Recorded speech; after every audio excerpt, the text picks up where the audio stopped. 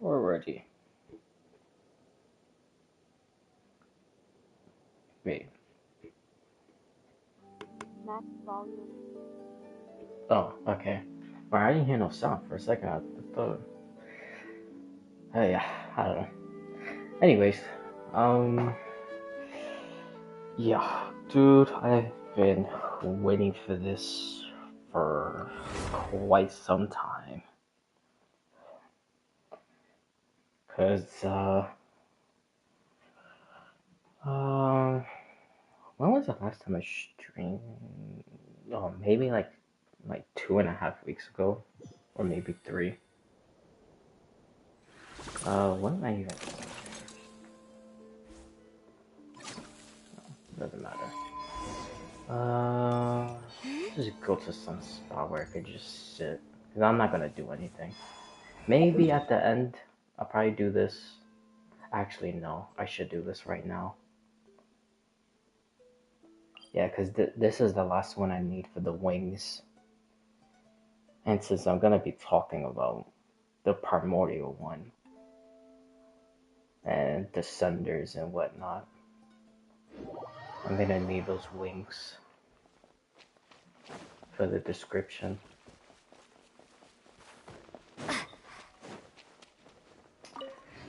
But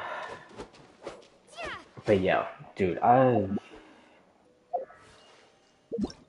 really wanted to been talking about theories for a while now, and I was gonna do it yesterday, going into today, like always, because I always start late. Excuse me, my God. But I was way too tired, and not to be, you know, too informational, if you want to put it like that. But I had stomach problems, so I was in the bathroom constantly. So yeah. But anyways, it's fine. I'll just do it now. And I don't even know how long I'm gonna go for anyway. Because like I said, I'm not gonna do anything. I'm not gonna do no quest. I'm not gonna do Leia's quests, which I still haven't done. But I do know some things. Like there's more than seven type of phase. Because that other girl mentions it, and I believe she mentions like three or four more type of phase. And one of them is on Latin Fae, which makes sense because obviously Flynn's. And then honestly, most likely, probably one of the new phase that she mentioned is probably has to do with the Sarista. But I'll get into that like later.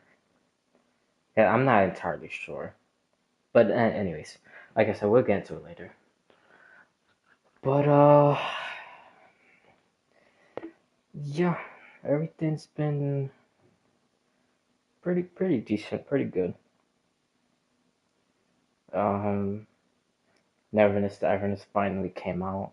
Unfortunately, I have not been playing as much as I wanted to, like when I did in the beta, but I did play like some. And then I even did my sister's account so she could unlock like the events tab and some other stuff.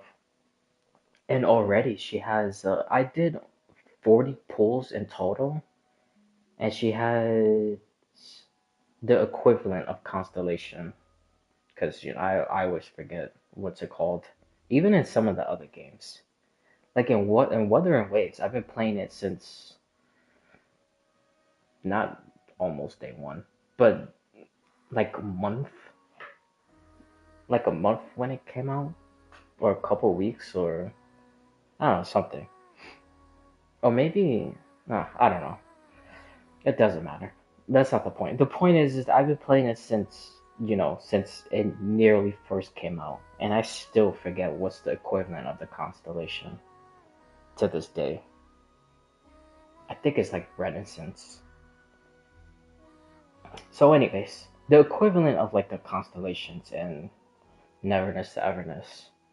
She has two Adler, one Min, one the wolf guy. I forgot his name. Starts with a S. No Eggers, but she does have Egger. And then she has three Haniels, like three constellation equivalent of Haniels. And then she has Daffodil, which that was my favorite character because that's what I've been using most of the time in the beta. Uh, Even though I really love the combo between Bai Chang and Edgar, but that's I could yap about that another time once I finally get them. But yeah, anyways, so she has Daffodil and she has Fadia or Fadia. And then she still has the like the little ticket thing that you could use to pick a 5 star, because that I didn't do. I'll leave that to her. And then one more 10 or 8, then it will be 50, and then she could just choose another 5 star. So basically, she has 4 5 stars and basically 50 wishes. Unless if she gets lucky, or, well, yeah, it's her account, so technically it is her luck.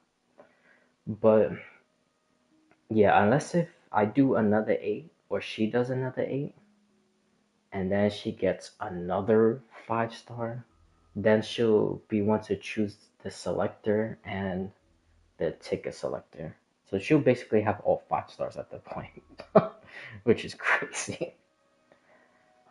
But hell yeah, man, that's what's up though. But yeah, so it's been going good. I want to play it way more, which I'll play later today on Twitch. Hopefully everything goes well. Um, and then tomorrow I believe Zenless Zone comes out. If not, then I'm just gonna do Neverness to Everness tomorrow also. But I'm pretty sure Zenless Zone update comes out tomorrow, which I'll talk about that and Star Rail and Wuha later, and even some things about Neverness to Everness, but not that much because obviously I have to progress.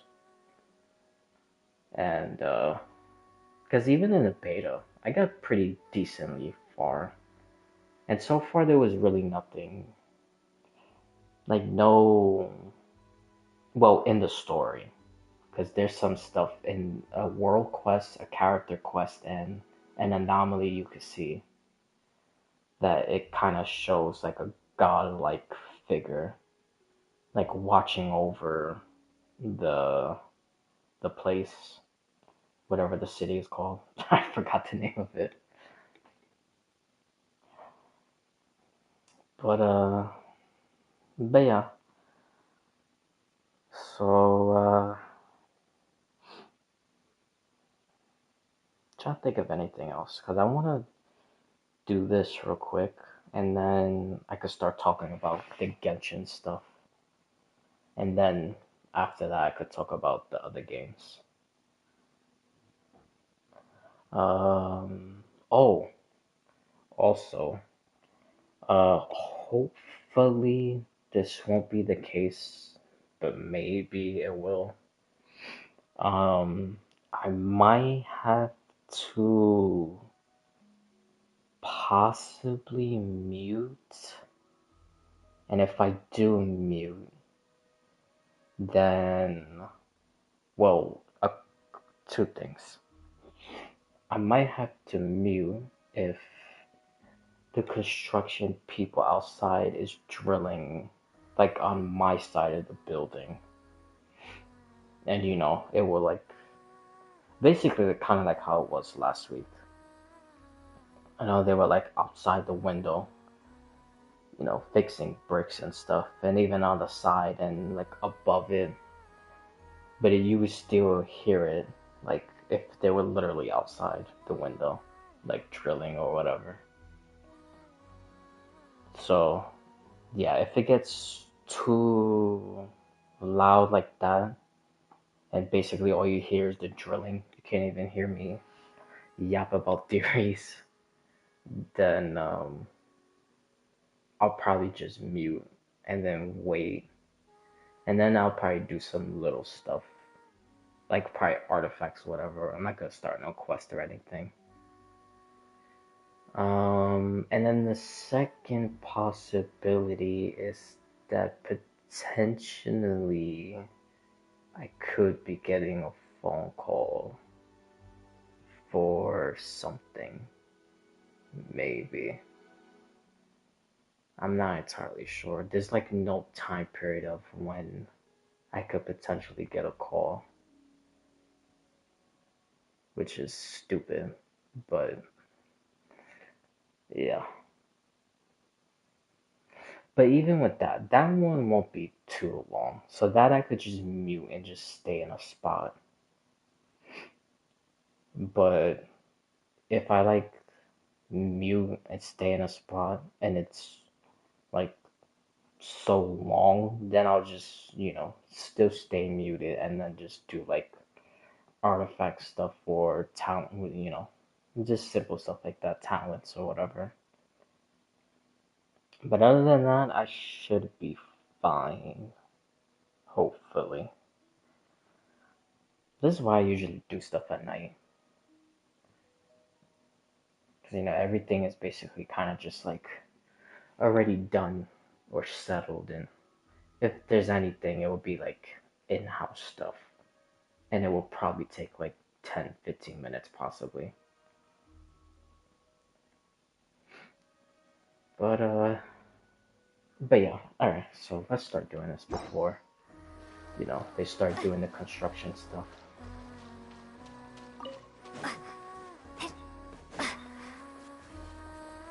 Yeah, we'll do this and then just start going on about the theories. Oh, that smells great! Do we make it in time for Columbina's mealtime again? Because, I won't continue this. But, I've kind of been talking about it for like a little bit now. Because I know the last 2 times, actually 3 times I was here on YouTube. Because I did the Temple of Space quest, then I did the 2 Arknight days.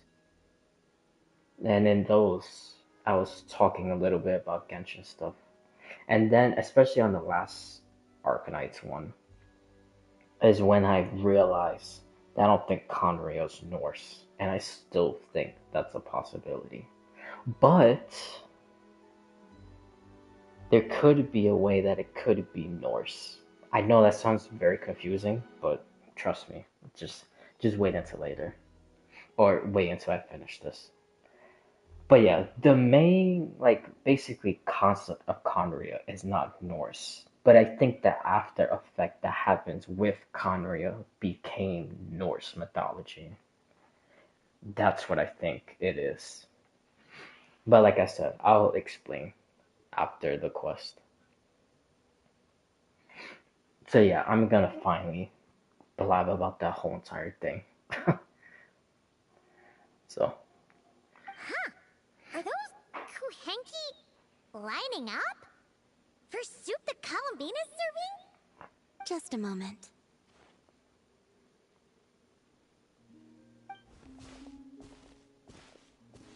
Yeah, we're also gonna talk about her. As I think I know exactly. Wow! This is really good! Refreshing, What's tasty fruit what soup. now?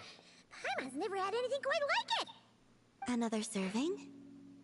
Make that two!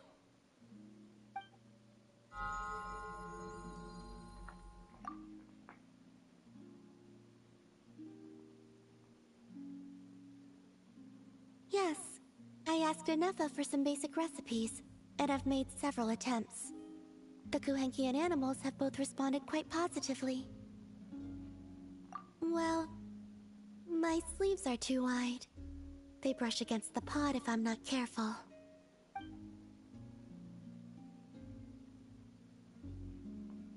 struggle somewhat with making desserts, though.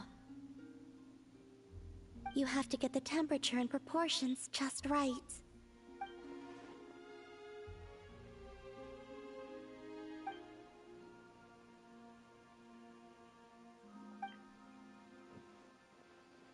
Sure. Let's start with crumb cake, shall we? Crumb cake. Would you like to try one?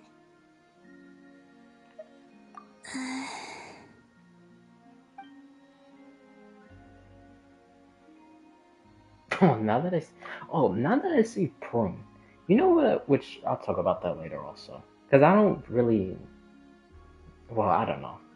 I might know why she hates witches, possibly. But I never even realized until I saw a short about it from oh damn, what's that girl's name? Um, I think her name is Kettle Toro, something like that. Until she pointed out that no one else, playable wise, no one else even had the letter P in their name. And I never even realized that. That's weird. And then the very first character that has a P in their name, the P is in the very beginning, which is Prune. That's weird, and that's odd. Why is that the case? But yeah, I don't know. Because obviously I saw that, and then it just made me think of the character Prune.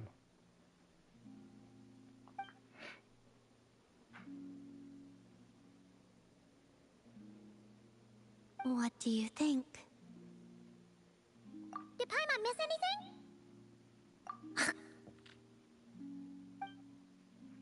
Ah! It's so sour! What are you trying to do to Paimon?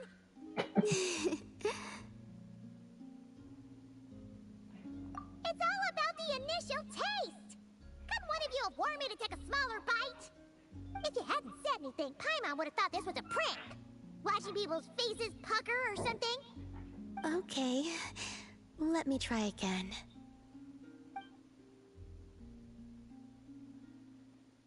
Here, try this batch.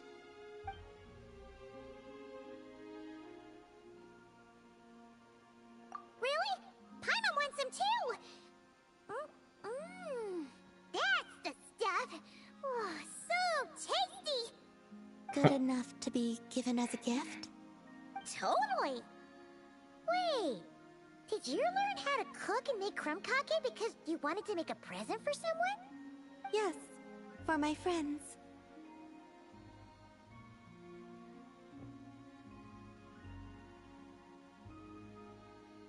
No, Do you I was still looking at remember the something. first time you came here together? My You had bad. prepared some food for me. Oh, Though the speaking of food looking couldn't at do much to something. replenish the power I had lost. Hold on. Eating it did make me feel more relaxed.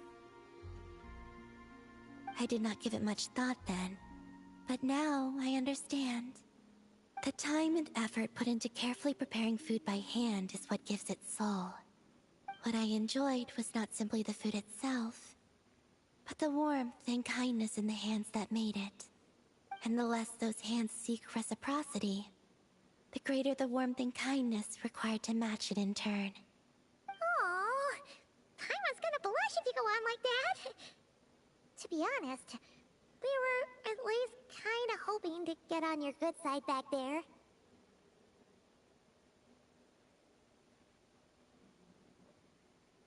What the hell, dude? Reminds me of oh fuck, what's that dude's name? There's an anime character who fights just like that.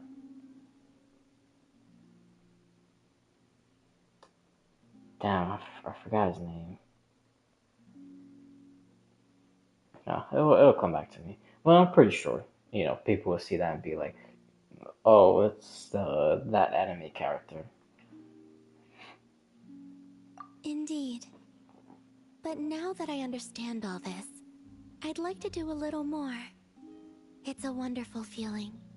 Would you come with me to visit our friends?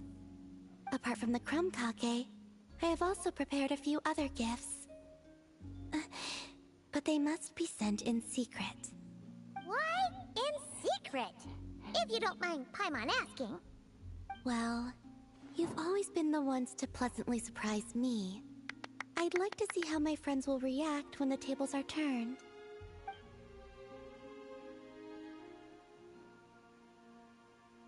Phew! We were running all over! Finally done! Their reactions were kind of surprising, though. Some didn't even realize they were gifts from you, Columbina. It's fine. I expected as much. What's important is that they were happy to receive the gifts. In that case, Lama definitely knew the crumb cakes and wreath on her desk came from you. Paimon can understand her being hesitant about wearing the wreath, but seriously, she stared at the crumb cakes for a good 10 minutes and still couldn't bring herself to eat one.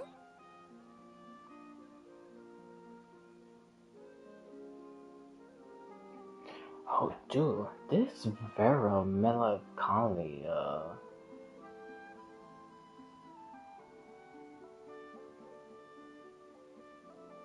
I didn't know this shit was that deep. I gotta read this whole entire thing later. Cause there's also mentioned the Andromeda Empire and Andromeda Galaxy. And they mention that for the first time in a story quest during the Temple of Space. Yeah, a whole bunch of other stuff. I wonder who the hell this... Vera honestly might even be her real name.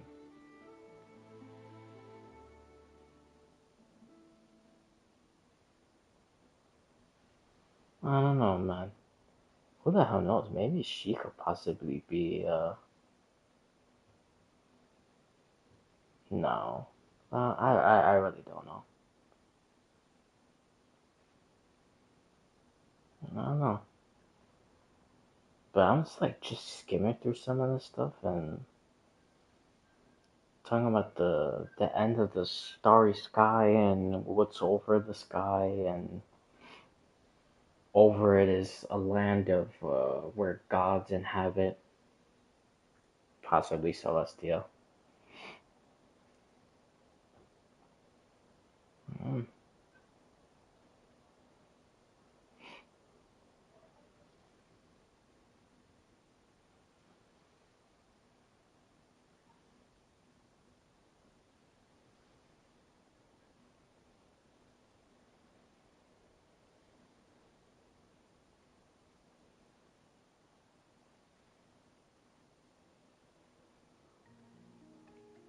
Mm.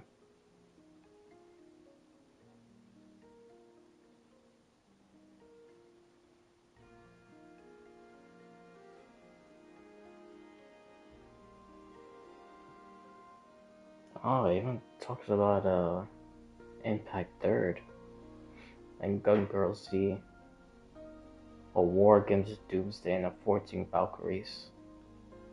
That's like Kiana May. I was about to say Mafuko. Himiko. And the other ones.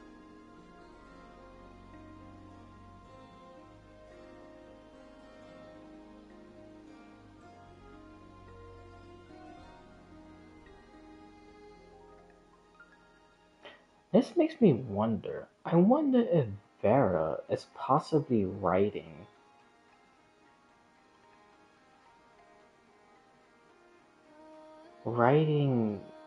this story, and it's actually about Tibet somehow.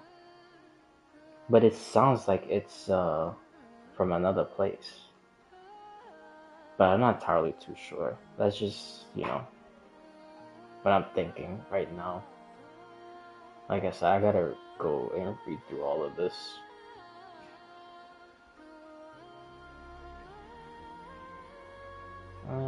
I don't know. It will possibly also explain, which maybe I'll do that after.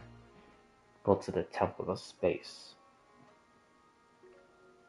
Because when you go to one of the cages, it talks about Vera and, that the person had to leave Tibet. That they were basically not welcome.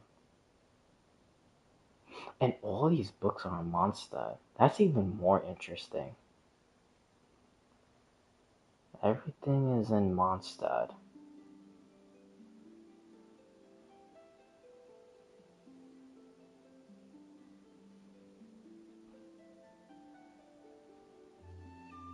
Hmm. Yeah, alright, like I said, we'll go through that sometime.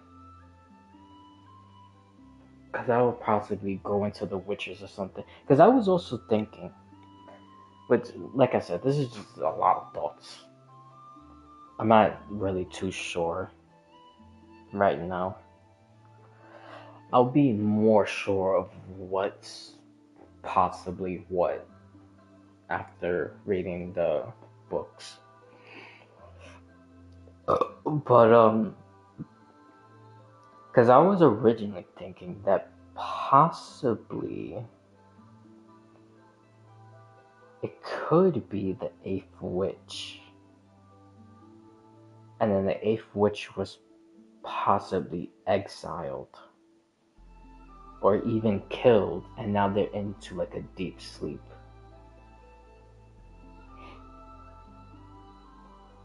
And it will possibly also be connected to Prune. And that's why Prune, and I'm pretty sure there's a group just like her, are trying to hunt witches. Because they basically got betrayed or felt betrayed, I guess. I'm not entirely sure. But yeah, we'll see. It seems Yehoda got quite the fright, though. Perhaps we shouldn't have slipped the gifts directly behind her. Maybe she's just naturally more alert? Still, she seemed to calm down when Asher came over to paw at the scratching post you sent. As for our other friends who aren't in Notcry, I'm counting on you to deliver their gifts.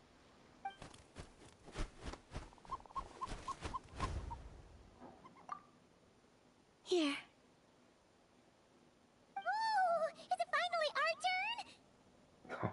Every time I see Candy now, I always think of Paimon thought we get crumb cupcakes Dr. like everyone Luke. else. Well, you already had some of those while taste testing. Some variety is nice, don't you think? That's good to hear. And there's one more gift. Here. For you. I've heard it said that the skies belong to the birds, and the land to the beasts, while the vast space between the two is reserved for adventurers wearing wing gliders. With this by your side, may your path forward ever be lit as with moonlight.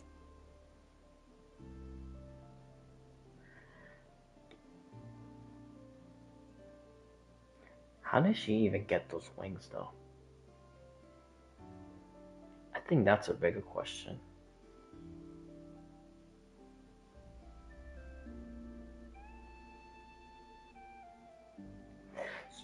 Who the hell was that person in the egg? It might not be a literal egg, but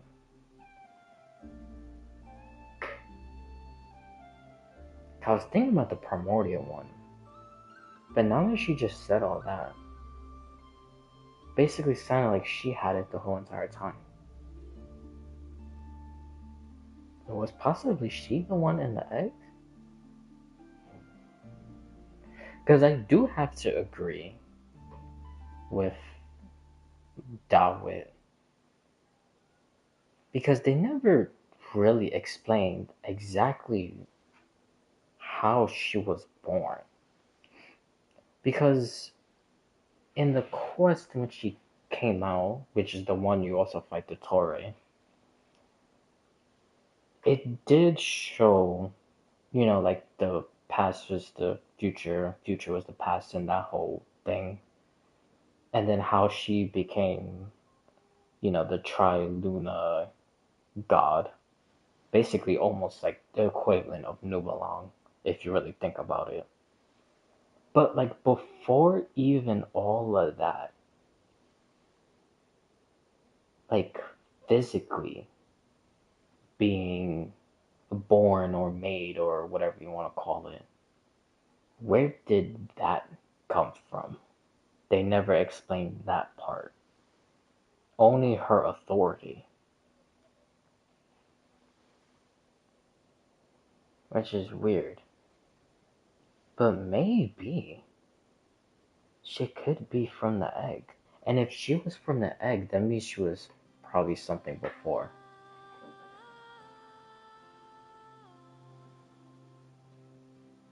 I wonder if she literally just reincarnated Nubalong, maybe. And Nubalong isn't the sun that we see in the sky. Or maybe it could be both. Sun and moon. Because he is a descender. And you know how that rolls. Even though for the fourth traveler, the fourth descender, it doesn't matter. But the other ones, yeah. They're the representation of the sun.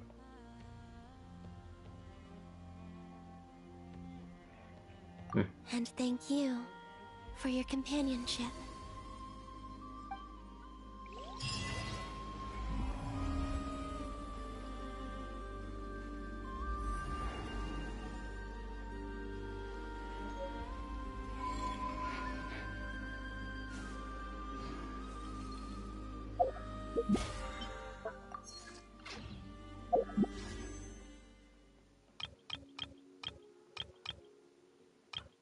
I don't even know what to do for this. I don't even know who the hell I should pick.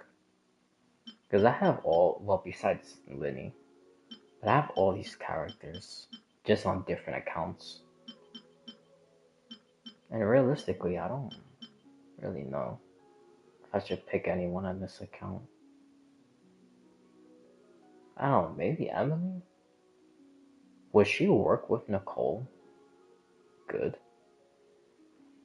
Because I already have these people, so I'm not pulling for them. And I have Nefer's weapon. Even though maybe I'll try to get llamas. But the llama weapon I have right now, or the weapon on llama I have right now, they're just extremely good. So I really don't know. And then this, I don't know. This I truly don't know. Because if I pick a certain weapon and I get something else, I'm probably just gonna get annoyed. But the characters, not so much. Because I don't have any of these on this account. On the other accounts, yes. This account, no. So if I pick Siegewind and get Linny or Navi or anybody else, I won't be as mad. But weapons, yes. Because I already have Siegewind's bow. So if I pick this and get Siegewind's bow, which that happened on my Asia account, I picked this weapon and I got Siegewind's bow. Dude, that got me so mad. But anyways, on this account, um, even if I don't get Siegewind's bow and I get someone else's bow, I'll probably be annoyed also. Because I feel like these weapons are very specific for specific people. And the way that I also build people also. So, I don't want to be wanting one thing and get something else and I have like no use for it. So, I really don't know. I gotta dwell on this.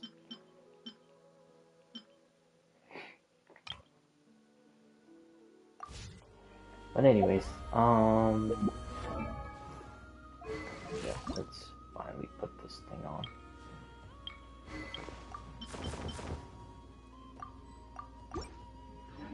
We're gonna go back to the description. Which actually, no, we might do that now. But let me. I always go to Mondstadt. I need to find a new spot I could just sit at and just blab. I'm probably still gonna go into Mondstadt. I'll probably just go up here though. Let me see if I could sit on the hands.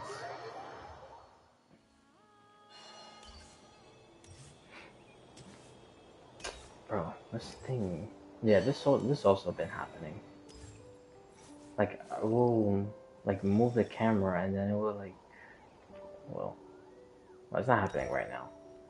But like I will like move the camera or fight. Yeah, you see? And it will move automatically. Like I could go this way, let the stick go, and then it will turn by itself just like that. It's been so annoying. Especially in Wuthering Waves and Zenless Zone with the fighting. Obviously Star Wars not too much. But when I'm like running and trying to go to a place or a quest and it moves, that annoys me. But I think the worst is Zenless Zone.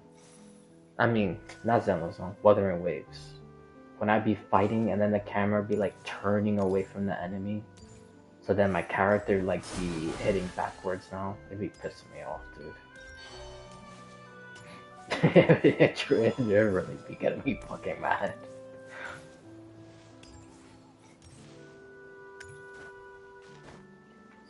Alright.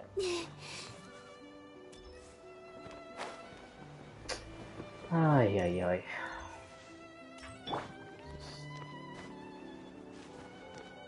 What is all this stuff anyway? Oh. Yeah, I already finished all those things on all my accounts. So, I'm not worried about that. Thank God.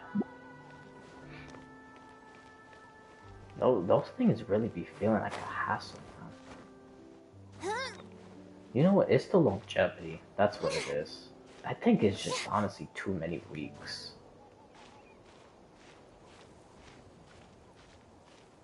Like maybe if they probably like knock it down to like 5 in total. Besides, what is it right now?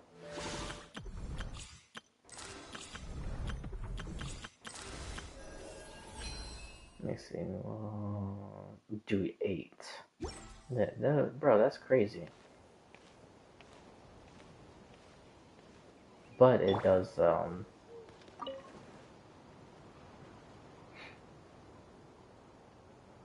yeah, just stare into the abyss.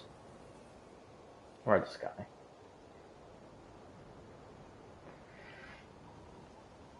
Bro, already, the camera's doing the same crap.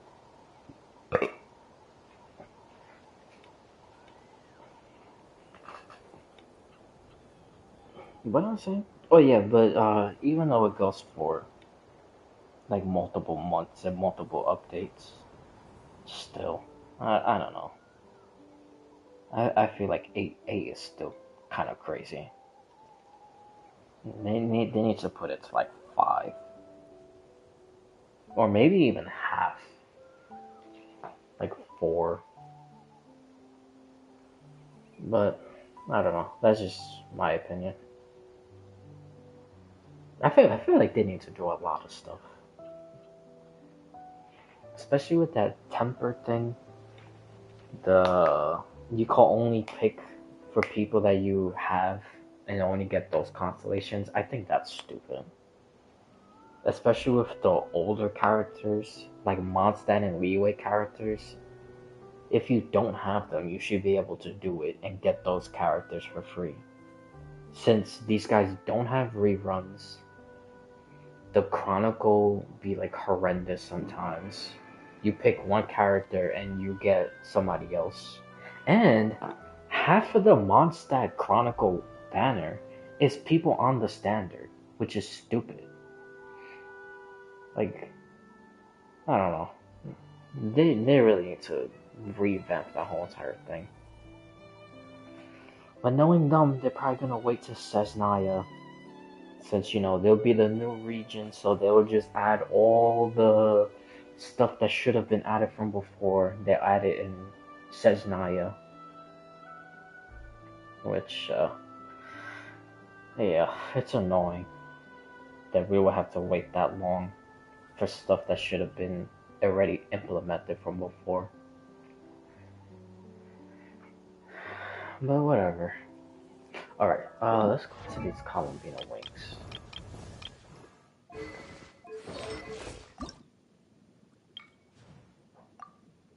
Let me see. Yeah, because I know this is basically almost the same story as one of the books that you collect in Not Cry. Because in that, it's from the perspective of the Scions, and they talk about the the the Fey King, which is the Sarisa's father, possibly the first Cryo Archon, which I'm still gonna be delusional and say no. but but yeah, anyways. So well actually it's not too much delusion. I'll explain why later. But but yeah, and that explains that he was asking the third descender to help him to open the gates of Celestia and, wage war and, do the other stuff that he wanted to do. But in this, it talks about that he wanted to go into the abyss. And I feel like this one is way more accurate since it's from the phase.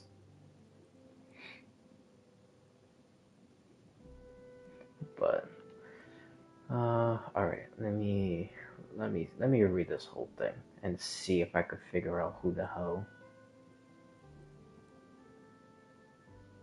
Yeah, because right there at the end, it talks about shatter the egg, which again, I don't think it's a literal physical egg. Just I'd probably think of it as like I don't know, a cryo chamber, a cage, coffin, or maybe it is a real egg. Who knows? But just it's almost like a rebirth type of thing. But yeah, all right.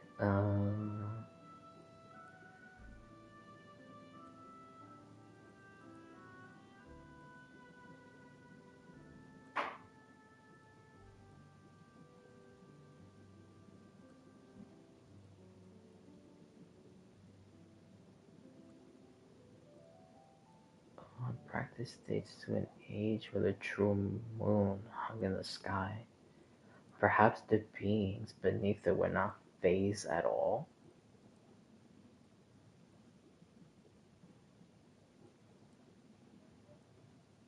Were not phased at all. What the hell were they? Imagine if it was actually scions.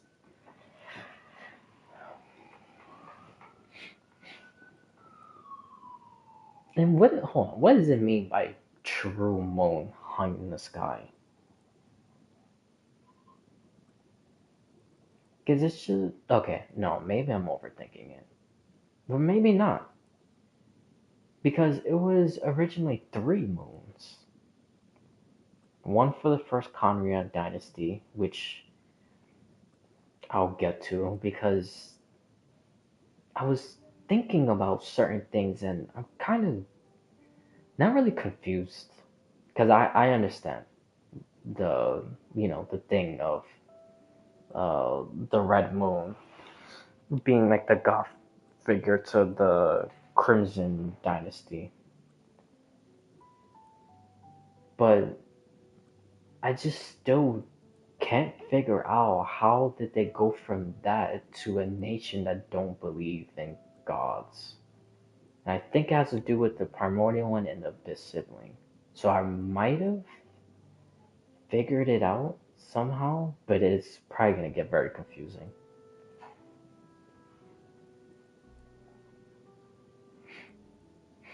And then of course you had uh, the Frost Moon, which that's probably what it's referencing as the true moon.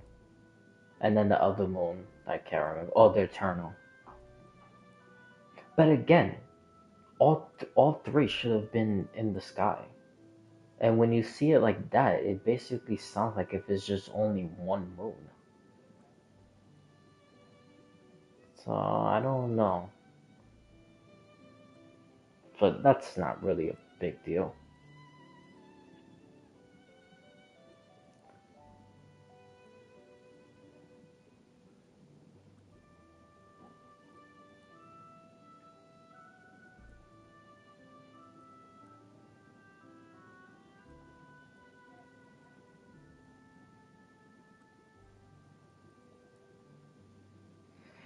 Okay, the king of the Fae of the Snowlands, a hero born from the bones of a great beast.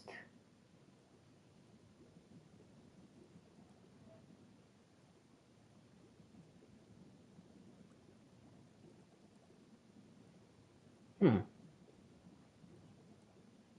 A hero born from the bones of a great beast.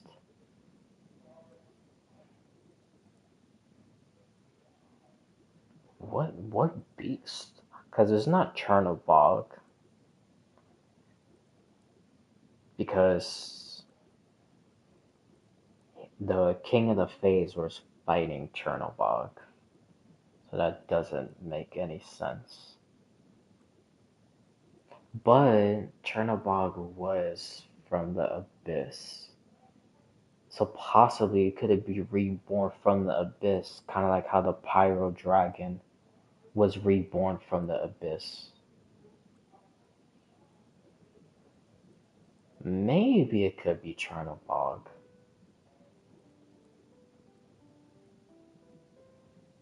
I don't know. I'm not too sure. 'Cause I don't think it's Nubelong. I don't think it's Nubelong. Because but to go not too much on a different topic because it kind of a little bit correlates with this. But remember with the Saibao that there was basically three separate souls of her, and then it came together, and then Saibao. And then the same thing with Kamabina. The three moons, and then came together, and then she was the true tribunal moon. So like a 301. So I've been thinking everything else archon wise or god like figures might have been the same thing. Which makes sense. So that will also include Nubalong. And I was thinking for the longest time, well, I have many theories, because I thought possibly it was Abyss, sibling, Ganslith, and then the third one we just didn't know. And then Danslif and Vedofonier, and then possibly maybe which this wouldn't make sense, but the damn what's the person's name? The one that fell in love with the first angel, the Voyager, Danslif, and uh, Vedofonier. But now I don't think any of that. Danslif still yes, somehow. But I'm Vedofonier, I don't think so anymore. Because, I've been saying, well, I don't know if I said this the last time on Twitch. Well, no, yeah, I did. What am I talking about? I said that literally earlier in this stream that I said it before on Twitch. That I think Connery is not Norse. And I think it's biblical. Because I know on Twitch, I've been saying that for the last couple times that I've streamed also. And then, I put the VODs on YouTube because Twitch be deleting them in a week, which is so stupid. But that's a whole different discussion. So I wonder,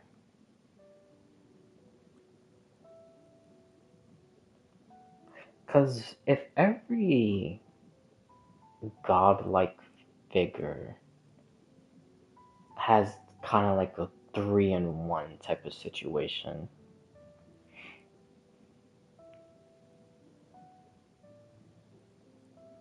then maybe.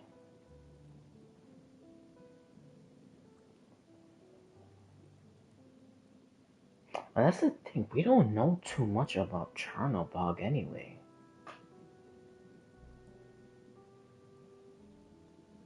As what if Chernobog is actually a dragon sovereign somehow? Which, dude, that would actually make sense. What if that was actually the cryo dragon? Speaking of cryo dragon, um, which I forgot to look that up. I still don't even understand where the hell people got the information from that the captain defeated the cryo dragon. Where actually? You know what? Let me see, because I literally do not understand where the hell they got that from. Because I saw that one for like years.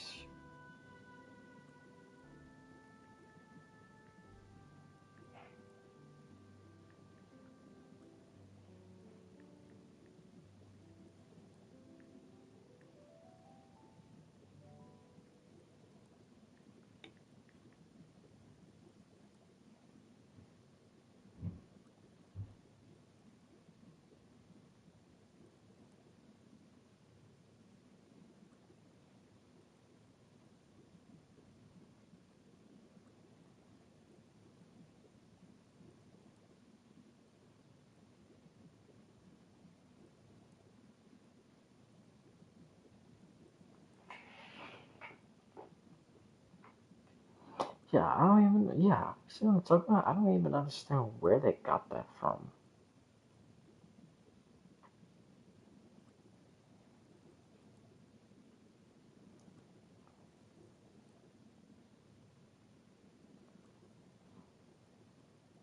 I see some theories saying that he could be connected because of his cryo abilities. That his cryo abilities is like peak cryo power, basically. And because of that, that could be that he's connected to the sovereign. But still, I don't know. That doesn't make sense to me.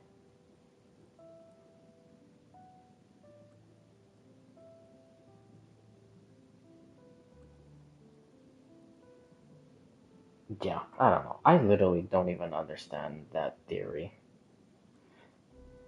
Because, like I said, this was years that I've seen this. This was even before Natlon came out that I was seeing people say that he defeated the Cryo Sovereign.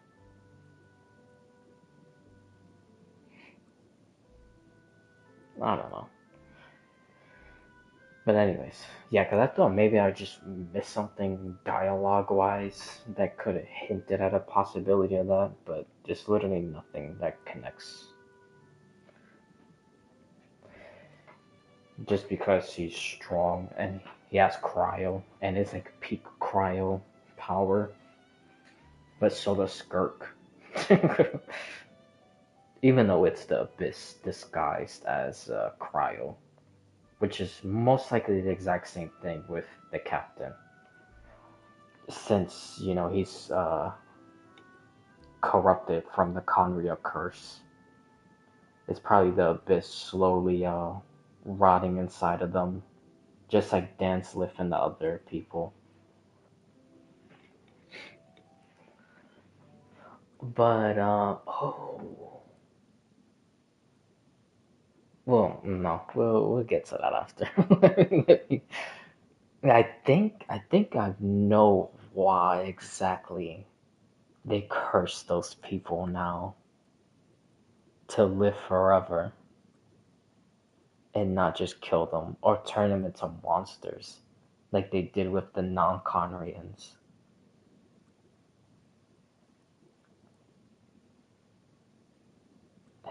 Yeah, I think I figured it out. But anyways, yeah, so Faye is possibly just born from the Cryo Dragon. And the Cryo Dragon could be Chernobog. Because the Abyss, like I said, the Abyss recreated the Pyro one. So who's to say that they didn't recreate other ones, like Chernobog? And then that's how the King of the Fays was able to fight Chernobog, even though he was born possibly from him before. Because we don't actually, you know what? Let me just double check since we're just like looking at information and everything. But they really don't talk about Chernobog like at all.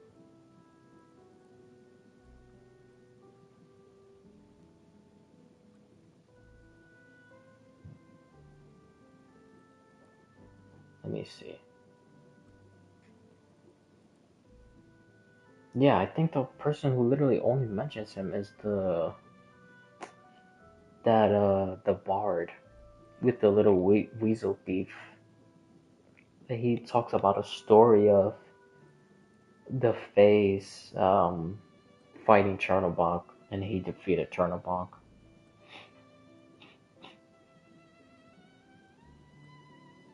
Yeah, there's literally like no information about him. So I knew I wasn't crazy. It was only mentioned by that guy, and that's it. Yeah, so maybe it could literally be the exact same thing. That the Abyss recreated the Cryo Dragon, and it just became Chernobog.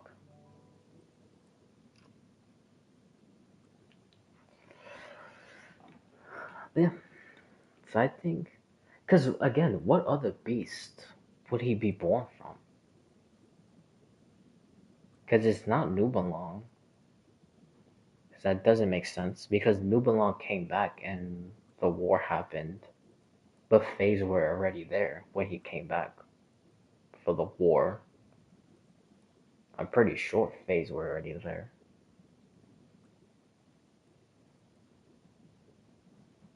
Because Fays are basically like not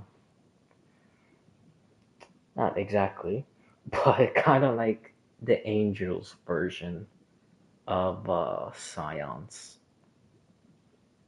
Because scions are connected to the moon, and Fays are, I don't know about all Fays, but I'm pretty sure all Fays were connected to angels. Because in Sumeru, you had the goddess of flowers, possibly an angel Fae, because she did help Faze go over there and adapt, which was Layla's uh, descendants. Um, I'm pretty sure that with Faze went throughout all 7 nations. Because I'm pretty sure in Imazuma, Faze, uh, or no, it's the other way. I'm pretty sure angels went with Faze and then spread out through the 7 nations. And then the goddess of flowers helped Layla's type of fae to adapt to Sumeru or Sumeru, whatever, if you want to be fancy. um, Imazuma, the phase most likely is like the yokais, and then the angel that helped them, I have no idea. I'm not that one. I'm not sure. And then in Mondstadt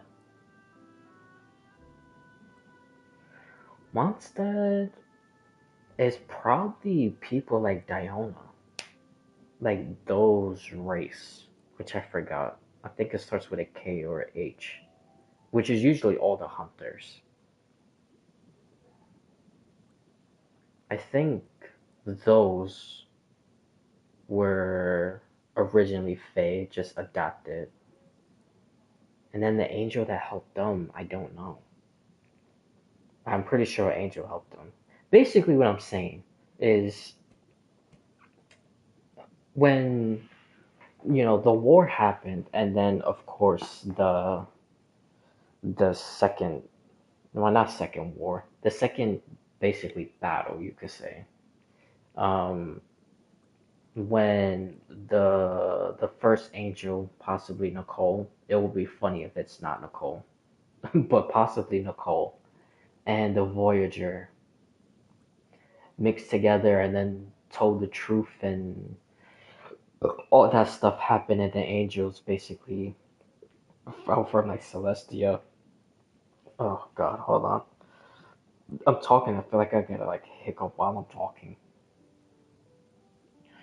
Jeez. Whew. Excuse me. So yeah, during that whole thing, and the angels were like cursed, and then probably turned to Sealies. Would probably kill them and turn to Sealies. And then most likely Nicole was also cursed. That's why I don't think she could talk. Or maybe she's like hiding in some type of disguise. And the reason she doesn't talk is that if she does, Celestia could possibly hear her, then see her, and then punish her. So she speaks to people's minds. I don't know. Those are just early on thoughts. And besides, that's not really the focus of what I'm saying. I said all that just to say that during that whole problem, and angels fled, and fays also fled ancient Cesnaya. I believe certain angels went with certain fays, and then when they went to a new destination, they helped them adapt into living into those new places. So, like I said, yokais are most likely originally fays, and an angel helped them to turn into yokais. Um, Again, the Sumeru thing. Um, Fontaine, Natlan. Honestly, I really don't know about those. Maybe the fays are literally just like the animals, but that doesn't really make too much sense because those were from dragons.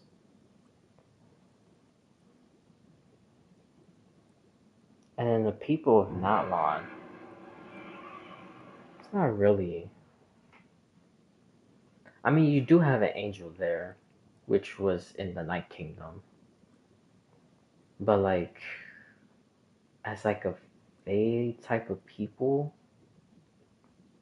that had to adapt into living. Oh, maybe Selali's tribe. I mean, they are kind of fae-like in terms of like how they operate, and even like their own little version of like divination or prophecy, whatever you want to call it. So I really don't know.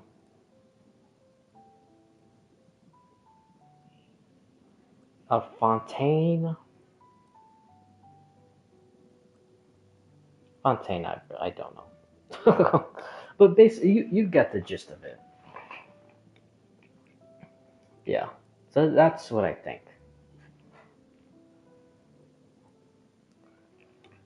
I'm trying to think of anything else. Mm,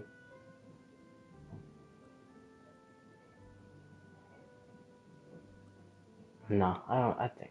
All right, we can continue reading. It's amazing how I sidetracked.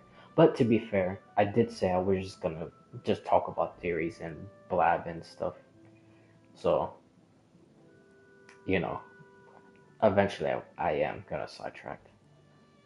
But the fact that I talked about all that just because of the literal first sentence, you know. But yeah, all right.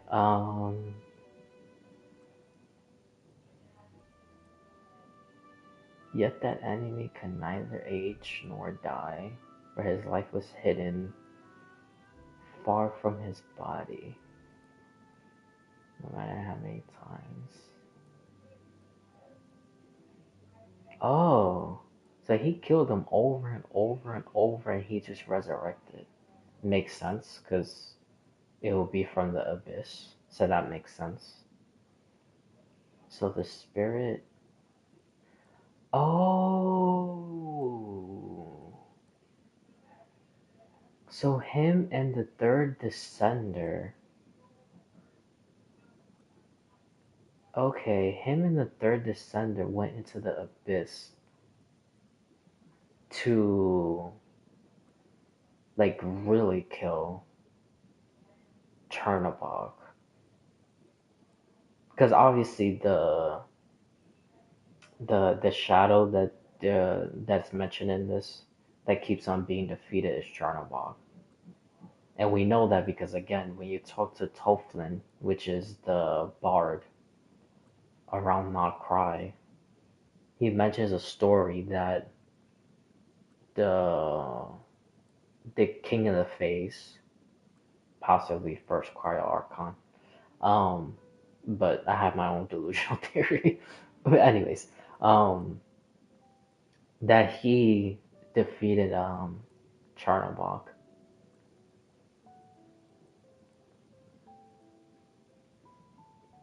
Oh, so it was okay. Wait, so okay, I'm kind of confused. Not really confused. I don't understand why the Scion's version, the story is the Fey King and the third descendant went to Celestia. Why would they change that? Or maybe they were told that, so that was their story. But again, why were they told that in the first place? Who told them that? I don't get that.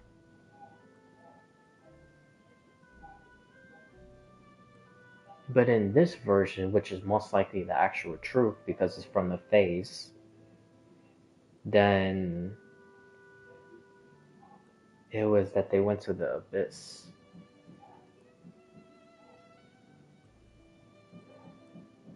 At last, they learned how he might be killed. Uh, to kill the enemy, the Snow King would need to find a fissure buried deep. I don't know.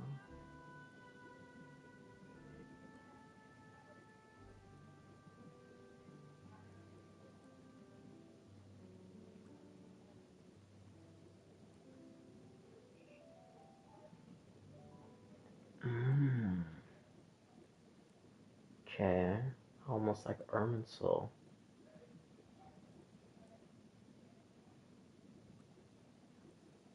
With a tree that grew downward. So I wonder if the Abyss has their own version of, which makes sense because these guys literally copy everything. I think the Abyss is literally just like a upside down Tibet in some type of way, even though Tibet itself does be going upside down after every catastrophic, event. The world kind of like flips. But when I mean like a upside down version of Tibet, kind of like like a Stranger Things type of thing. That's what I mean by like an upside down Tibet. That's kind of what this is starting to sound like. So I wonder if the Abyss literally has Tibet inside the Abyss, if that makes sense. Like they literally have their own version of Tibet. Is basically, a better way to put it.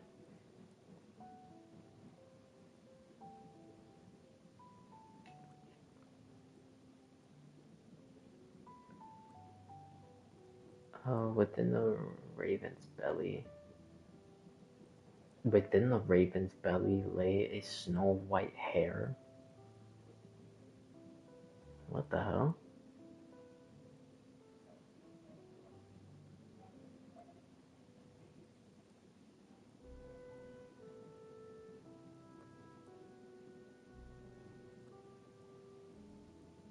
And the hare's eyes was a door opened. I'm still trying to like, what the hell does that even mean? Within the raven's belly lay a snow white hare. Why would that even be a thing? This has to be like a figure of speech, not a literal thing. Or maybe it is a literal thing.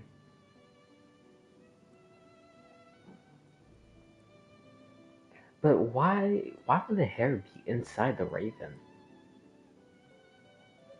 And then in the hare's eyes was a door, and if you open the door, a world as black as spilled ink will pour forth, swallowing both heaven and earth. Oh, so that's the abyss.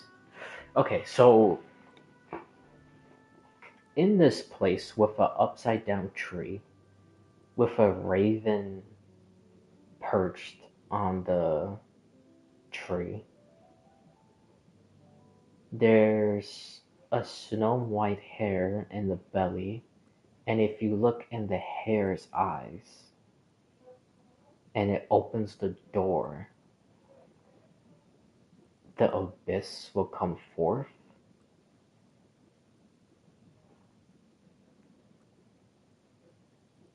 All right. I feel like some of this stuff is still like figure of speech. It's like I don't think it's literal raven and a hare, and oh, maybe it is. I don't know. But I don't know. I'm just trying to think exactly what is what. Anyways, let's. I still, now that I'm reading this, I'm still probably honestly thinking that the Abyss literally has their own version of Tibet inside of it.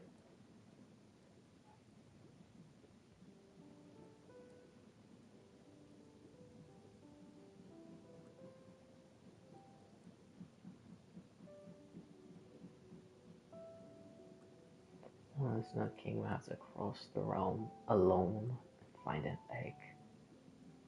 An egg held the essence of his enemy's life. Shatter it in the mortal. Oh, so it was to kill Chernobog.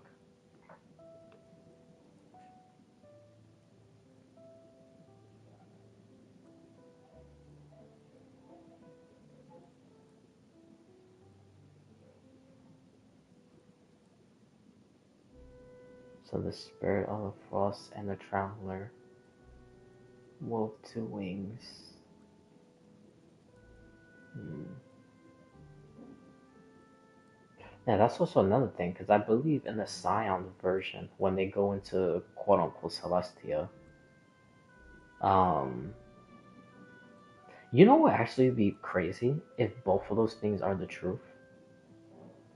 That this probably happened first, and then when he defeated it and whatever, then he went into Celestia. Or maybe he went to Celestia first and then went to the Abyss. But I don't think that's the case. I don't. Because it wouldn't make sense. But imagine if it was.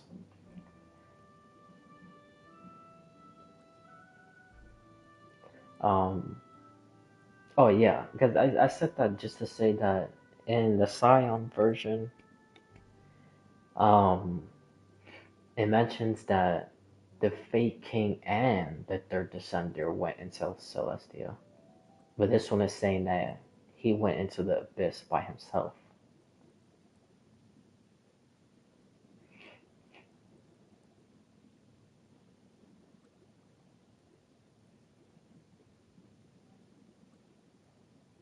Oh, so he went inside and then he just vanished.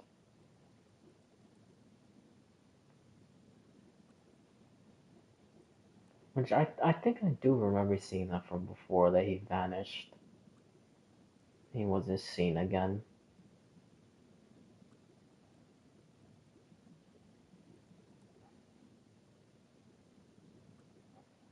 Yeah, no, no, no, no, I'm not believing that.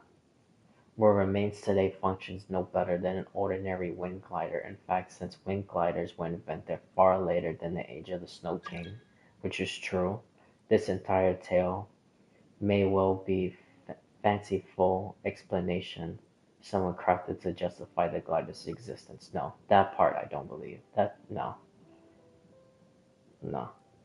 I believe the story is true. Why the hell the Fates will come up with this whole entire thing? Of course, maybe not every single thing is accurate. Like probably the Raven with the hair, but that I really don't know. That bro, that's like mind-boggling me right there. I feel like that's just a metaphor for something. So there has to be like a realm between Tibet and the Abyss, like a middle ground. What the hell would the middle ground be? Conria? Oh, maybe it is Conria.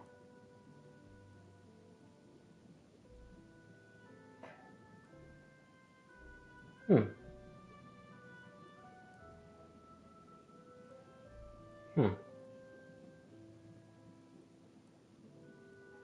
Dude, sometimes I'd be saying random stuff, but then when I really think about it, it'd be making sense in my head also. I don't know. That would explain why it would be a nation without gods. Hmm. So, but we're gonna get to that. We're gonna get to that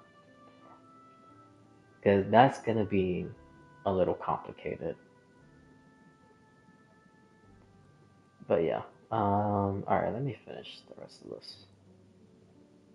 Uh,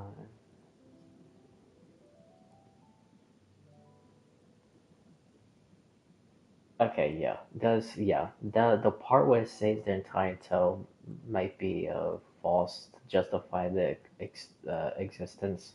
That doesn't make sense. Okay, how are you gonna say that? And then on the last part, you say how did the Snow Realm King meet his end? You ask, and then you give possible things of what happened.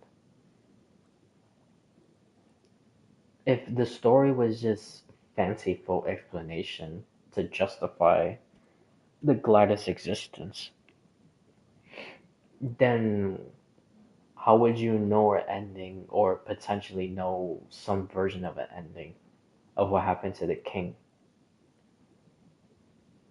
if the story wasn't real? That doesn't make any sense. But all right, let's just read it regardless.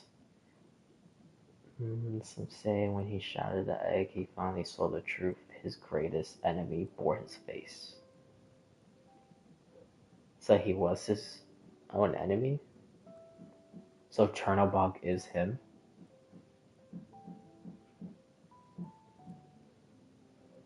Well,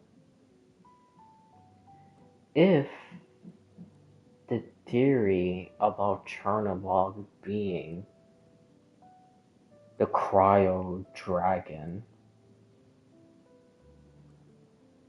Well, here's two possibilities. It's a little bit of a cop out, but still.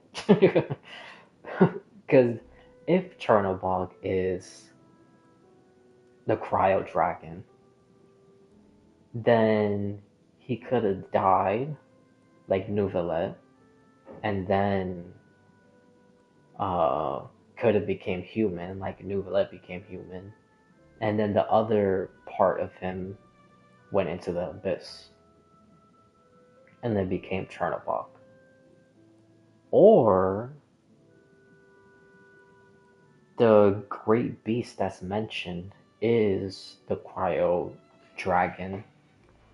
Has nothing to do with Chernobog. Chernobog is something completely different. But then when the cryo dragon died, the abyss took it over, or some over. And then since the bones of the cryo dragon already became the king of the phase, then when they took the other bones or whatever from the cryo dragon, and then they like sheltered it or put it in an egg, if you will. And then when it was being hatched, it was being hatched into being the king of the face. So that would probably explain when he broke it, he just saw his own reflection. So that could be it. It could be those two things. Regardless of whatever, I'm pretty sure the great beast that they talk about is the cryo dragon. I believe the Fays were born from him. The whole thing about Chernobog being related to that, um, I don't know, kind of like half and half.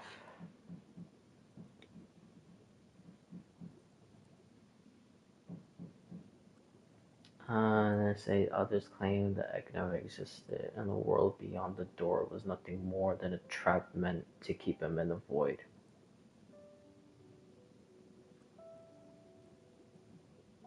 Mm,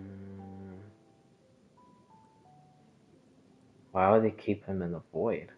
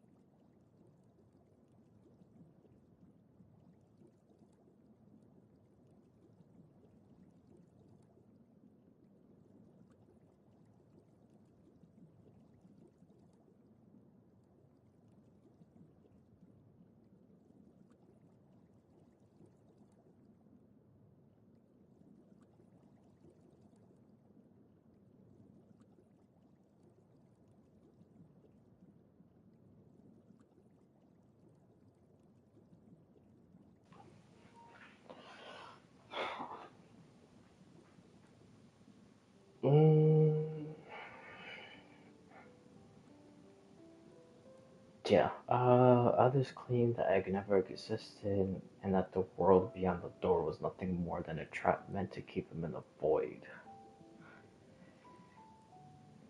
There are far too many versions to count, but it does not matter, for in this tale of wings, the ending was never the part that mattered the most. What?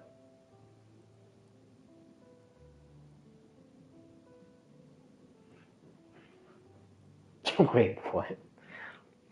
Why would the ending? Okay.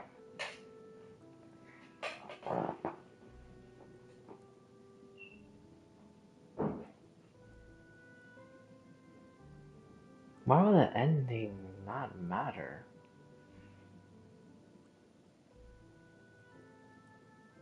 So it has to be this part here with this thing that sounds confusing.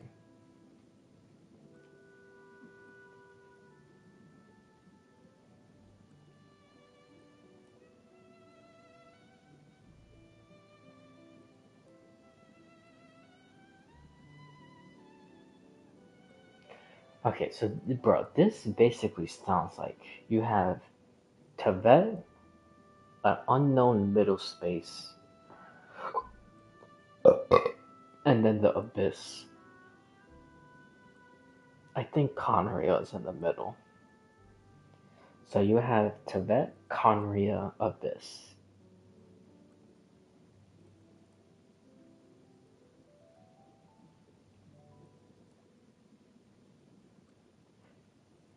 So there has to be something in Conria with a raven, or metaphorically, raven, with a white hair, and then through the hair's eyes, you go into the abyss.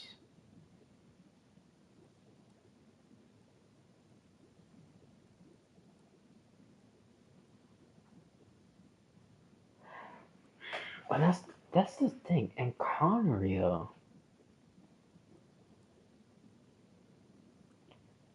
they were doing experiments with the abyss.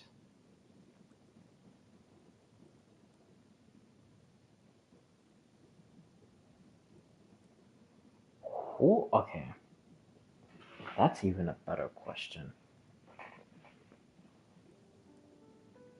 Who was the one that even introduced the abyss to them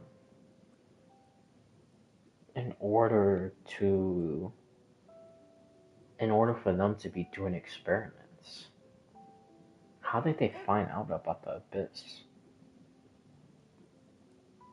Because the Crimson Moon Dynasty, let's see, it was obviously the Crimson Moon that they believed in, and then something happened that was not explained. I wish they would have probably talked a little bit about that and not cry. That was honestly a little bit disappointing. Like, what exactly happened to the Crimson Moon Dynasty in order for the eclipse to take over? And then the eclipse basically just sent out Revere to go assassinate everyone who was Crimson Moon descendants. But how they even get to that in the first like place? Let me see something.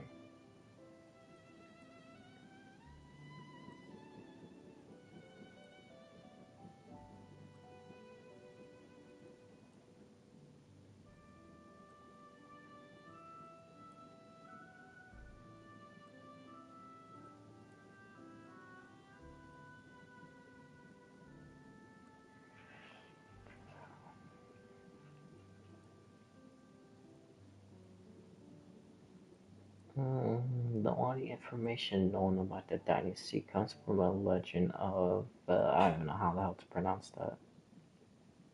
Let me see. Oh, it's a book. Oh, it shows an eye on the book. An eye crying. Okay.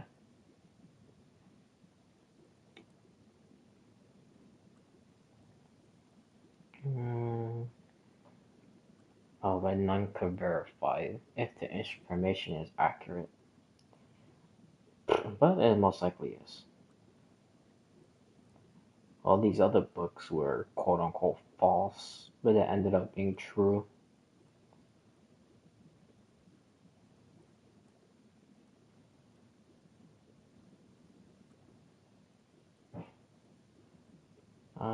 Birds had yet not split into domestic and wild kindreds. So this was even before birds. Crescent moon shone down upon the subterranean realm. Yeah, you see? Yeah, that's exactly what it is. It's Tibet Conria Abyss. There's 3 levels. And the dark side. No, so I wonder when Conrians was summoning or trying to summon Descenders. In reality, they just got people from Tibet. Dude, that would be hilarious. They would literally just get people from Tibet. There weren't even true Descenders or people from, out of Tibet, which is called That's the thing, because not everybody who comes into Tibet is a Descender. Because Skirk is not. She has the chance to be, but no, she doesn't have the. She doesn't choose her will correctly to be a Descender. It's a little complicated. They explained it before, but it's basically connected to a person's will, and Skirk doesn't have the will, even though she's from outside Tibet. And then you have Alice. I believe she's from outside. That came into Tibet with New Belong. I don't believe in Kleiner. I'm pretty sure Kleiner is literally just Vetafenir. But then you have the Voyager, of course, the primordial one, the third Descender. Uh, I would say the siblings, yes and no, but yeah, I'll get to that. Yeah, and then that's all I can really think of right now. Oh, Vera, if that's really her true name, the one who does those books. Well, that's the thing. I really don't even know about her. Because it says that she was originally from Delphilia or whatever. I'm pretty sure that's somewhere on Tibet. And then she went outside. Not nothing. Kind of sounds like she has the will of a descender. But that's a completely different subject. Uh, anyways, all right. Let's keep on reading this.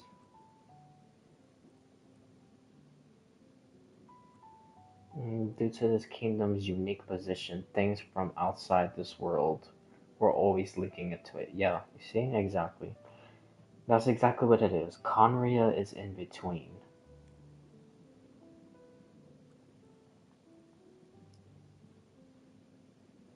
Damn, so I wonder. Well, that doesn't make sense though, because Irminsul is in Tibet. So even if it's above Irminsul or beneath Irminsul, I don't think it'll be a different realm. I think it'll just be still Tibet. I really don't know. I don't know. But with me bringing that up, because I saw, which I don't even remember who said it. It was so long ago. It was either that Aru Helsinki's. I still don't even know how to pronounce that guy's name correctly. It was either him or what's the other guy? Something Ketsuin. I don't know. I don't know. I know it was one of them. I'm just so horrible with these people's names, especially the pronunciation. I think that's why I'd be forgetting because the pronunciation of the names. But anyways, that's not the point. It was either one of them that came out and said that they believe Conria was either like above Irminsul or beneath Irminsul, which I don't think that's still the case. But maybe it could be in terms of like it's like directly above it, but there's like it's like space in between, or is directly beneath it with space in between. I don't think it's literally right above or literally beneath Irminsul, like the way they think it is. But maybe that could be a possibility. They could be right. But yeah, anyways, as I'm reading all this stuff, I'm still believing Tibet, Conria, Abyss, or Abyss, Conria, Tibet, however you want to look at it.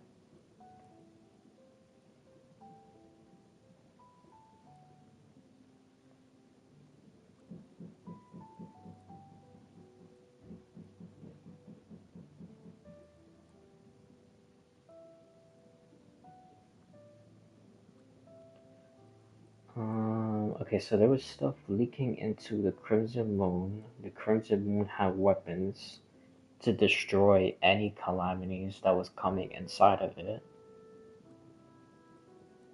But what of all the other objects, such as, say, a child who may have come from some destroyed world?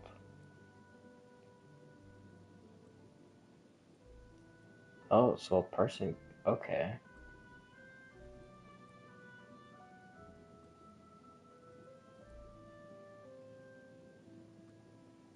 Oh, one of the sages spoke thusly to the great ruler.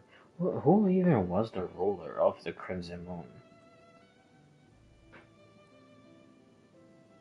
Well, the Crimson Moon dynasty.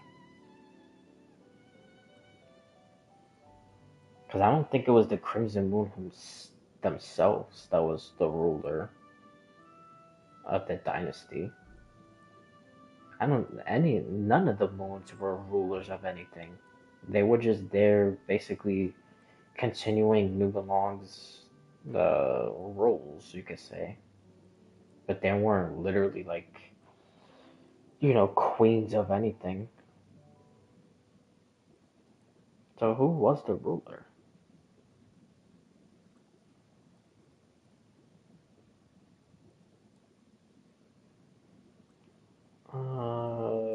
So the child told the sage a tale. Once upon a time, there were sea people who believed that the gods came from the sea. Each time they discovered a shipwreck of people, they would treat them with the utmost honor, for they believed that the gods would take the form of the shipwreck to investigate the mortal realm. The ruler replied, I do not perceive your meaning, so do as you please. Okay. Okay.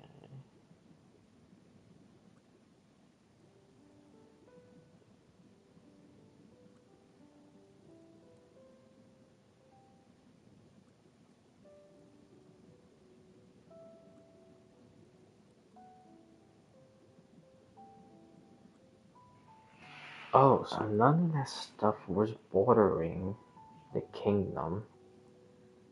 And the only people who actually knew about that is when they left the kingdom on official duties and they would describe the sights to the ruler. Bro, this thing just refreshed. Why? I hate when it does that. It's so annoying.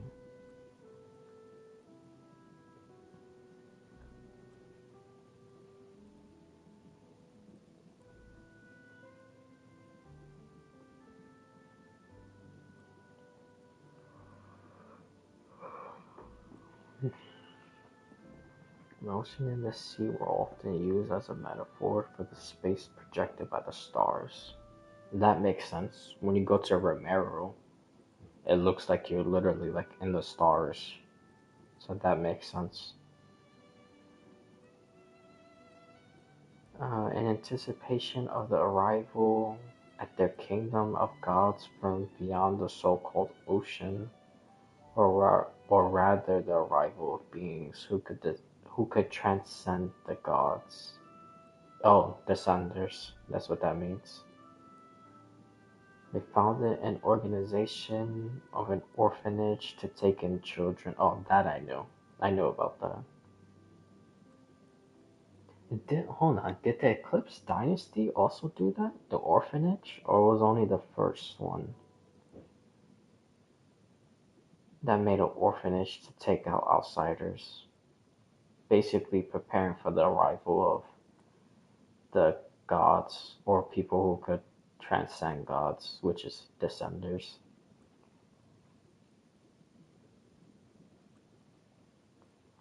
Uh,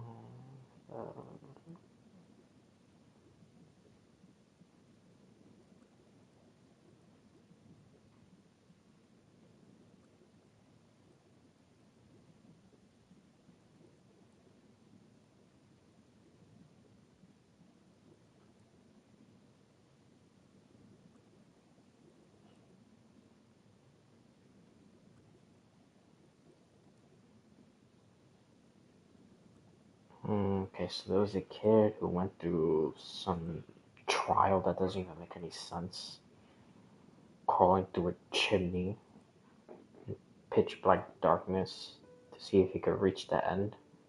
And if they reach the end, they fall and then knock on a door. And the grown-ups asked, "Are you dead?" What the fuck? If someone knocks on the door, how are you gonna ask, "Are you dead?" What the hell are they doing to these kids? Jesus Christ, dude.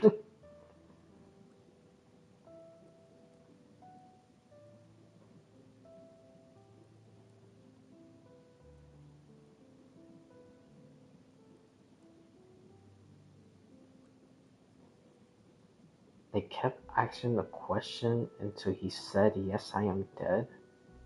Then the adults said, "Did you see it?"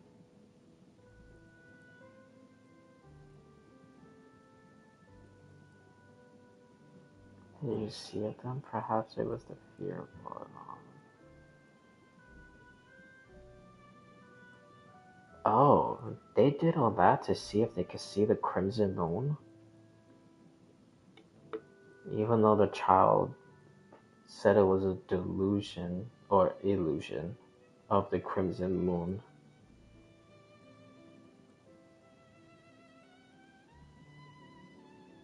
Okay, the adults opened the door and embraced the kid. "You have traversed the fire of two worlds within the hearth, and here you are reborn."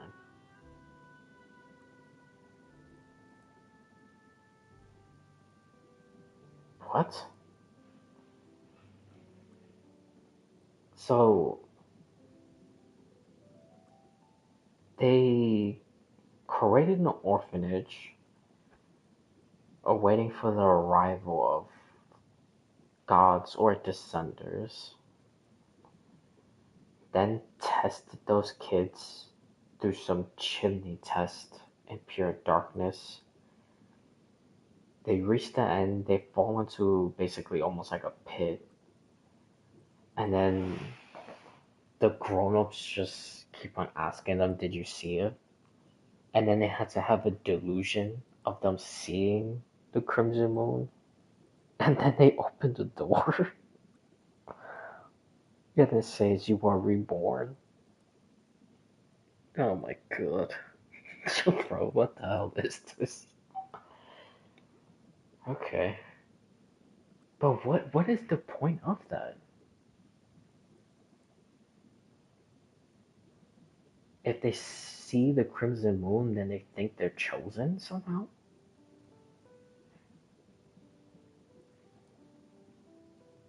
But if they are, then what? Well, like, what was the point of it?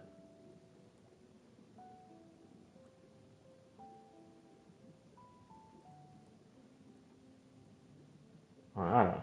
Maybe that explains it if I keep on reading.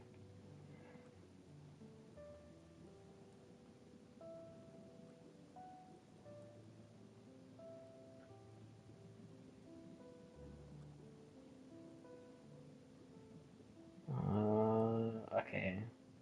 So when the crimson moon set, basically sounds like it fell, and a dark sun descended into darker dusk. The person from beyond the kingdom who the orphanage was awaiting never arrived.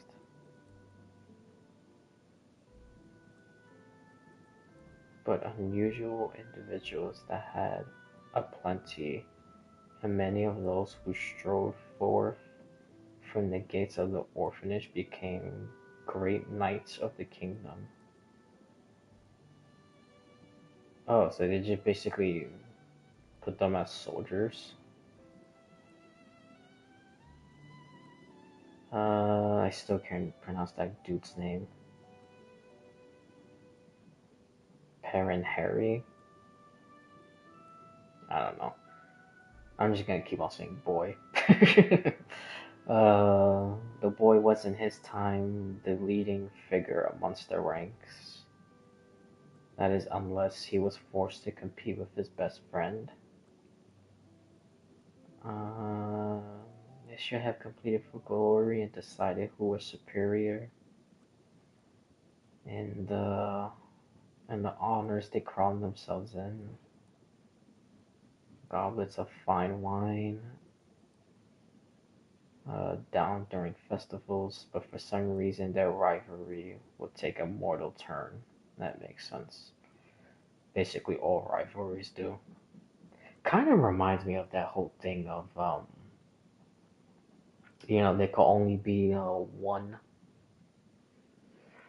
like Nahida and then Rukadavada, Farina, Folsolor, Shogun, her sister. I would say Traveler and the Abyss sibling, but I think that one is a little more deeper than the other ones. But yeah, it kind of reminds me of that. I also wondered, like, if that's like something coded into Tibet. The whole they could only be one type of thing. Because there's way too many instances of that. And it's throughout like all of Tibet. And what it looks like is throughout Conry also. I would not be surprised if it's also within the Abyss.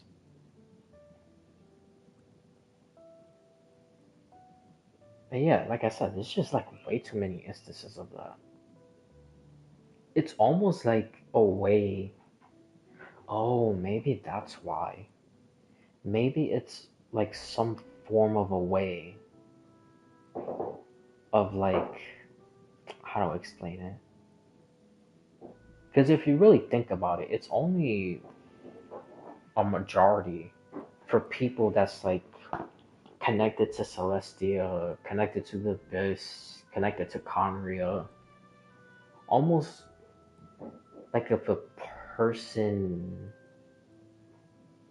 could eventually have the will to become a descender and then change everything in Tibet.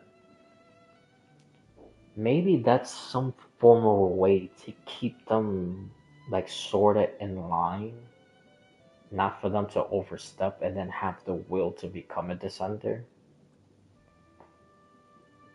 And also maybe to keep their fate in track. Because if they stray off from their fate, even though I don't believe in the fate, I'll get to that after. Well, in certain things. But anyways, yeah, maybe it's a way that they could keep the person's fate in check so they don't stray off, and then again possibly have the will to become a descender. Maybe that's why they do the whole, you know, if there's two, there has to be only one type of thing. I honestly really don't know what to call it. But the best examples is always the Archons. Again, Nihida, Ruka Tabata, Farina, False Lord, Shogun, Sister, Zhongli, and that other girl that starts with a G. I forgot her name. Especially him, because he 100% has will to change Celestia or change Tevet. 100%.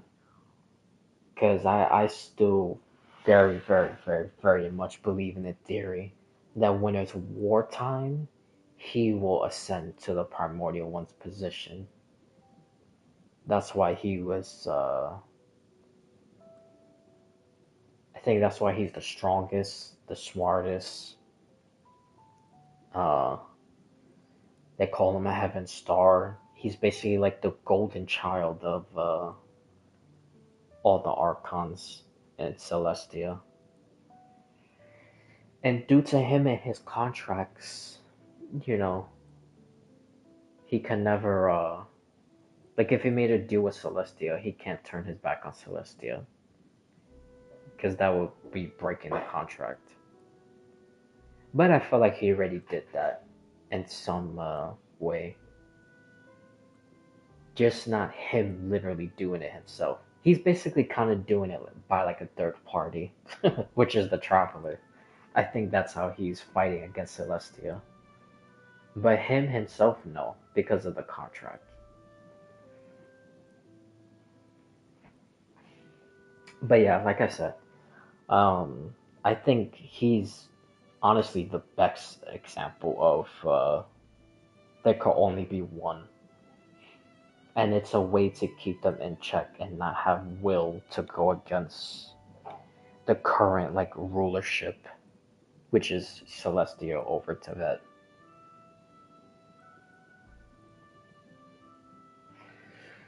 So yeah, all right. Let me finish with this Crimson Moon thing.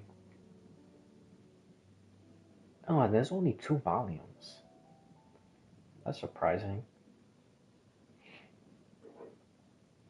Alright, let's see. The orphanage welcomed a new member. She was a beautiful young lady from a foreign land who claimed to be a noble princess. Her nation has been defeated. Wait, is that Zhang Li's name? It is Zhang Li. Oh.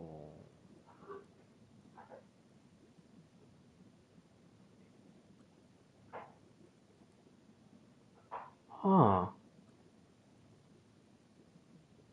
Wait, but from, hold on, from where though?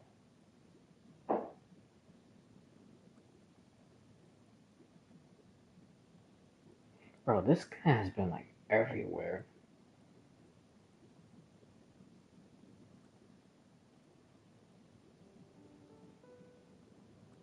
I'm just trying to see real quick. Like what is all the places this guy has destroyed?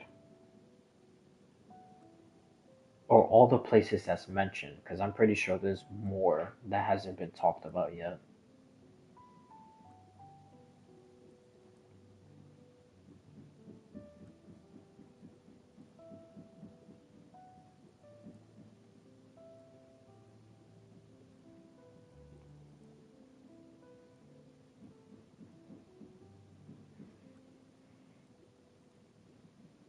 Hmm.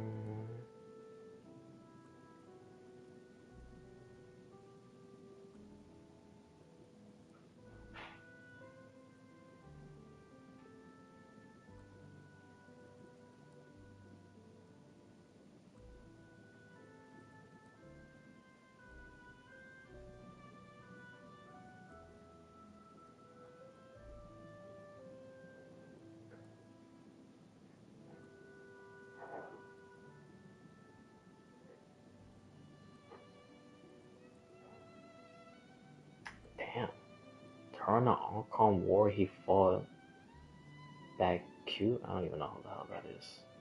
Chi Osayo. I remember that. And Shao's former master. That's another thing. I wonder who the hell Shao's former master is. Because I know I was reading about it a while ago. And it was like, it sounded like it was someone connected to like Jade's. But I don't think it's anyone like in the Leeway place. Like that, God. I forgot that person's name. I don't think it was like any of them.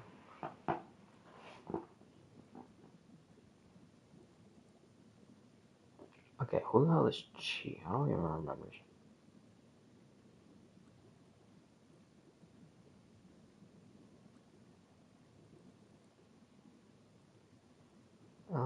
Was a serpent god who dwelt in what's now Qingxi village.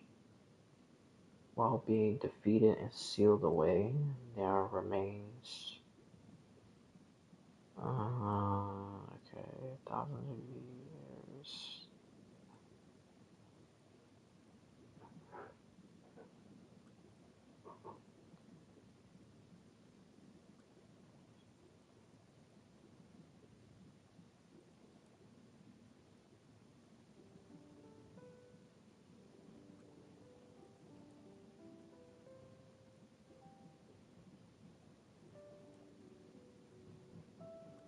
Oh, wait a minute.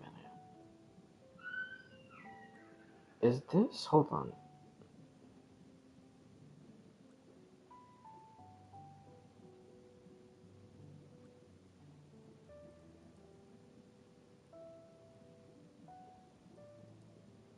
Oh. Oh, okay. It also says another monster, which they mentioned that one before, is mentioned in the description of Primordial Jade.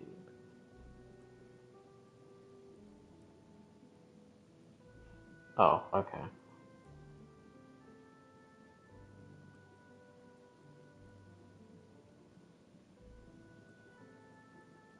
Oh. Okay, so these little statues are okay. Oh, so that's Chi? It says serpent, but it looks like a dragon. Well, I believe serpents and dragons are kind of one and the same. So honestly, I would not be surprised if that serpent that Shogun killed actually was um the Electro Dragon Sovereign. I honestly would not be surprised. It probably like died and then like rehashed itself, and then that's why it was just like a snake. But if the snake would have, I guess, kept on growing, then it would have reached the Electro Dragon again, possibly. But yeah, now that I'm looking at this Chi statue, it looks exactly like a dragon. It will look like a serpent.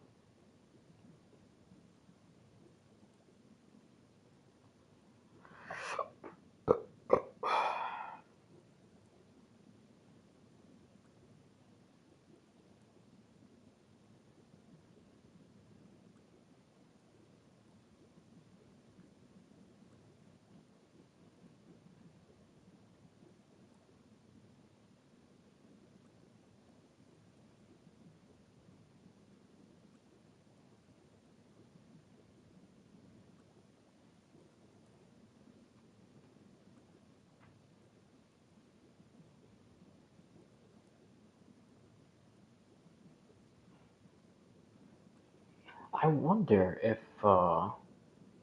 which that would actually be pretty funny. But I don't think that's the case, because I think, again, the whole theory about the angels in the phase, leaving and then the angels helping the phase, adapting them to the whatever environment.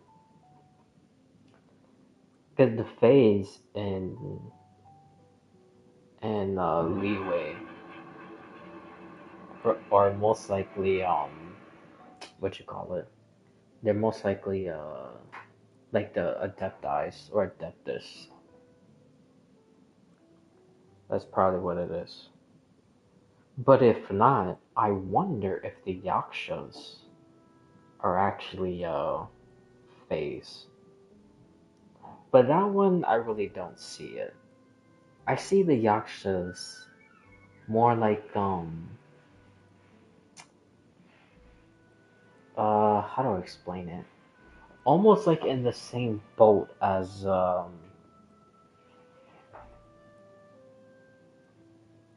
well, okay, before I even say that, let me backtrack a little bit. Because I believe when Nubalong left, that other people in Tibet started to try to ascend as like almost like a Nubalong, like God or King of everything. Which we know Remus was trying to do that, or maybe he did do that. That one I'm not entirely sure. If anyone did do it, it probably was Remus from Romeru. But anyways, he tried to be like, king of everything. Um, Deshret, him not really king of everything, king of like all of Sumeru. Um, and then he had like the seven, I forgot what's it called. Oh, I guess you could say like his own seven sages, which honestly that might be what it was, seven sages. And then Ancient Sesnaya, of course, which is this story, the Snow King. He was in charge of all the Fays. So basically, everyone had like their own like little like kingdom rulership type of thing. So I wonder in Leeway, Shao's former master was that person who tried to control everything in Leeway. And then it was the master and then the seven yakshas. Almost something the same thing like Deshret. Maybe that's what it was.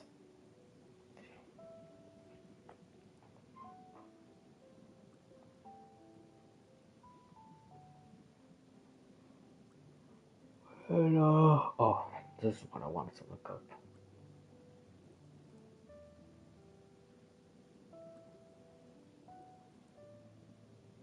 Let me see.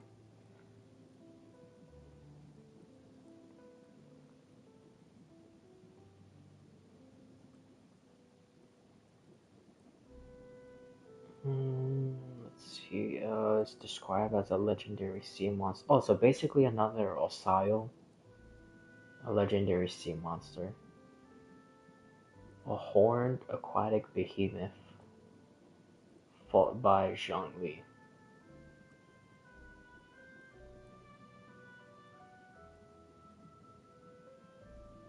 And that's it though? It just mentions that?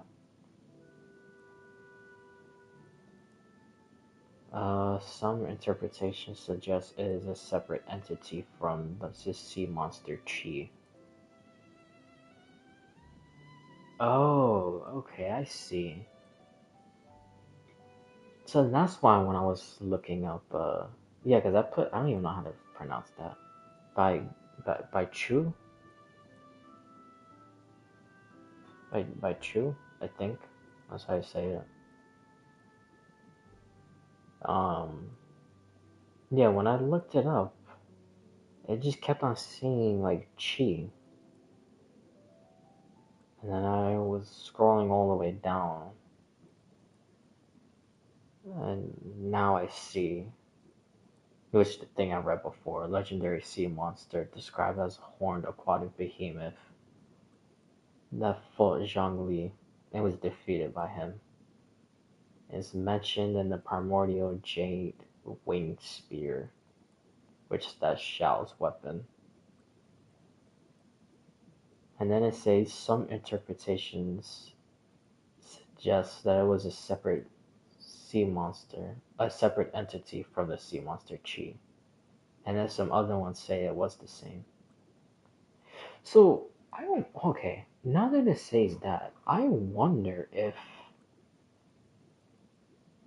are all these people, not people, are all those monsters literally one of the same?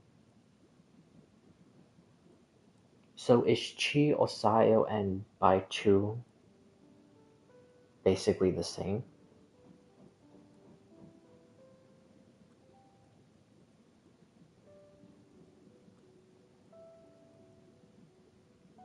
Hmm,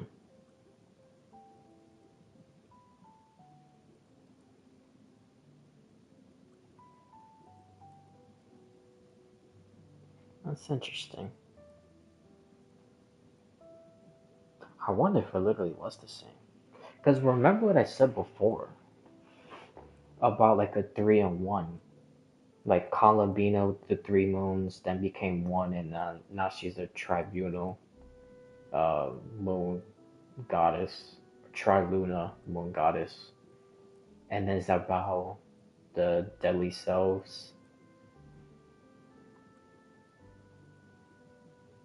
And if all god-like figures have that, then Osayo would have the same thing. So it should be Osayo, Chi, and Baichu.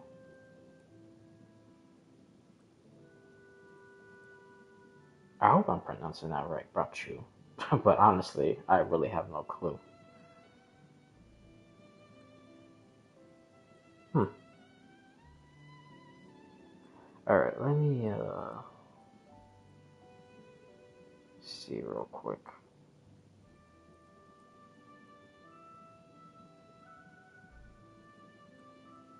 And then it says, wow, Havria, too gentle for this brutal period, was slain by her own people.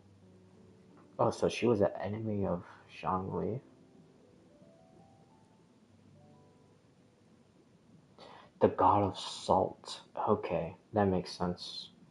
Yeah, I remember seeing the god of salt was killed by her own people. But damn, though.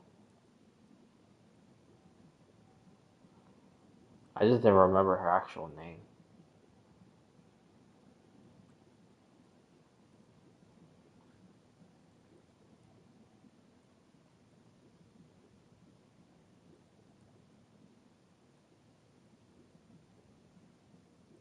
That's funny. It says when Zhongli throws her relics into the waters of Guiyang Stone Forest, he calls it a homecoming, which suggests she originated from the area. Which makes sense. The salt god, salt water. So, yeah.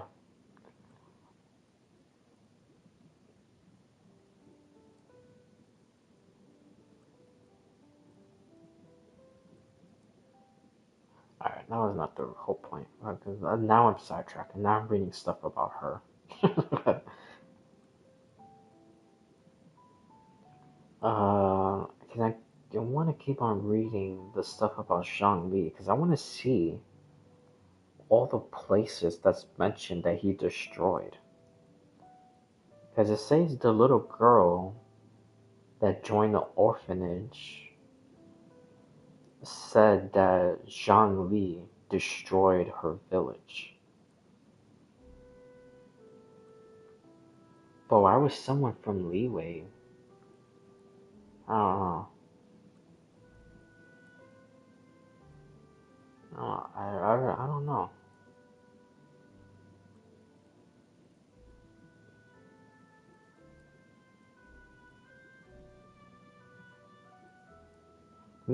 Maybe I'm just honestly overthinking that, probably.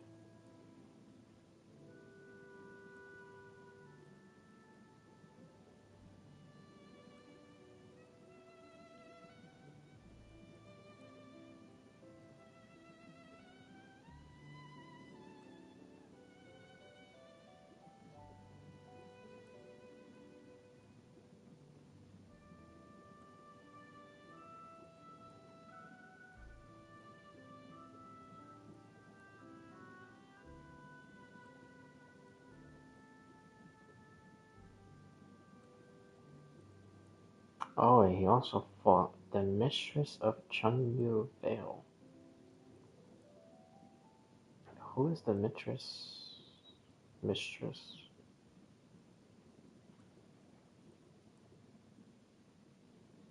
Oh, it's the unnamed god. Mistress of Ling Yu, Herbaloid, and Fujin. Oh, I remember that. Fujin is and isn't Ling Yu or Ling Yuan that monster? Yeah, it is. Okay, yeah, yeah. That's exactly what it was. So who? Hold on. Who's Herbaloid? I don't remember seeing that. Oh, Chang Shen. Oh, okay. Oh, so okay. Hold on. I wonder if the mistress of Chenyu Vale is the original masters of the.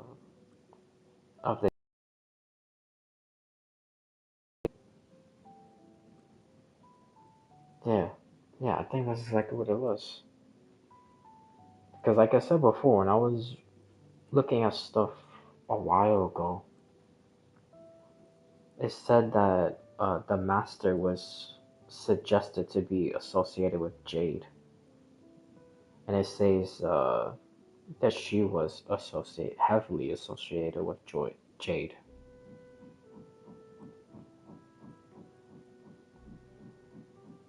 and one of the first gods to be worshipped in ancient Liyue, along with Zhongli, uh, the god of salt, and Harabashi. Oh, the one that Shogun killed.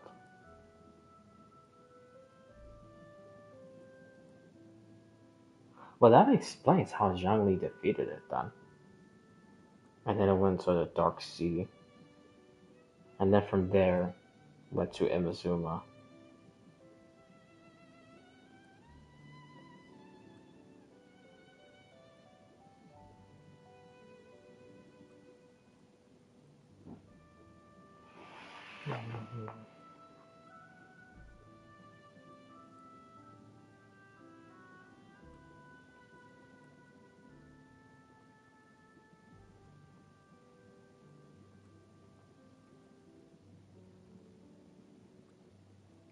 Oh, yeah.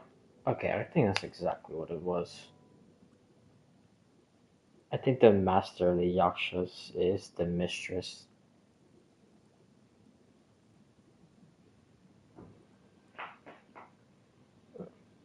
Says her obsession with becoming an Archon and her desire for survival drove her into madness.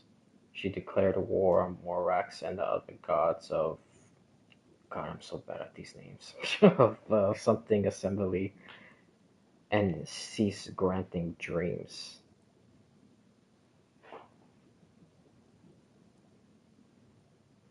So yeah, I think that's exactly what it was.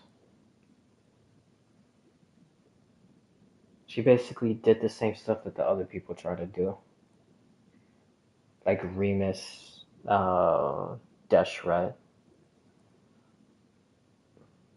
Man, what the hell was the other example I used before?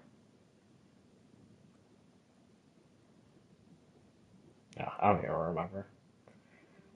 But yeah, so I think I figured out because New Belong left. The primordial one didn't come into.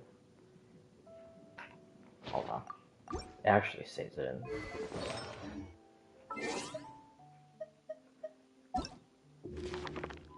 Because he didn't come directly.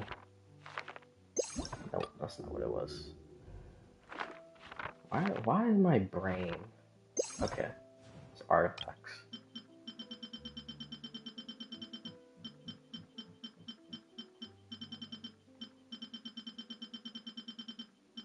Yeah, my brain is like drawing blanks, man.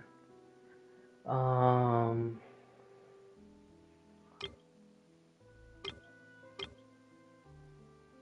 Okay, it has to be. It's in one of these.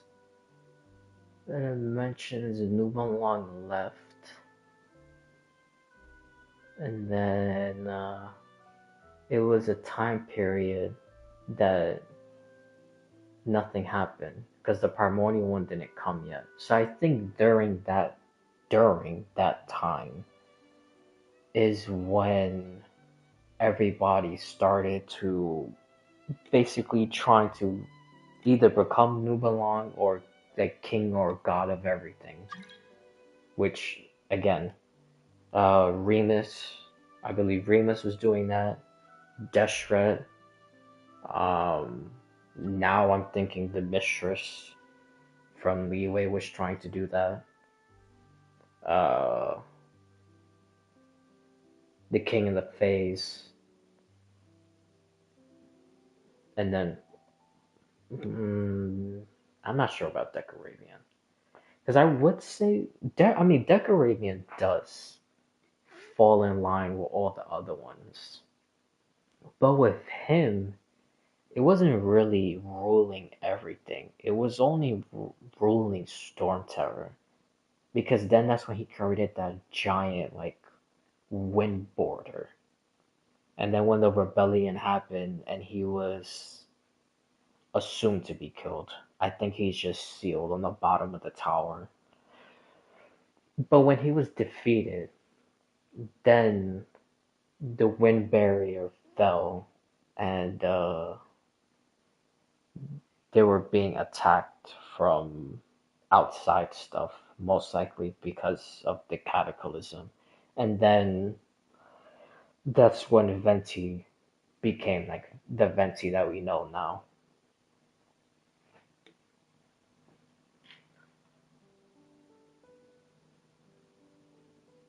But yeah, I think all of those people. Well, actually, I really don't know if all of them tried to ascend to like a New Belong type of position.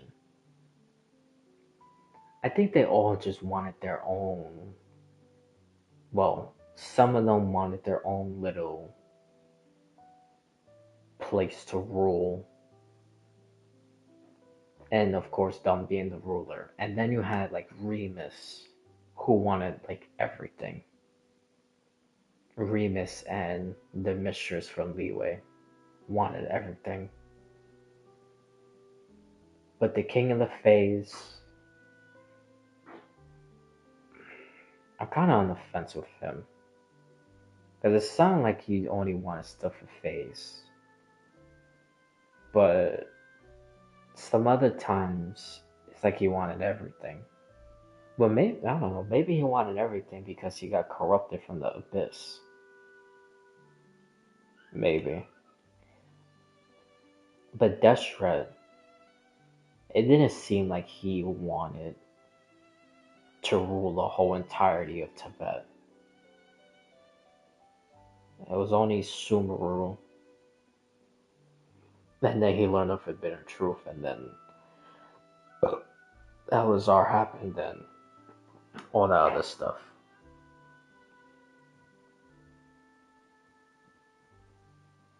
And yeah, Decoravian is kind of the same way. But not ruler of everything, just ruler of his little thing. Which, now that I'm saying all of this, and now that I've read that the mistress wanted to be Archon,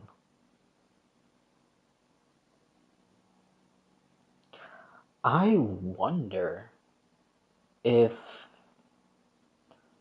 when Nubelong left, okay, well, before I get into Nubelong leaving, because we know the primordial one literally just copies everything that was originally in Tibet and then just made it his own, like name to it.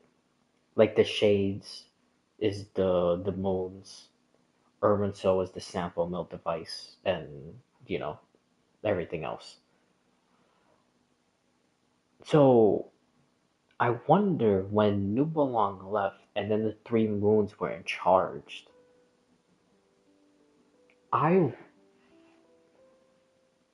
I wonder if they gave people like a archonship type of like authority. So it would be like the three moons, then the equivalent to the archons, and then everything else.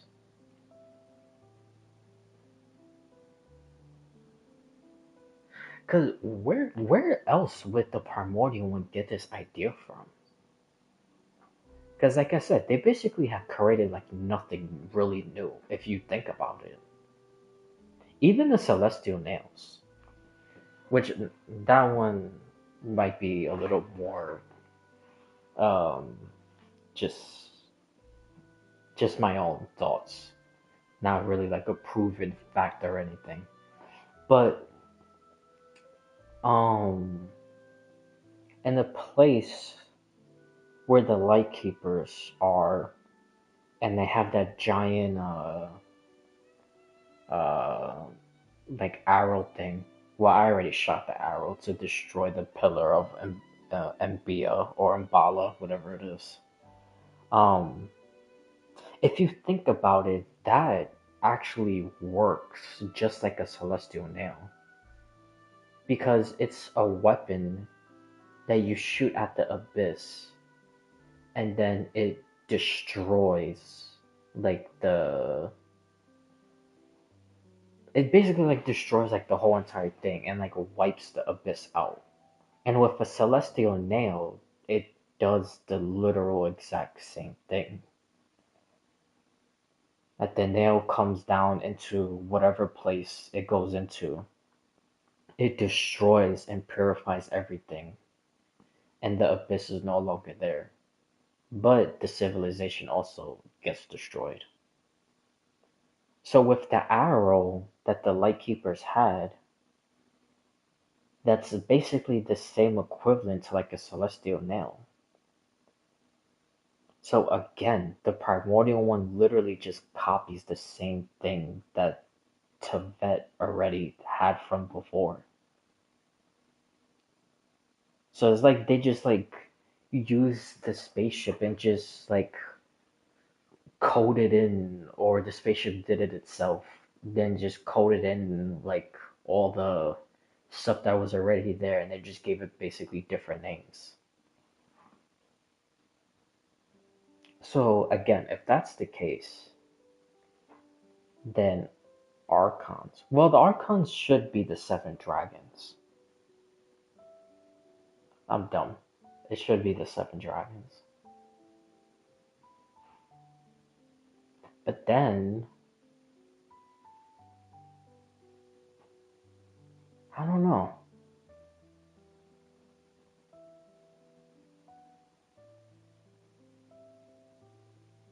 Hmm.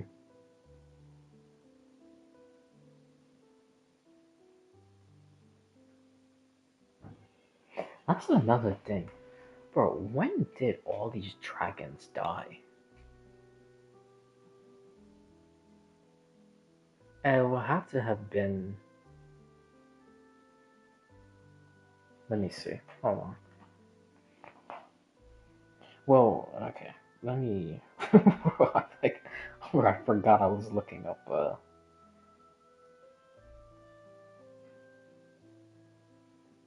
was trying to see what is all the places that this guy destroyed.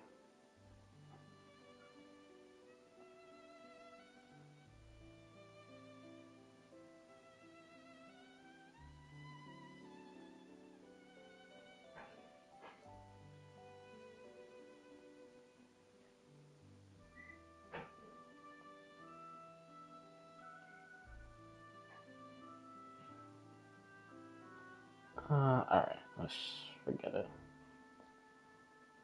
Uh, but I love how this all started with talking about the Crimson Moon Dynasty. I'm over here looking up a whole bunch of other stuff. talking about rulers who was trying to ascend to new belong level. Oh, uh, Dragon Sovereigns.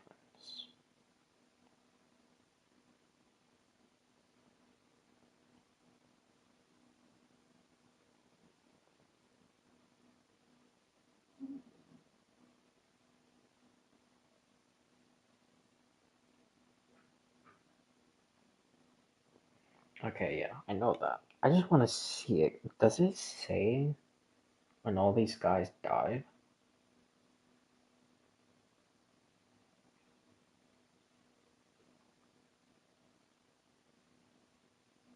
Okay, see, that's what, bro, that's also another thing. Even though I already knew this before, but it didn't, like, register to me. When the Heavenly Principles came and then changed everything, that's when these guys lost their, like, authority. But again, before that, before they came, it was the three moons, the seven element dragons. So then why did people like Remus and the Mistress and Destro was a little bit later, and Raven also. But why did Dumb wanted to,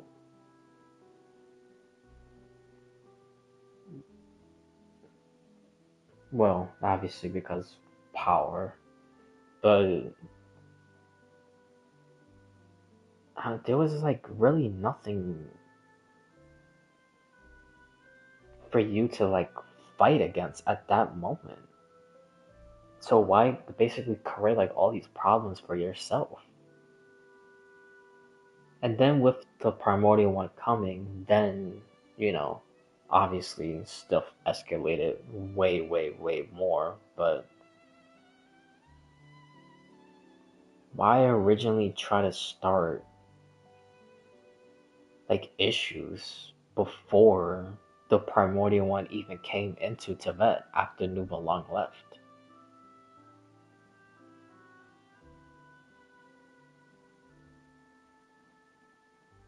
I don't know. That just seems dumb to me. But anyways, so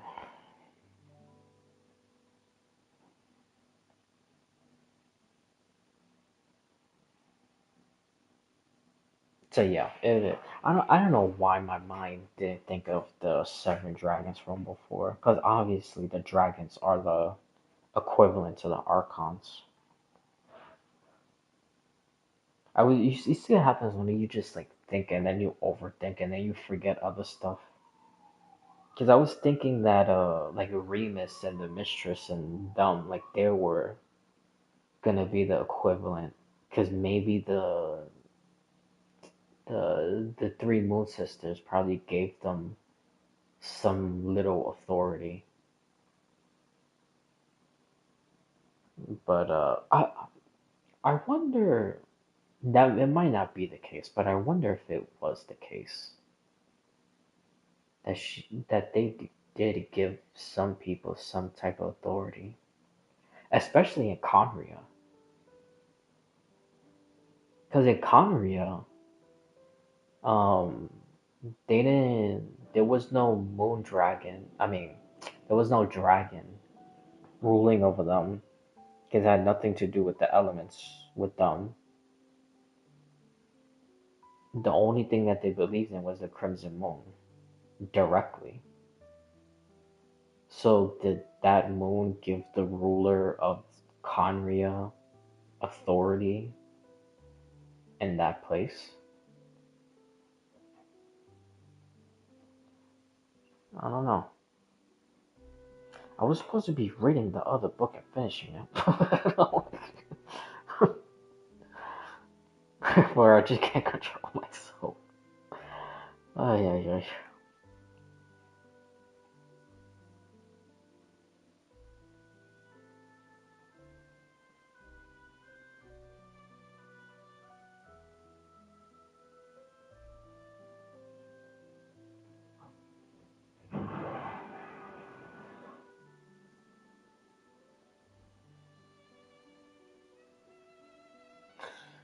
Oh, I didn't. I'm. I don't know if this was stated from before, but as a result, the living sovereigns cannot utilize their full abilities and powers unless their corresponding archon dies and returns their authority to them. But I knew obviously it was like that for Nouvelet, because he was able to forgive Fontaine for like their sin, and then he regained full sovereign authority. But I thought it was like that just because Fausalore was the goddess of justice. And due to her deeming Celestia quote unquote guilty in a way, and Nouvelet was um, not guilty, I guess, if you want to put it like that. Then when she sacrificed herself and Nouvelet absorbed her power, then everything was just. And then he was able to do what he did in Fontaine. But I didn't know it was like that for all the other dragons. The abilities, yes, that makes sense. But the authority,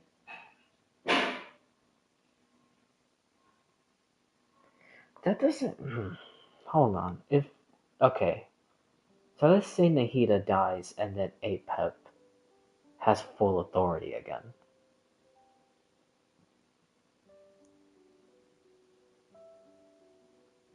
How does that work? Because Celestia already has certain like rules in place. So if an Archon dies, okay, let's put it like this. It even though that one is a tiny bit different because Renova did a deal with the Pyro Archons, but the the Archon authority like still. I'll just explain it because I'm gonna just confuse myself and then confuse everyone else. But okay, so Renova does the deal with the Pyro Archons, and then that Archon dies, and then another Archon takes over that position, and then it's the same thing over and over and over and over, and then Ruka Devada died, and then she basically like rebirthed himself through an Irminsul branch, I believe, through Irminsul, whatever, it's the same thing. Through Irminsul and then Nahida. So it just took over the position. And then, of course, Egeria and Fossilor. And then Shogun's sister. And then when she died, then Shogun became Archon. So I thought it would just be like something over and over and over and over like that. So how does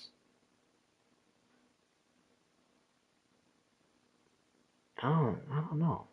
Am I just like overthinking it and making it complicated?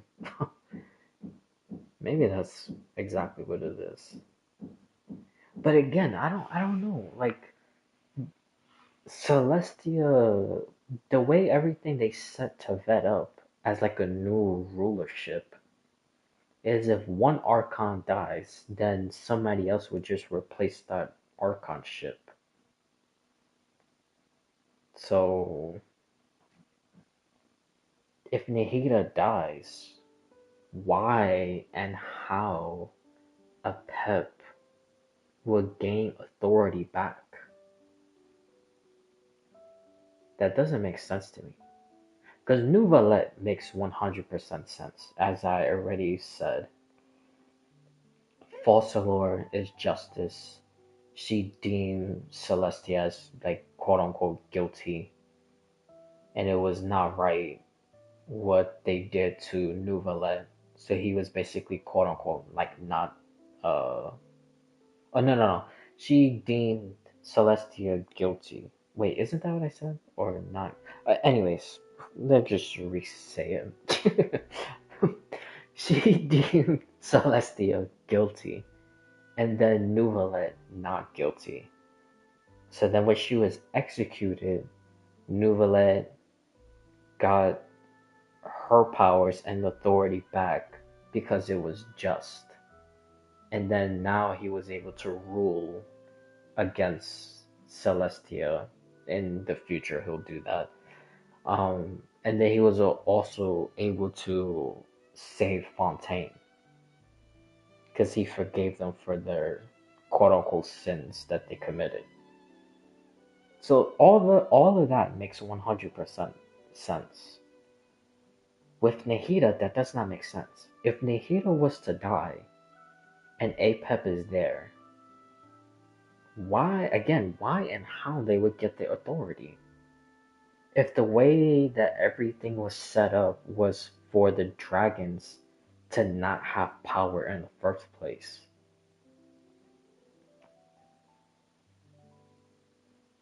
that doesn't make sense. Unless, of course, the obvious. Nihiro goes through some type of thing like Nouvelet goes through. Then, obviously, that's a completely different scenario. But just like in general,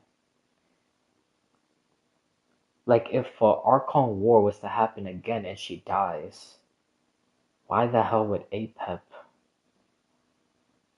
become full Dendro sovereign dragon again?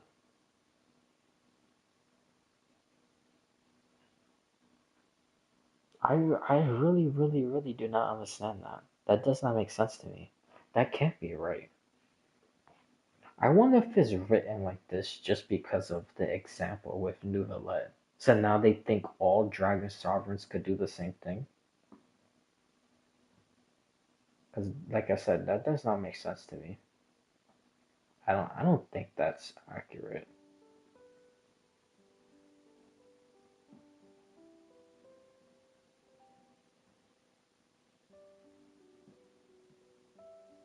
But anyways, let me see.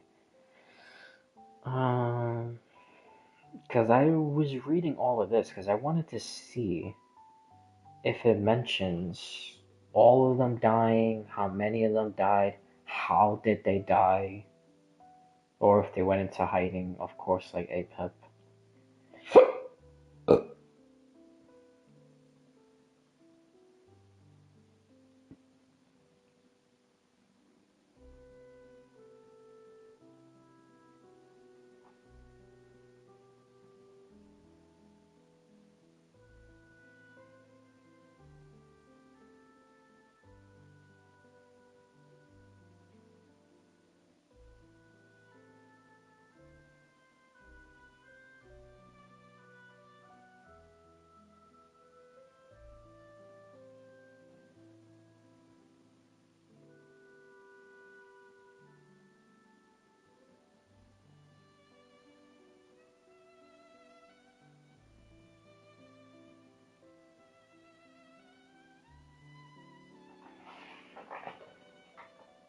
However, because a sovereign's dragonhood is intertwined with the elemental authorities, which were used as the basis for the Archon's powers, none of the living sovereigns can access their full abilities or memories of the old world until the Archon's divine seat is destroyed and their authority returned.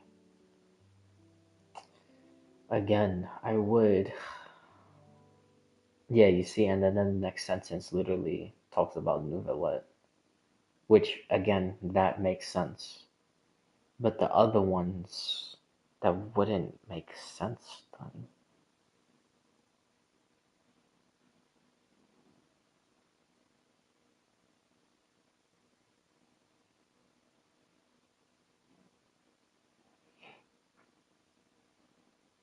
Because Celestia will literally just pick somebody else to be Archon.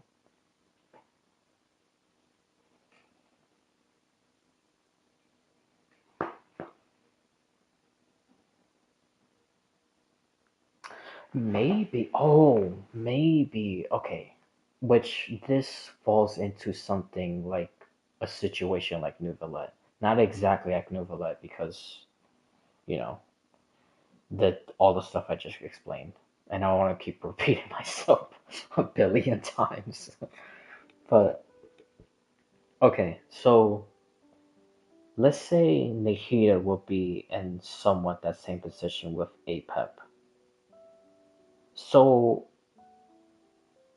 if she was to go against Celestia, right? And then they would deem her a traitor, and then she destroys her divine seed, like how Falsolo destroyed her divine seed by doing her version of justice, which was justice. Um, since Nahida is wisdom, in order for her to go against Celestia and destroy her own divine seed, so she could basically almost like dethrone herself from archonship, if that makes sense. That's basically what it sounds like. Like archons have to dethrone themselves, and then once they do that, the seat gets destroyed, and then the dragon gets their power back. That's assuming how it works. So if Nahida, because she's wisdom. So, what would she have to do?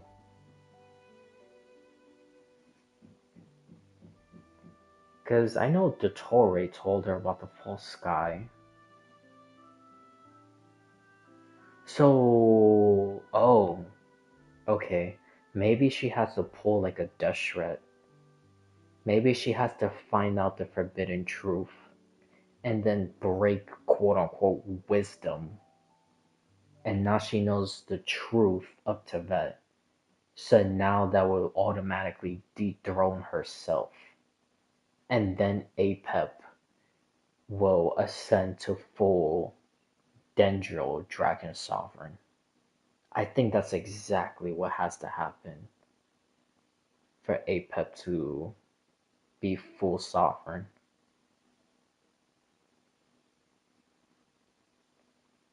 Yeah, I think that's exactly what has to happen.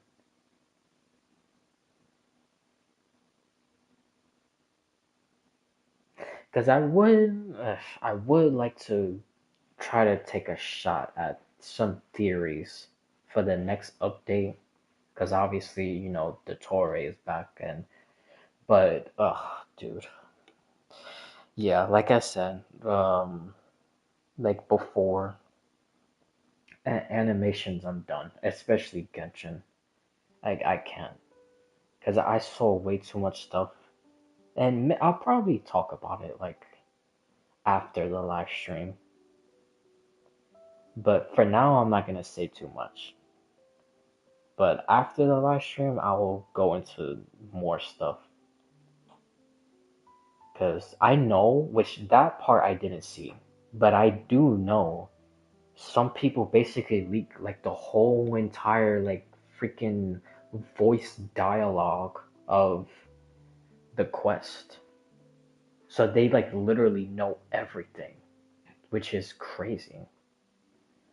Like my god, dude, the leaking is getting really bad. Like extremely bad. Cause I know a little bit of the Torre, Nahida, which that's why I would like to take a shot at the theory, but that honestly feels like it can't be a real true theory because it has to do something with the flower in her head or leaf in her head, and maybe that's how she loses archonship. But honestly, don't I don't know. As far as like the part with Apep getting authority, I think it has to be Nahida um fighting the forbidden truth. But as far as like the flower and connected to Irminsul and That, like I said, that I could talk about that stuff after the live stream. And then I also saw supposedly who's the one that kills Dottore, which that if that ends up being true, that's like the biggest like holy shit moment of Genshin. If what I saw was true of who kills Dottore, yeah, that's like, and that brings so many questions of who that character really is. Because they're not no normal nah, I would say what they do. Because sometimes in Genshin, there's like multiple people who do the same type of jobs. Like the Knights of Favonius, obviously they're all knights. And stuff like that. People who write books or medicine, and but if I say that person's if I say that person's basically job, you could say it will spoil it because that's the only person who does it in the game that's playable. They're the only one who does that. So yeah, I can't even give a little hint. But yeah, it's someone so unexpected. Honestly, if I see them in the live stream, I'm gonna think that thing is real. If I see them in the live stream, I'm gonna think that they're the one who kills the Tory. But yeah. So like I said, I saw way too much stuff, which was it's honestly kind of shitty. And bro, literally this time I didn't even look up any animations. I just randomly saw it. I saw Nicole, Lohans, and Prunes. And then like hours later, it was the Dottore, which I kind of figured because I know that was basically being talked about since last year that he was gonna fight in front of Irminsul and die in front of Irminsul. And they've been saying, well, not the leak, but that's basically been going around since the Sumeru Archon quest because it was literally in the trailer that he was standing in front of Irminsul and Irminsul was burning down. So we know eventually it was gonna happen. But the leak of like how he did it and like what he did and which basically how he did. But all that stuff was like last year. And then I thought that it was false because obviously we already fought the Torre and not cry. But then once I saw another boss fight with him, I was like, okay. So the leak that I saw last year before not cry, that um, goes hand in hand with the Dottore we fight in the next update. But yeah, I'm not gonna go into too much of all that stuff. Like I said, I'll probably talk about it maybe after the live stream, because much more will be revealed at that time. And maybe they'll show certain things with Nahida. Because I also saw a little more than just a flower or leaf, like discoloring or dying, which again is unfortunate because I hate seeing story stuff. That shit irks me. I always like to be like surprised. Like I like guessing. And that's like with everything. And not only gacha games. But mostly with gacha games because they're always updating their games with new story. So it's like a never ending tale, basically. But I've always been like that, even with other games. Anyways. Bro, again, I keep sidetracking. Like, I'm still trying to see about the sovereigns if they say anything about other ones dying. And then I had to go back to the Conria book. Because all of this started because the little girl said that her village was destroyed from Zhangli. Which makes me think that I wonder if I was actually right. That Conria, when they're calling to so-called descenders or people that are godlike figures, it's honestly just from Tibet, not true descenders like how Tibet gets outsiders, if that makes sense. Like Tibet gets Skirk, Klee, Octavia. I forgot to mention her like way earlier. And then with Conrier, their quote unquote descenders is like the little girl from Liyue, uh, people from Fontaine, possibly, you know, and stuff like that.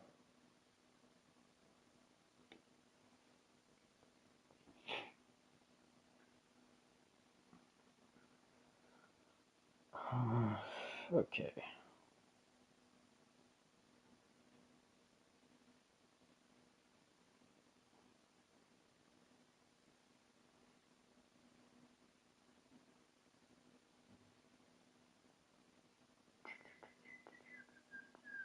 Oh, hold on, just really quick, and then I'll go back to reading the thing. Um, where is it? There was. Wait, is this even the right artifact set? No, it's not. This is the artifact set.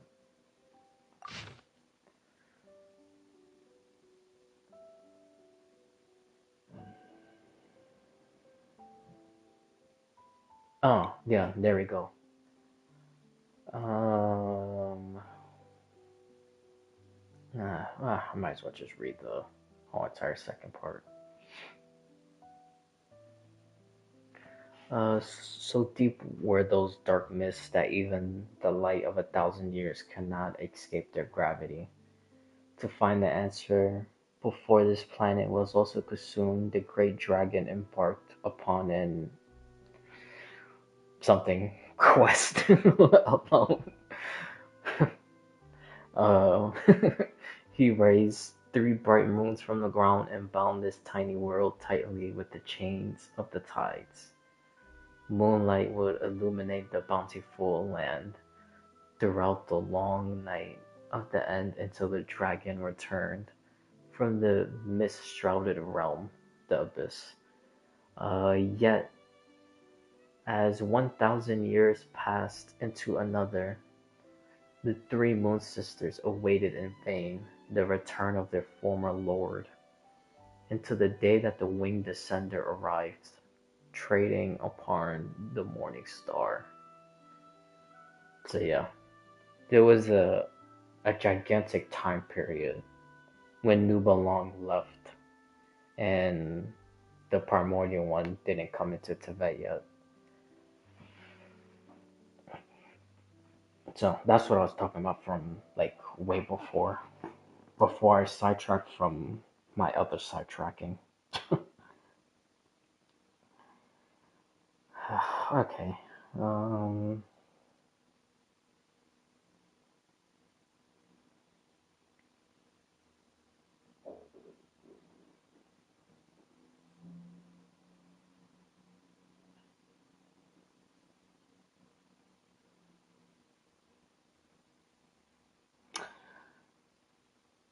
Wait a minute. Hold on.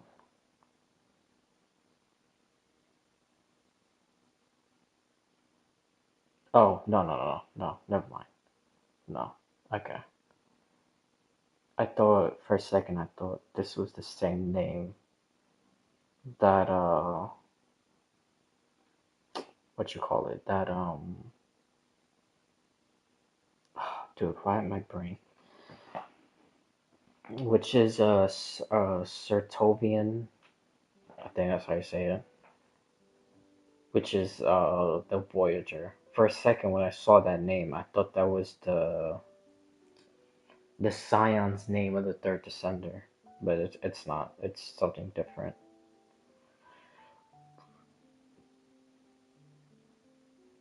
Oh, it also says Skirk is actually currently looking for uh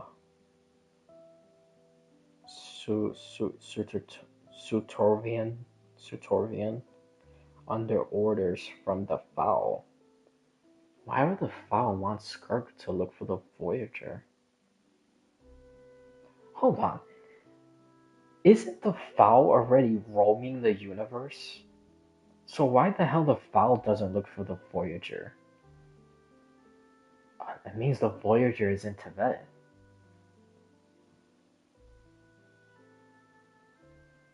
Huh. I remember that old theory that I had that Conlabina was the Voyager. Listen, it did make some sort of sense, especially with the information that we had at the time, and especially with all like the golden stuff that was happening, like the book coming out the shelf, the golden circle guarding the Scion area. We all thought it was Nicole, so I literally thought it was Nicole protecting the Voyager, which would have been Columбина, but that was so wrong. Like so wrong. Even the Nicole part was like so far off. Everything was literally Columбина.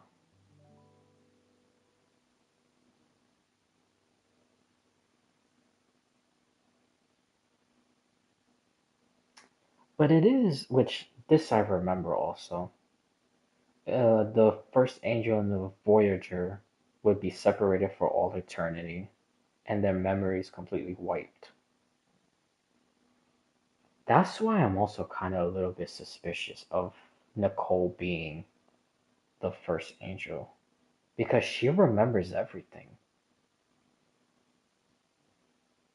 How would she be, or how she lost her memories and then just regained everything? I don't even think Alice will. Well, I don't know. I don't think Alice could retrieve people's memories. I don't know. We just have to wait and see.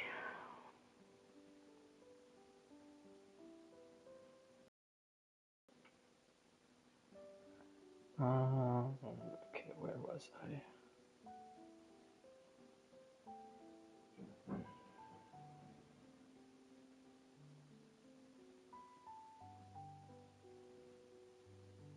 The Geo Sovereign Azadeus? Bro, I don't even think he really is the Dragon Sovereign. Bro, I don't know if some of this stuff is accurate. It never said this guy was the Geo Sovereign.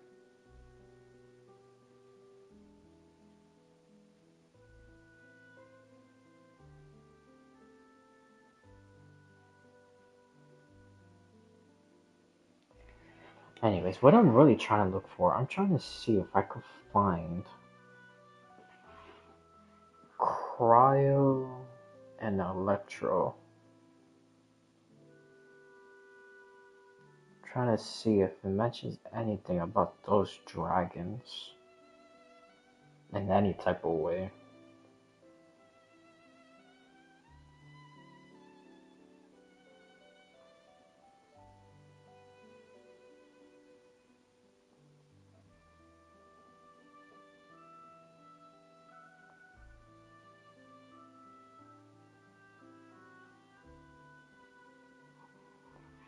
No, it's just talking about the one from Leeway, which I'm pretty sure is not the Geo Dragon.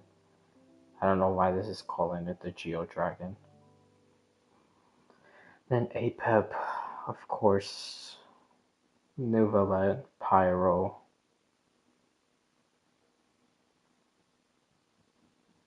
Yeah, why is the Electron crying when it's such a mystery? I don't understand it.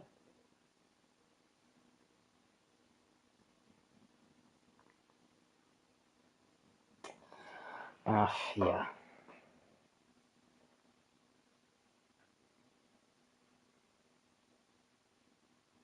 Oh my god. This thing, what is wrong with this? Why does this keep on refreshing? It's like annoying the hell out of me, man.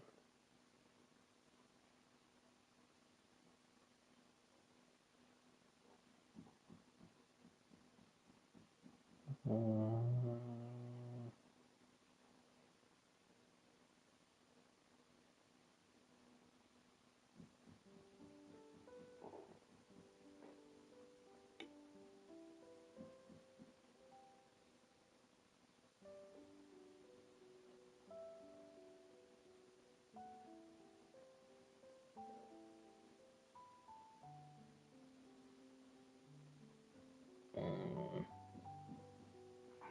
Oh, I don't remember seeing that name.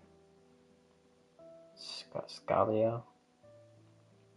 Oh, yeah, okay. Yeah. Yeah, every time I see that, it kind of reminds me of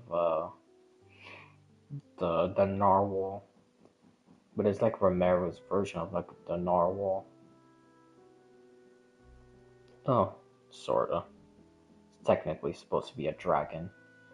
A dragon of Romero.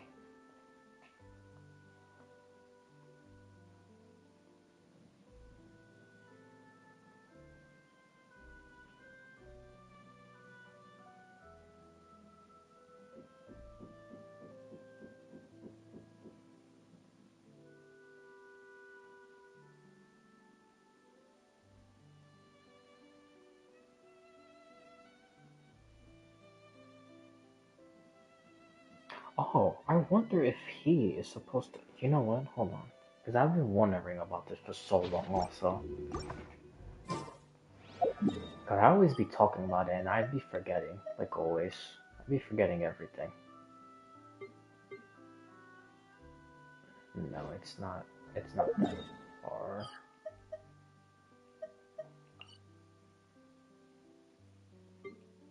Hmm.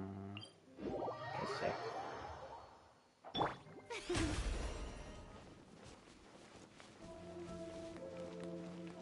Let me see. Because there is a book that it kind of sounds like. What am I doing? It's right here.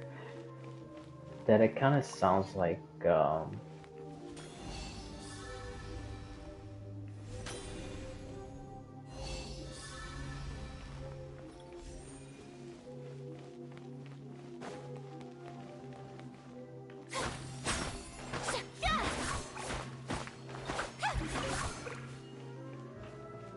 Yeah, it sounded like there was.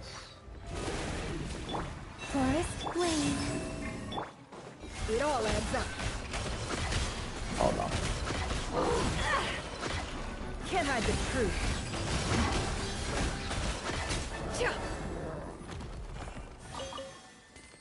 Okay, is this it? Wait, no, hold on. This might not be it. It might be.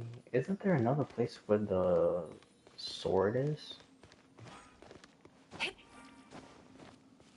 No, actually, maybe it is here.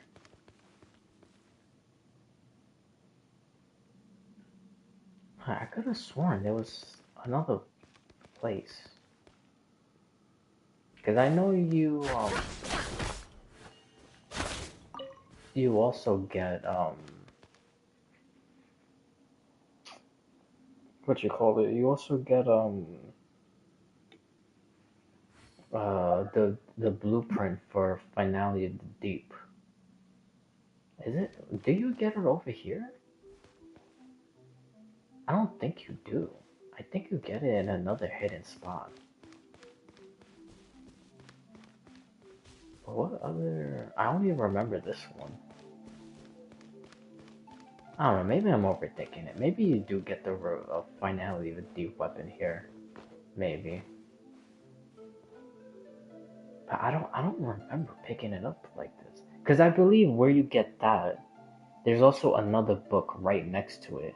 And in that book, I think it explains that these guys try to resurrect um the Hydro Dragon.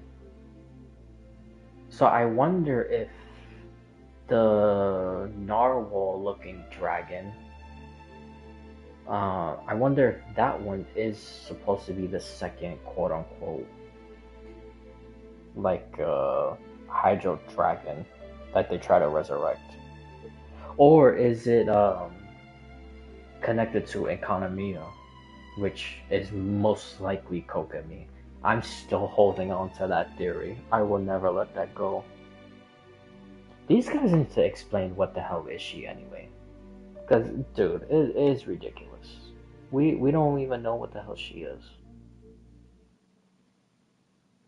She clearly has like a dragon royalty type of bloodline in her. I don't know. Maybe this is it. Let's see.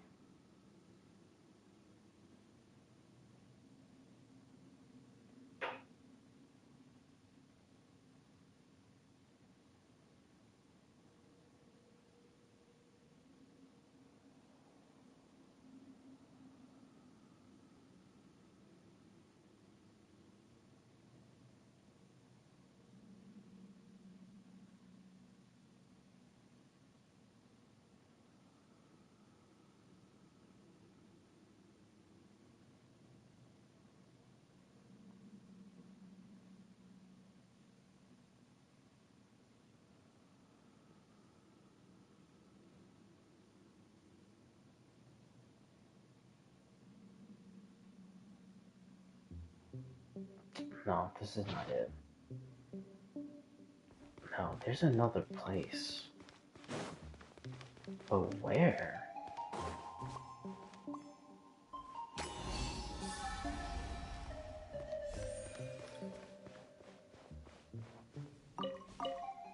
Mm,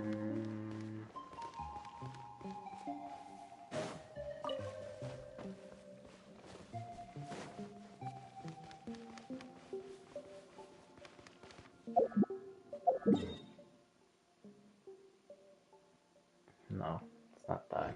That's the boss fight.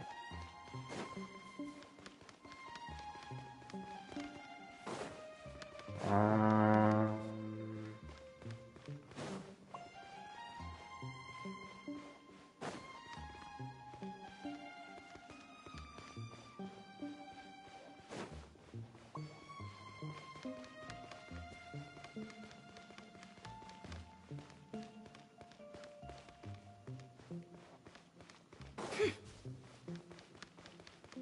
oh, is it here? Bro, this camera annoying the hell out of me. No, it's not. What the hell is it? I think it has to be like behind one of these book things.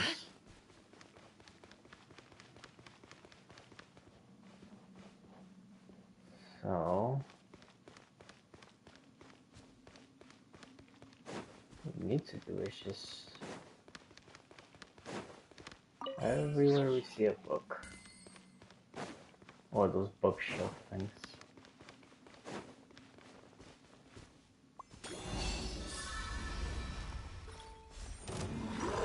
Okay.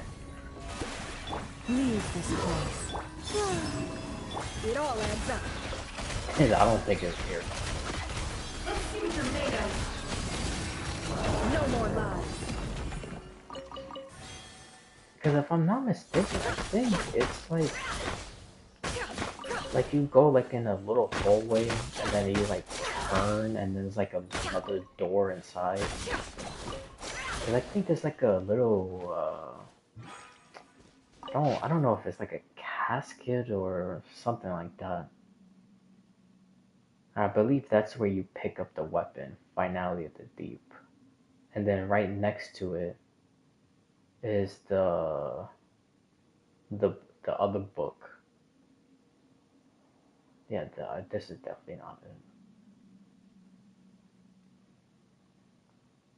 Oh, the Mistress of the Waters. Huh, this is weird. Mistress of the Waters. And then in Leeway it was Mistress of Chenyu Vale.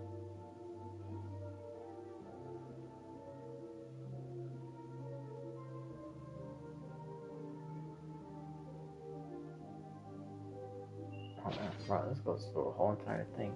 But that's not what I'm looking for.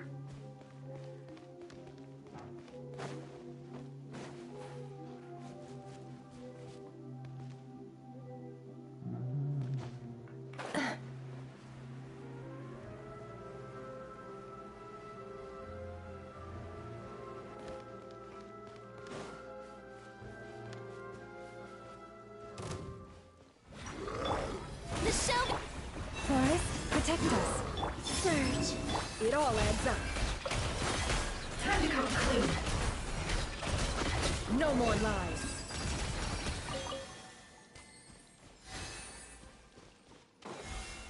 Okay. Maybe it's here. Cause I think there's one book thing here, and I think there's another one on top. So maybe it's here.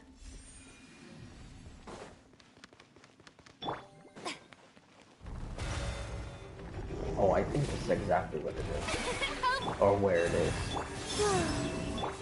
It all adds up. It all falls into place.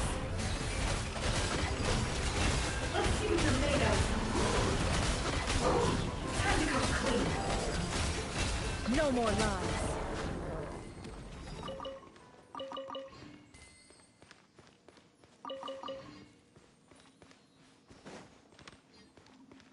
I think that's exactly where it is.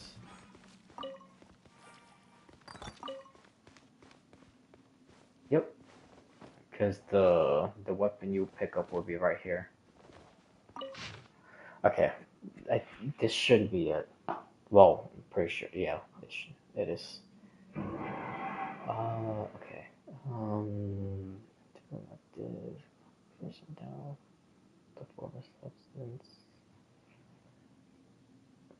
Similar to Remus, ancient authority stripped away. Yeah.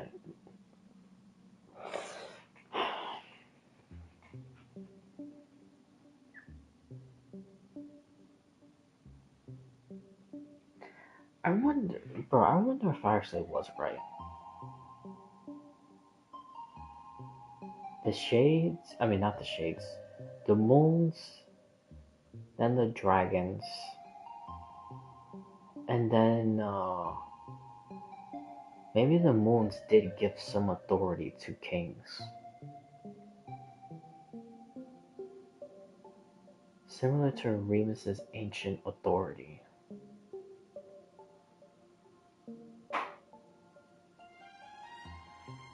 Alright,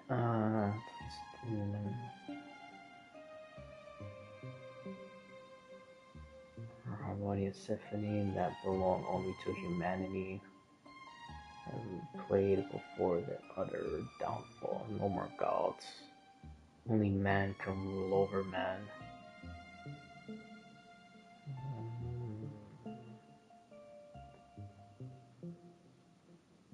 This sword forged from the bones of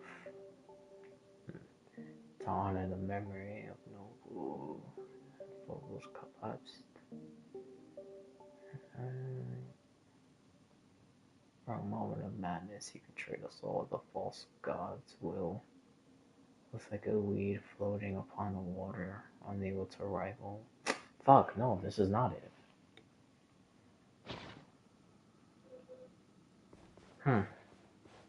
I thought it was. I'm pretty sure this is exactly where you get the weapon at. It mentioned something about of course, Egeria and dragon sovereigns and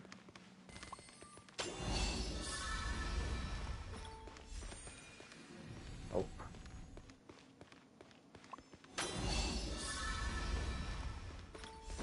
maybe it wasn't even here. Maybe it was something else. Imagine. What else?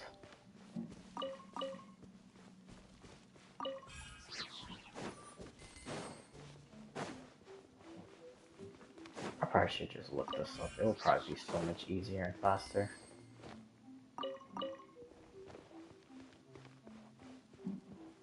I mean, I'm already here now, so might as well. Yeah, there's nothing here.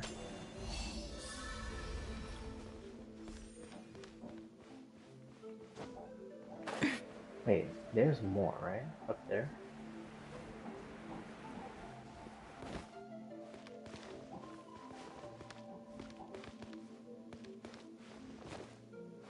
I don't think there's a book thing.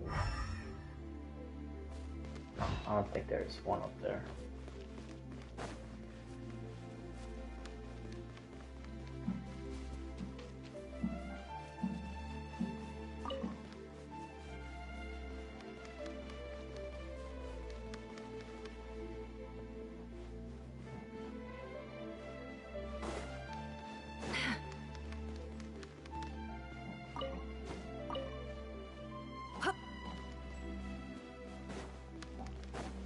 Hmm.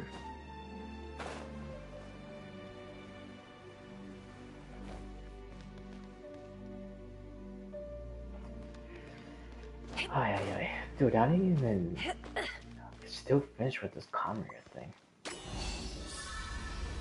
The Crimson Moon Dynasty wasn't even my original Conria thing. Because I wanted to talk about the Eclipse Dynasty. Ay, ay, ay.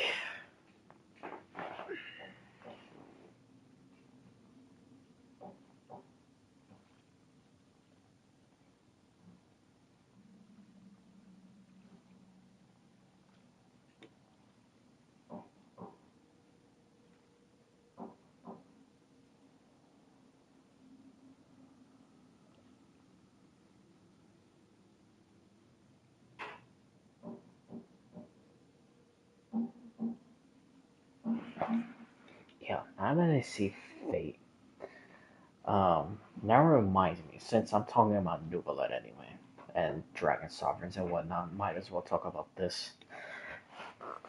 Because I saw a video, uh, well, I saw that one video, and I started seeing other videos of basically almost the same thing, of how Fate is basically like set in stone in Tibet.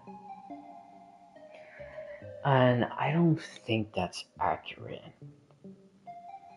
And I know they try to use the example of Nouvelet, which I'll go to his constellation thing after this. Let me just skim through this real quick. I don't even think this is it. No, this is not. I don't remember where the hell it was.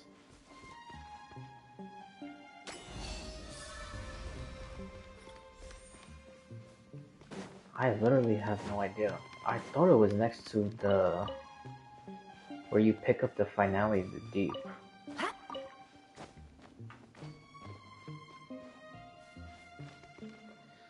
But anyways, well, okay, let's use the other people for example. Well, yeah, we could do Archons because everybody's constellations is written in the sky, including Nouvelets and even the Travelers. You know, everybody. But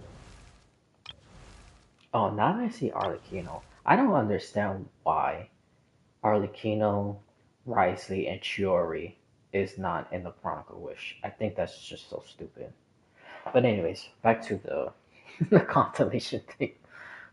So if you have basically how it seems to be, but I don't think that's entirely accurate. But if you have a constellation in the sky, you basically already have like a quote unquote like a sealed fate, if you will, because the constellations basically like bounded to you, and since that's bounded to you and you're of Tibet, then people like Mona who are able to read others' fates, it's only because they have constellations in the sky. So even though Venti she can't see, but we'll get into that later. So with that being said, there was the video that I saw saying that everyone's fate is basically like sealed. And two things that I think why that's wrong. One of them is because Descenders. And the second one also goes hand in hand with Descenders, but it's a little more into it because it's specifically about the Traveler. But if people's fate are sealed, then what would be the whole point of Descenders or people rising to Descenders or Descenders coming into Tibet and basically having the will to try to change rules? And then if they do and then they change rules, how would that be like a fate sealed? That doesn't make sense to me. So like, okay, well, obviously this will be after the primordial one, because the primordial one started all of this. So the primordial one came, changed everything, and now it's like a quote unquote fate, right? And then you have New Belong that came with the Abyss, and basically almost won. Even though it cost him his life, and I'm pretty sure the primordial one's life, which we'll also get into that. Because I know I've talked about that plenty of times before, but now I think I know why Conrad is so special to the Abyss sibling. But anyways, so oh, where was I even going? I kind of got distracted as soon as I mentioned Conrail. Yeah, because as soon as I talked about that, all the stuff that I wanted to say just like bombarded into my brain, and I forgot what I was gonna mention. New Belong basically has the will to change everything, even though he lost. But I don't think that was necessarily fate of why he lost. That doesn't make sense. Or let's just say it was fate that he lost. Then the third descender coming, what was the point of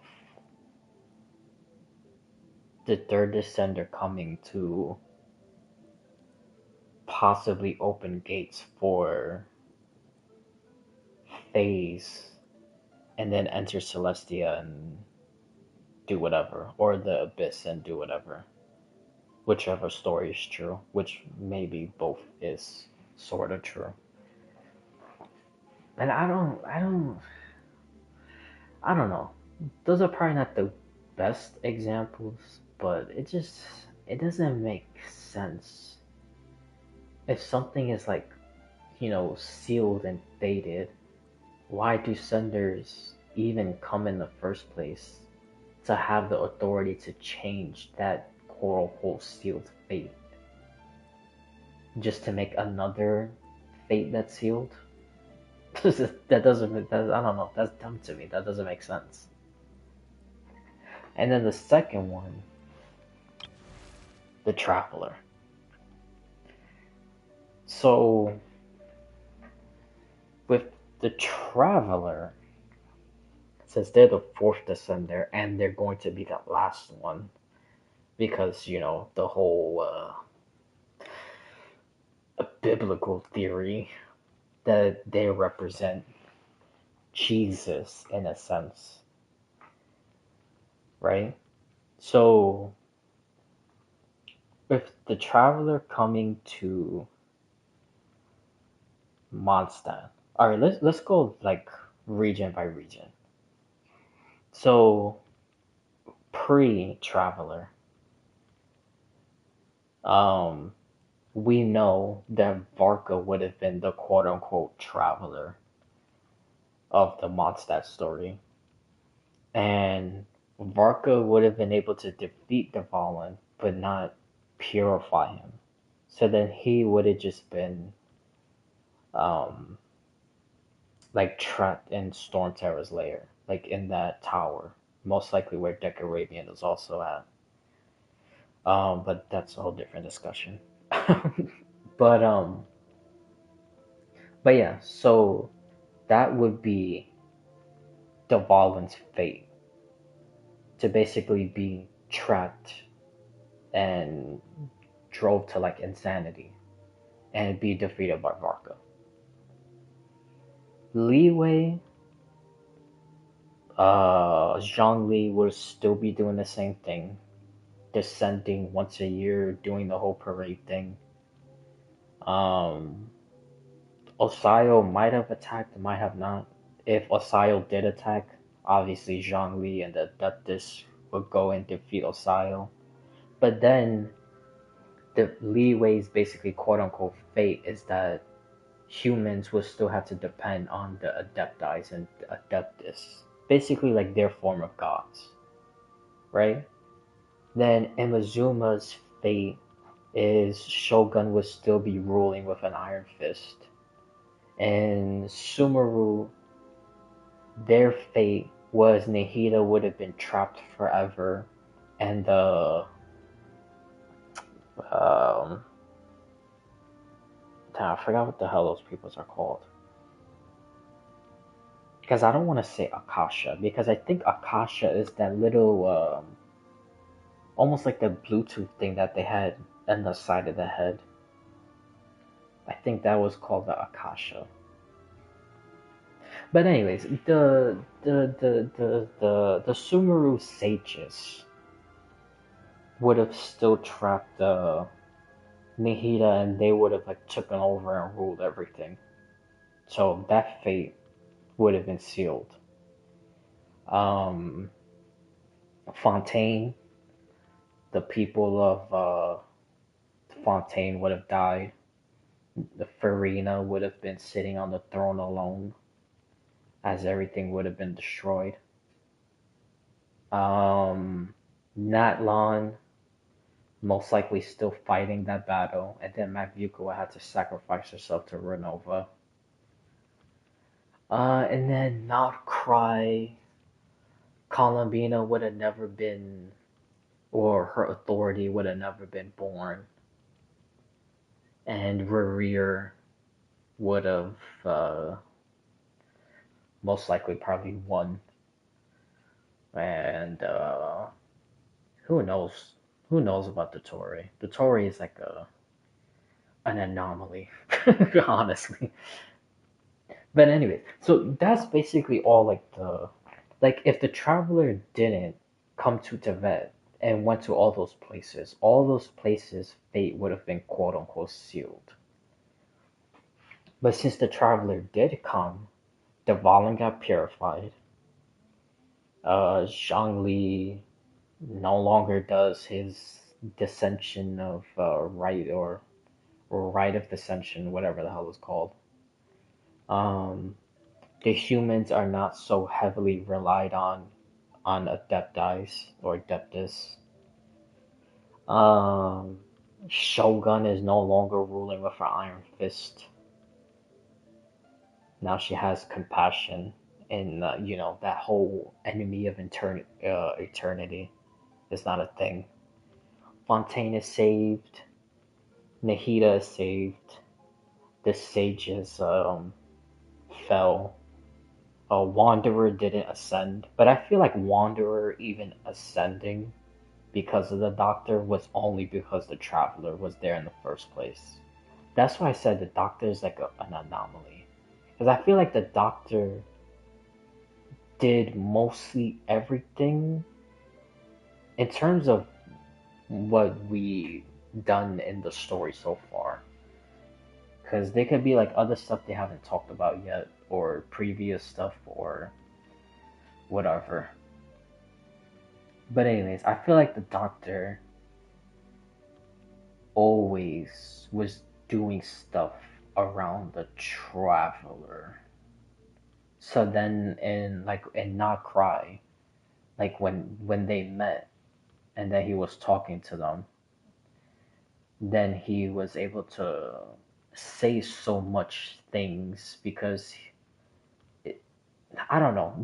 This probably seems like a little more far fetched, but like I said, I think the Doctor did certain things because of the Traveler. So if the Traveler didn't come to Tibet, I don't think the Doctor would make Wanderer ascend to godhood. I think that only happened because of the Traveler.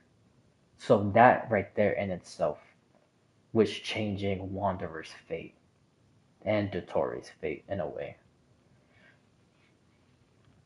So again, I don't think fate is sealed. But anyways, the other examples. Nahida uh, was free when the Traveler came. The sages fell, or the corrupt sages fell. Uh, Fontaine was saved. Nouvelet was gained or granted full authority. Mabuka did not have to die. We gave the captain uh, a death that or a death that he accepts as quote unquote death because he's not truly dead. He's just one with the angel from the Night Kingdom. Columbina has her full authority. Dottore lost his. Maybe that part would have still happened if we didn't show up. I'm not entirely sure. Revere was defeated. Unfortunately, he's trapped into into a pretty cruel punishment if you really think about it. Considering he wasn't even the worst of the sinners. And I feel like the other sinners got a pretty good deal. Like Daughter literally became a shade. Like what the hell? That's crazy. And Revere, the only thing he wanted to do was be with the Lindis, and now that could never happen. Yeah, it's very cruel, dude. Very cruel. And you know what's the craziest thing? That they're both trapped in the same exact place, but yet they can't see each other. That's like the worst part. They're literally like right there next to each other, but can't interact with each other. It's like if the oh, I wonder if the first angel and the Voyager, when they were punished from Celestia and their memories forgotten, I wonder if they were trapped in that place.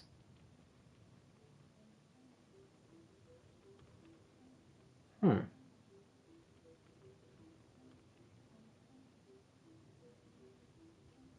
So maybe that's where the Voyager is. Maybe the Voyager is still trapped in there. And maybe the first angel also, if it's not Nicole. Which maybe it is Nicole. I just don't know how the hell. If it is Nicole, how did they get their memories back? Because, like I said, I don't even think Alice is capable of doing something like that. But it is Alice, so maybe she is. But I don't know.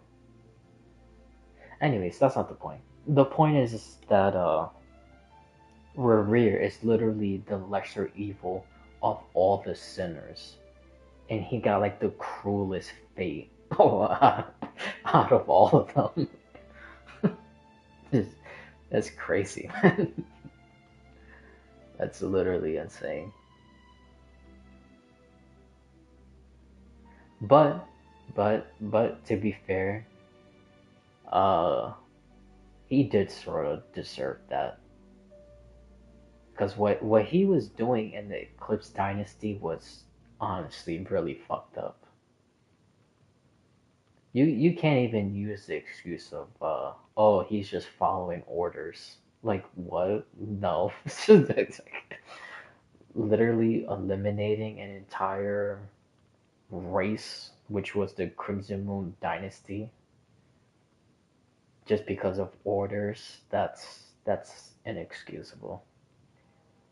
So he did kind of, deserve that fate, even though, like I said, it is the cruelest.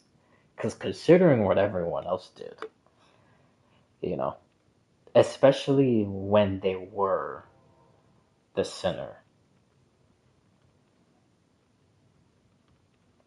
or when they were already redeemed the sinners, if that makes sense.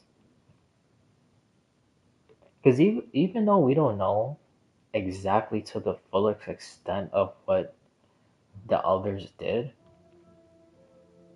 but like I said, Rhine daughter, bro, she Rhine daughter literally caused like almost all of Tibet's current problems, and she's a shade. Now it's even worse.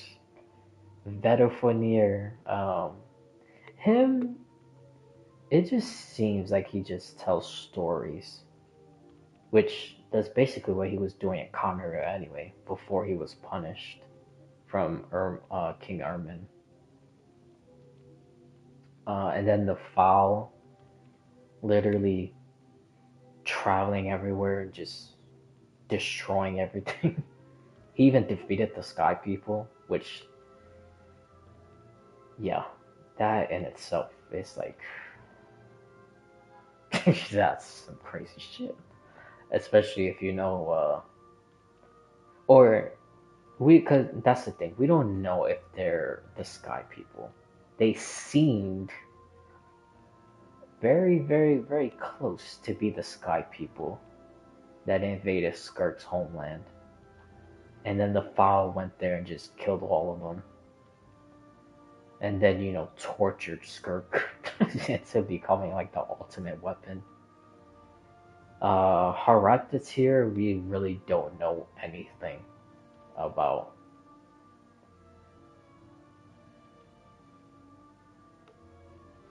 And then, Bedoufinir, Haraptatir, Rhine Daughter, the Foul, and Riri. Oh, yeah, I already took all of them.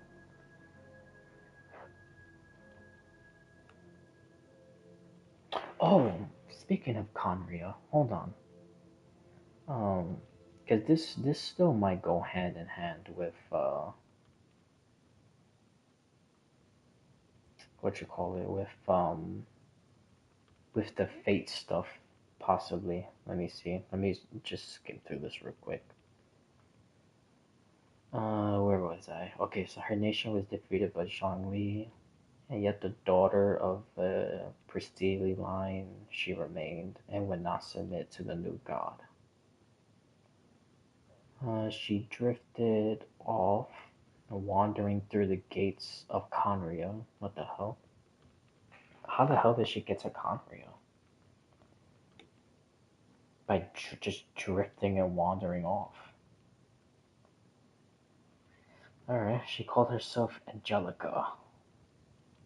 One who is divine, one who is as a divine emissary. Hmm? Wait a minute. Oh, so she's got to be connected to moon emissaries.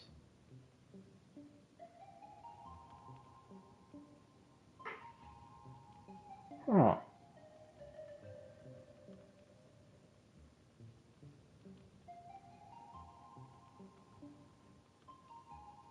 So the nation that Zhongli destroyed was a nation that was still loyal to the moon goddesses.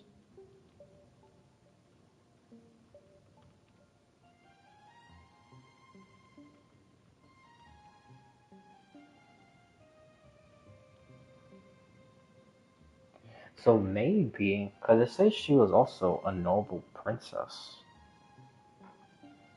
So maybe either she wasn't a moon emissary herself, or she was either being set up to be a moon emissary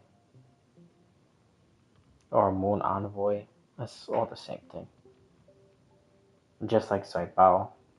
And I'm pretty sure Throth from um, King Deshret's little group. No, not Throth. Because Throth is the little black cat. Um, damn, I forgot the other one's name. Anyways, one of them, and I'm pretty sure one of them is a moon emissary because when you ride in that carriage with Saibao going over Chengdu Vale, she talks about other moon emissaries, and one of them was in the form of an ibis. Oh, ibis, the ibis king, which I forgot his regular name. But yeah, she said one of them was in the form of an ibis. So pretty sure he was a moon emissary also. Like I said, like way earlier in the stream, every basically like little nation all had like their own little thing. Like if you know, like if there was like their own like little world basically. And Deshret is the greatest example of that because him, the other seven sages, if you will, or other kings. I forgot the proper title.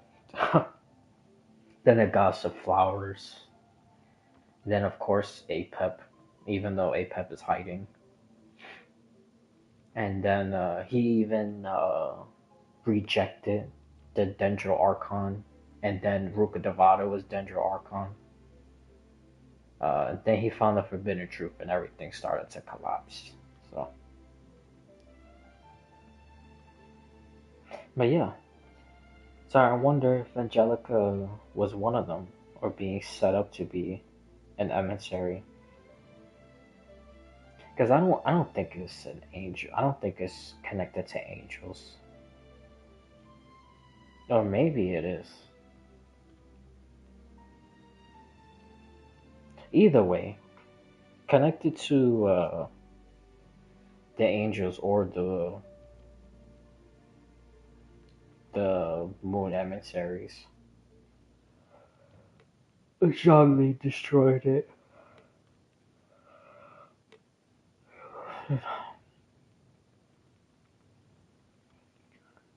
Okay. Let's keep on. So she would marry the mightiest knight. Oh, okay. So that's why those two started fighting with each other to marry her.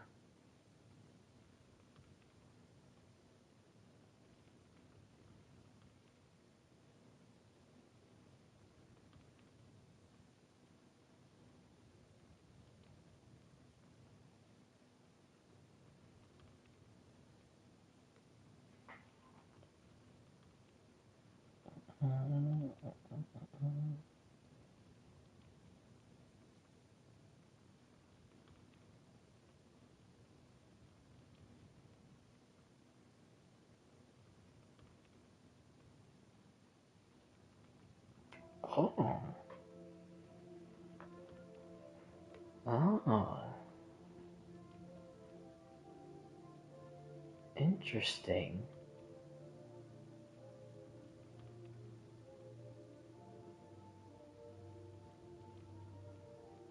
So, okay, now I'm even more interested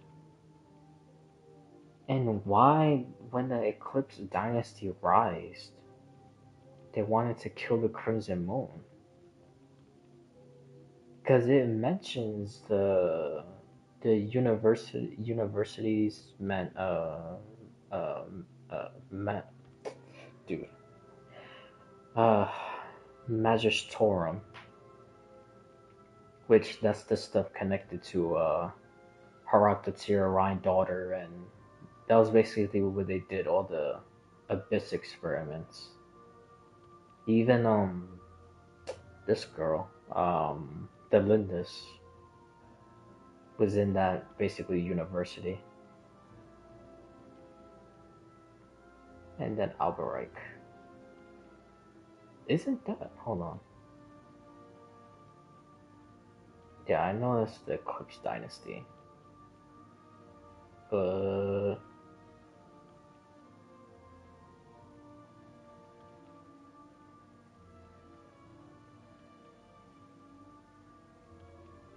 oh, oh, never mind.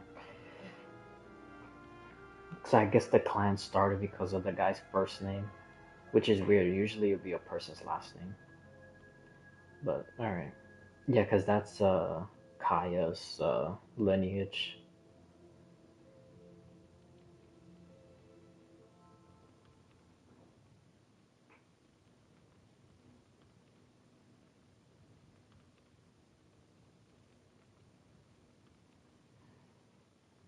Hmm. Okay, so Leo Brandt,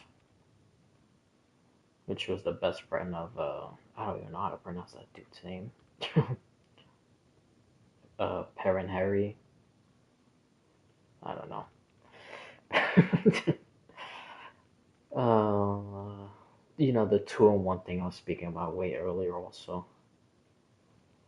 Uh, Even though people call him a traitor and he was believed to be mad, he never wished to hurt his friend. And then Perrin, I'm just gonna say Perrin. Perrin, oh, he believed his best friend's madness would be cured if he killed Angelica. Oh, wow. Oh, wow. Okay. Hmm.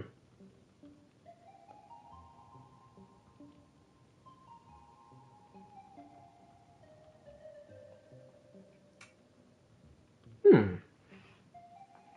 Maybe, I don't know. Maybe Angelica probably wasn't moon emissary or even connected to angels. Because she basically stirred up all this trouble with the guy.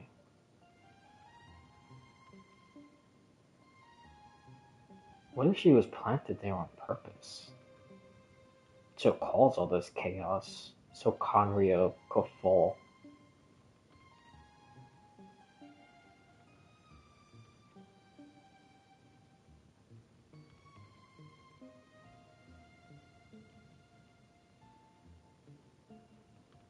Mm. In the midst of most merciless pursuits, the three left the kingdom's borders. At that very moment, Brant clutched his face, and the words escaping his mouth gradually grew more like the howling of a wild beast. The witch Angelica. Oh.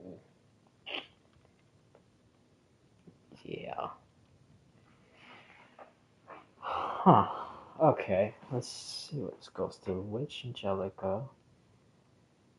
Uh, that Brant is a descendant of those who forsake the gods and come to the kingdom. This is why the kingdom's abstinility, pure-blooded aristocracy persists. This is the price of betraying your own god?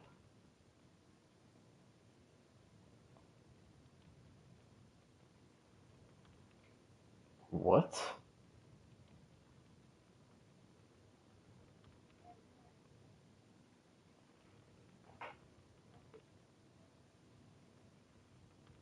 So she comes to Crimson Moon Dynasty, says she will marry the strongest warrior, basically manipulates Bran.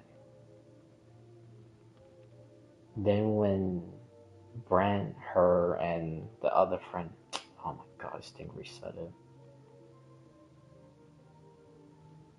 Yeah, Bran, her, and the other friend left. Oh my god, dude, this is so annoying. Oh, why it keeps refreshing. This is pissing me off. I'm trying to read this thing.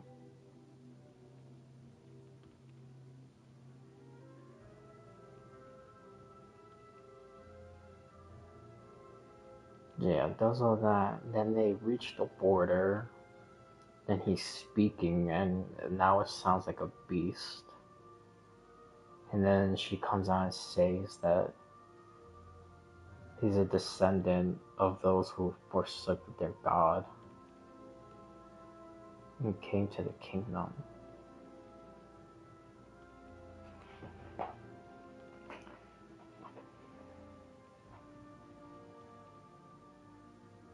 This is the price of betraying your own god. So where is he from originally then? I would not be surprised if he's originally from Mondstadt. I mean, that does kind of sound like a Mondstadt name. Heliobrant? Leo Brent? I just been saying Brent, just cut it in half. Does sound like a Mondstadt name.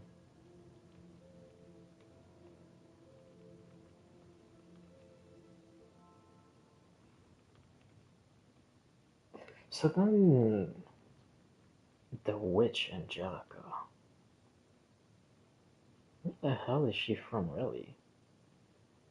Did she just lie about her place being destroyed?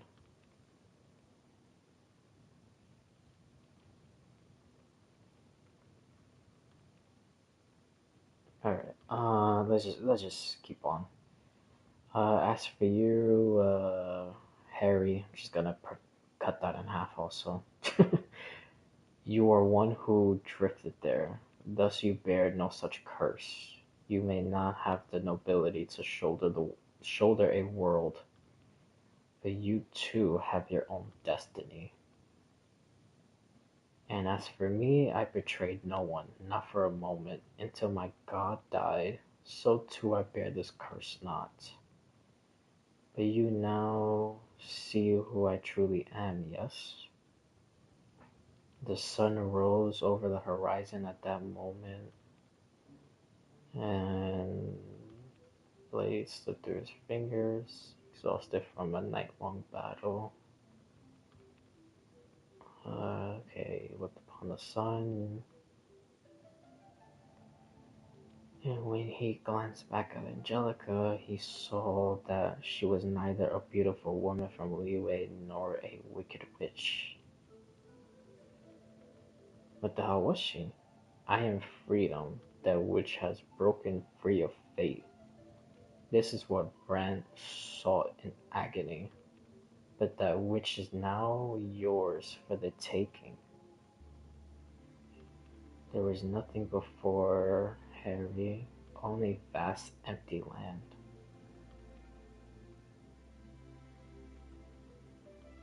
What?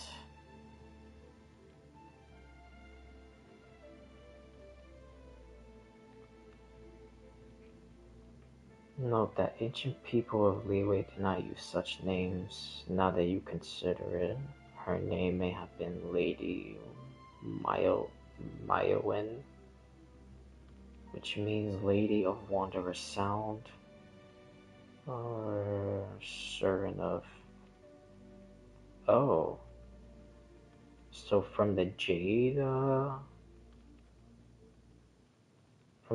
area, with the mistress of Chenyu Vale. Huh. The black rules of the first edition work of copy indicates that this must have been a type of war beast created using alchemy. Alchemy and the Beastmaster Knights were a mainstay during the Crimson Moon Dynasty, but interest in mechanical engineering, the Eclipse Dynasty, what caused it all to fall behind. Oh my god, and this thing just reset it.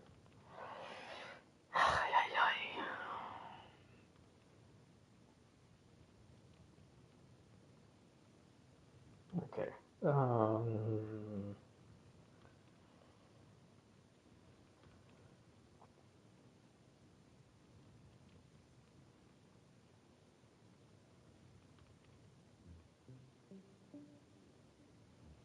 that's pretty much it.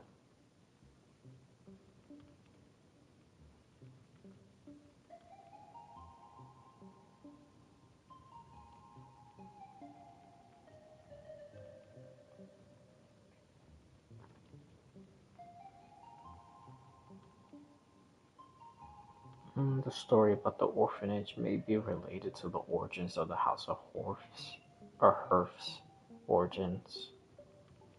While the present day is run by the Fatui, it is run by Piero, a former Cameroon royal mage.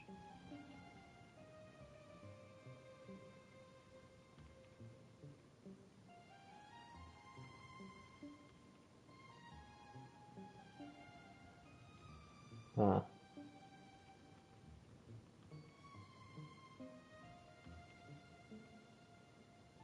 Who exactly was this woman?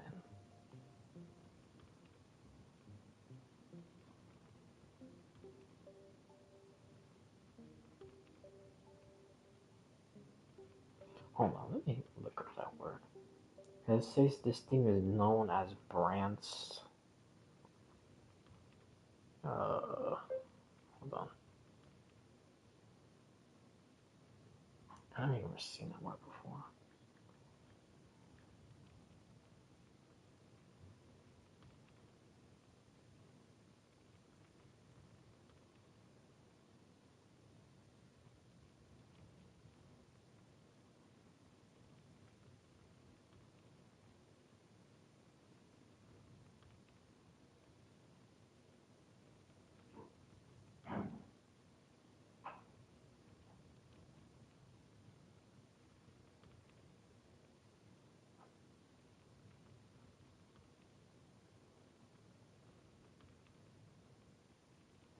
Oh, okay, I see. Uh,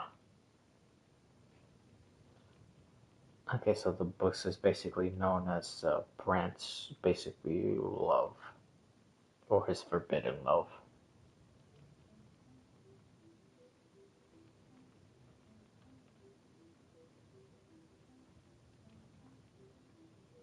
Yeah, so I wonder. Hmm,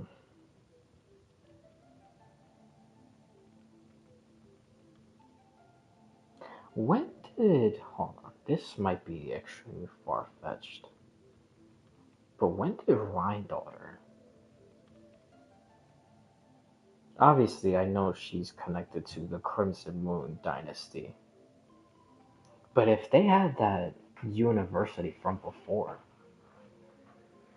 then I wonder if the other people will also.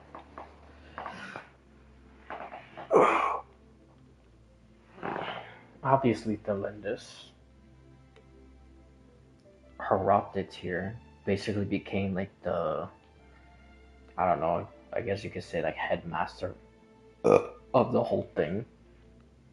So that means he probably had to have been there since Crimson Moon. So I wonder if this girl was also there since Crimson Moon.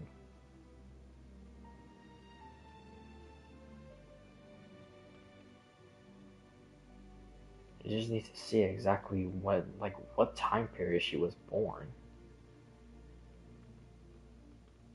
My God, and this thing keeps on like refreshing. This thing's pissing me off.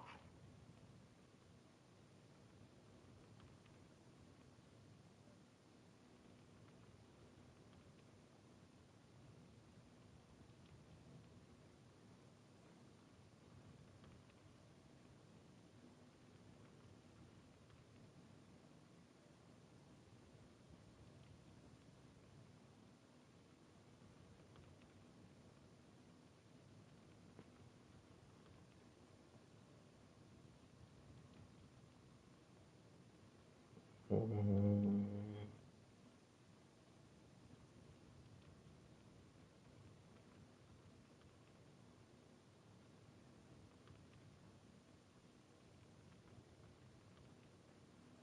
no, I'm not seeing anything about this.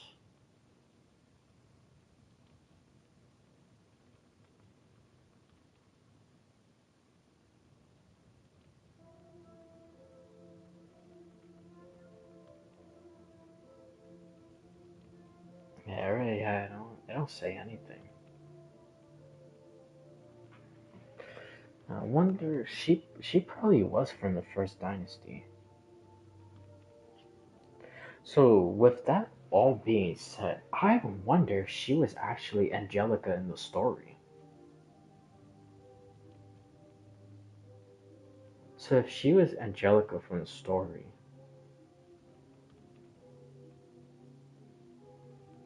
maybe she was from Tibet.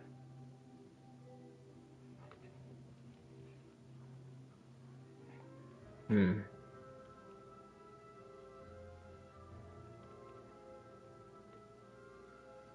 But how the hell? Okay, maybe not every little thing is true, even though I think a majority of it is. But how the hell did she figure out to free herself from fate by basically going to Conria and you know the Crimson Moon Conria and doing what she did with the two knights?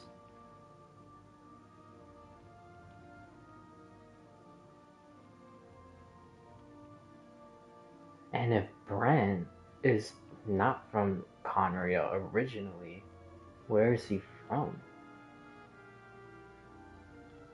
Is it Mondstadt? Because it sounds like a Mondstadt name. Not even that. Just in general. Not even that situation.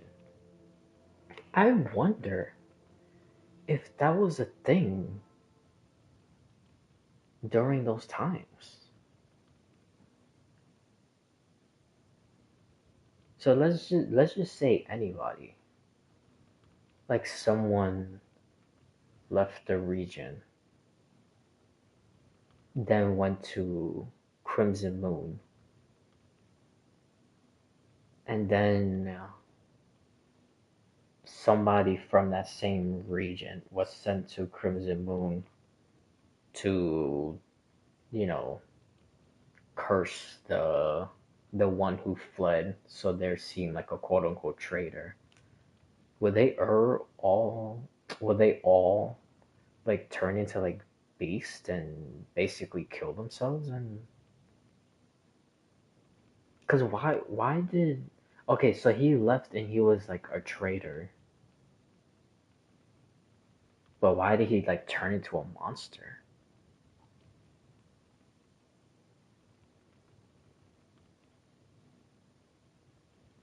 Oh, dude, this is getting deep. Because now I'm thinking about Haley Charles and the second Eclipse Dynasty. Because that's literally the same thing that happened. The non-Conrians who were cursed during the cataclysm became hilichurls.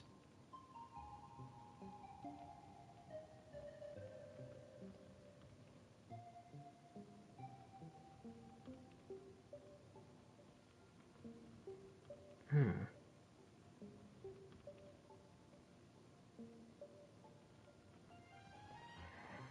Man, so Angelica has to be probably a shade then, right?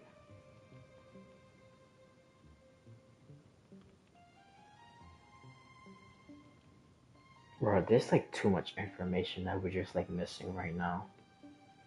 Like exactly how shades were born. Like the entire process. Were they just regular humans who ascended to Celestia and then became shades? What happened to Vanessa when she ascended to Celestia? What happened with that? Did she become one of the shades? If a shade dies, can somebody else overtake that position? Kind of like the Archons? Because I originally thought, which possibly still could be the case, especially Zhongli is like the perfect golden child. But I originally thought that he was, well, I had other thoughts besides that, which like Nubelon created three suns and three moons, and then probably one of the suns was Zhongli, but that whole theory is because then all that stuff tied into the travelers and then how Conlabina came into play, and that's just, yeah, that was just like, yeah. It would be funny if New Blanc did create Zhongli, though. That would be funny. Just my theory of how it went was like so far off. But anyways, yeah, because then like I also thought that possibly the first shade of Void was Li, and then due to like whatever contract, he became Archon, and then that's when he descended into Tevet or into Leeway specifically. But I don't know. Yeah, the Angelica person is, or maybe that could be connected to Prune somehow. Like Prune's descendants, were mixed, intertwined with Angelica, and then of course something had to have happened. I feel like that part might be a little bit true. That Zhongli destroyed her area or village or whatever, and then possibly, generations after and after, and then Prune, and then their whole thing, they're just like hunters of witches. Because that's literally what Prune is. Prune is she's like hunting witches. So maybe it's like a family lineage type of thing. That they all hunt witches. But I don't know. I really don't know. I just find it funny that Allison knows Prune is trying to get her, which that's that truly says a lot about how badly Prune hates witches, that she's going after Alice. But she basically tricked Prune into playing with Klee. So now they're like occupied with like playing with each other. And now she's not worried about hunting Klee. I mean, she's not worried about hunting Alice. She's worried about playing with Klee and getting in trouble and getting sent to solitary.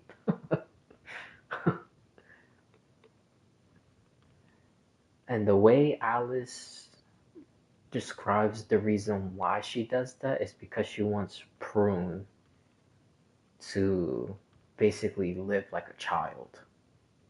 So again, I think it's like generations of Prune's lineage or family or village, whatever it is. I think they're all just like witch hunters. They're probably like all type of hunters, not only witches, but probably the main one being witches because I'm not sure. As far as I could think, probably something with Angelica,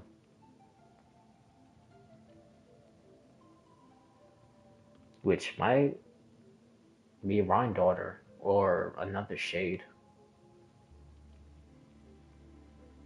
Because she did all that and she freed herself from fate by doing that, which is still insane. How do you even correlate doing all of this stuff? Basically, you take a person who's considered a traitor from your nation, you make them like try to fall in love with you and whatever, and then at the end, when they finally go through like the full betrayal, you could say, then they just become like a beast. And then the guy's best friend is basically no curses upon him because he was kind of just like a witness, you could say, even though his intention was to kill Angelica. Which that I'm surprised he still didn't even try to do that. I wonder if that guy, uh, like, because she did say that now that he bears no curse, or he doesn't bear any curse, that he's free to do whatever he wants to live out his destiny. So I wonder if he started like the family, whatever, and then that lineage ended up being up to Prune, and then Prune is trying to kill Alice. Dude, that would be so hilarious if that's the exact orders of what happened.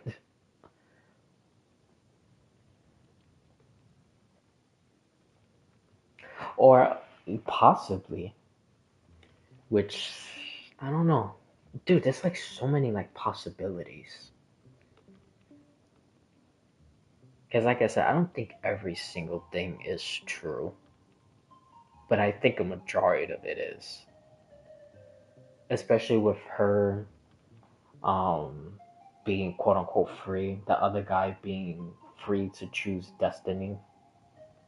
And then the guy turned into a beast, the other guy turned into a beast.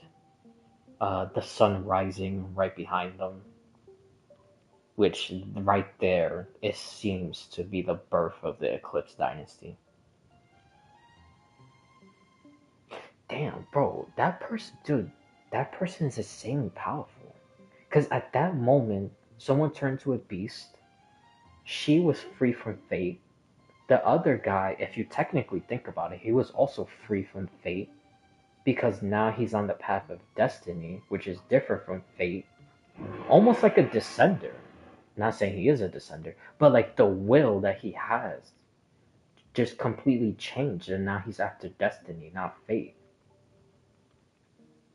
And then when all that stuff happened right there, the crimson moon was fading and it fell, and then the sun started rising above. Basically, the beginning of the Eclipse dynasty. Damn, what the fuck? That's crazy. Man, who really is that woman? I don't even. Now I think about it, it might not even be a shade. It has to be someone way more powerful than that. Like an outsider type of power. like Alice or Skirk or Descender or Voyager. Oh, possibly it could be Voyager. Oh, I wonder if it really is Voyager. Because I know originally Voyager, well, they didn't really say a gender, but it's kind of implied Voyager was a girl in the beginning where she met New Belong and then told New Belong that Tibet was going to be destroyed. That's why he went into the abyss in the first place. But then, when she came back to see how everything was, and then when she fell in love with the first angel, she manifested into a boy. So I wonder if Angelica is also the Voyager. But if it is the Voyager, why do all of that? Especially Conria. Because it wasn't Conria that cursed their forbidden love. I don't know.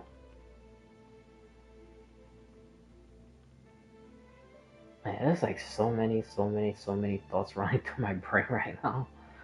I literally have no idea. I'm not sure. But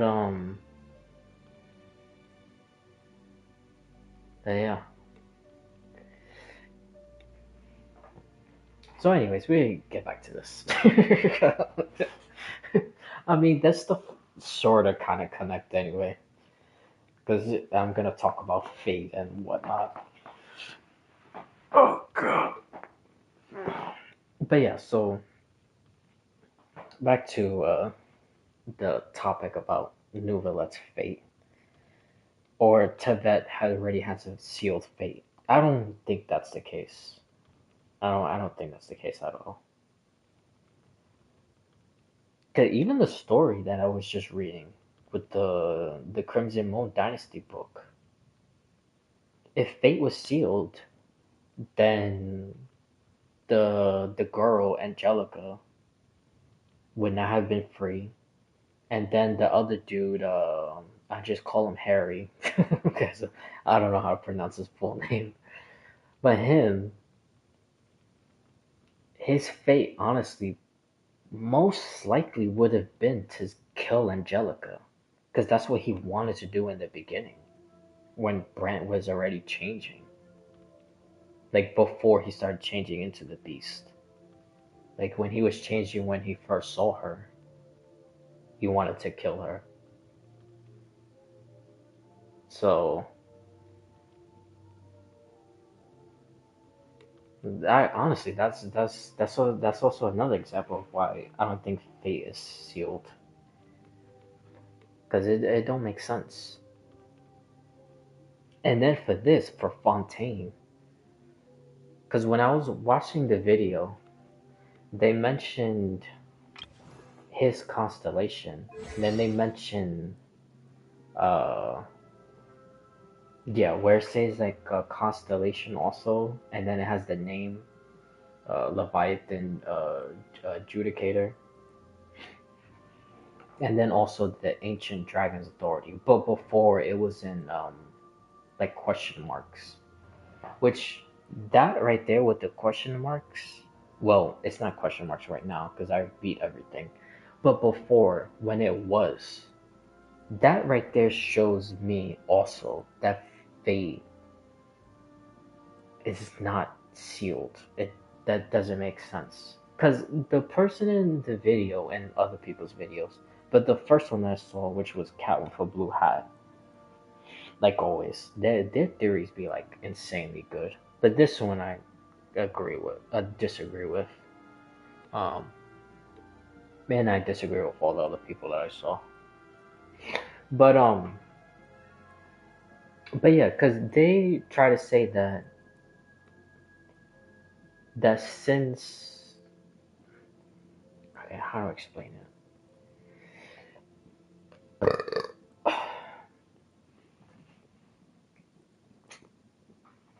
Okay. So they try to say that since everybody, like constellation, has a name, right? And then when you get to like not really like vision, because that's a bit different. But like gnosis and authority, which is this one also. Oh, convergence, whatever, same thing. And then authority for Nouvelet. That the primordial ones somehow already predetermine all of this stuff. So when the fourth descender came, which is the traveler, and they will free everyone and do all the stuff, then all it really is doing is they're not really changing a fate because the fate was already there. All they're doing is just like revealing a fate, if that makes sense. So I guess maybe the best way to describe it is um oh, I really don't know a good way to describe it because I don't want to make a dumb analogy. But like I guess like someone standing you know like in a cloud of like smoke, I guess. And then when the cloud of smoke disappears, the person is still standing there. So it's not really that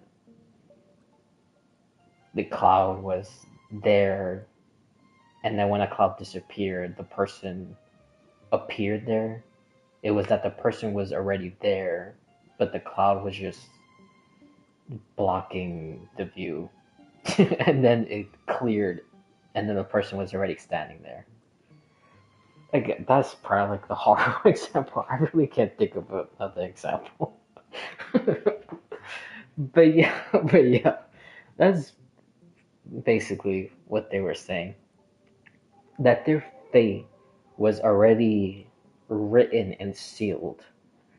And even though it said like question marks and it didn't say like the full Dragon Authority and the constellation name and whatever, um, like when the Traveler did what they did, all it did is just remove like the fog or the cloudness, and then it was revealed, not it was changed, if that makes sense.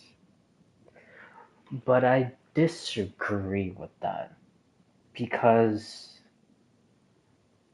if that was the case and everything was stamped and sealed and fate cannot change, then again, why is it that Varka basically becomes like the quote unquote traveler, beats Dvalin, but can't purify him, and then he's trapped inside Storm Terror's tower?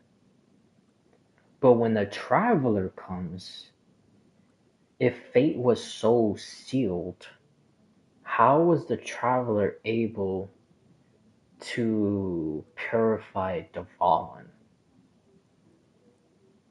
That doesn't make sense. And of course, not literally standing in front of the Dvalin and purifying them, doing the tears and then Venti playing the lyre, and it was a whole process. But the the person who started all of it and was able to do that because they purified the crystals was the Traveler. So the Traveler did purify the Dvalin.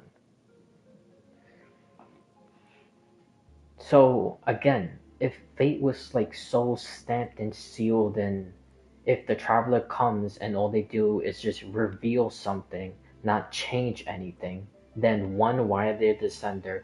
And two, how did Dvalin get purified? If that wasn't in the original, I guess you could say script from like Star Rail, if you will. That's why I don't agree with that. I think the Traveler came here and literally changed fate itself. I think that's literally what they're doing. So they're basically breaking everyone's fate by using most likely their own fate and changing everyone's fate into destiny.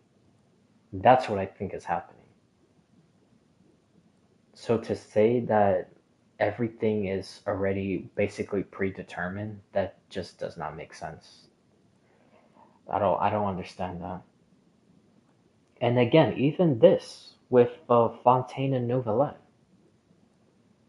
Yes, his constellation was already there, but his authority wasn't there. So, because the Traveler did what they did in Fontaine, and then, um, the Narwhal attacked, and this guy met with Fossilor and all that stuff, and then she killed herself, and then he gained authority and whatnot. All of that stuff happened because the Traveler went to Fontaine. So they're literally changing the outcome of everything. Again, I don't understand why people, because that was even being said from like way before. Because I saw that video maybe like a couple weeks ago, I think, or maybe like a week ago. It's been like a little bit. And then I've seen like other videos also like a while ago. And then there's been like other older videos that's been saying the same thing, that everything is basically predetermined, which makes no sense. I don't understand that. That literally does not make any sense to me. All of this stuff is changing because of the Traveler. All of this stuff was not meant to happen. That doesn't, I don't know. I guess some stuff were meant to happen, possibly, but I don't even know like what type of stuff. I probably have to go back and look at some stuff or really think about it. But oh, Conria being destroyed. That one I think was meant to happen 100%. That one will probably be like a actual, fate being sealed. I'm talking about the Eclipse Dynasty. And I'll get to the reason why I think that.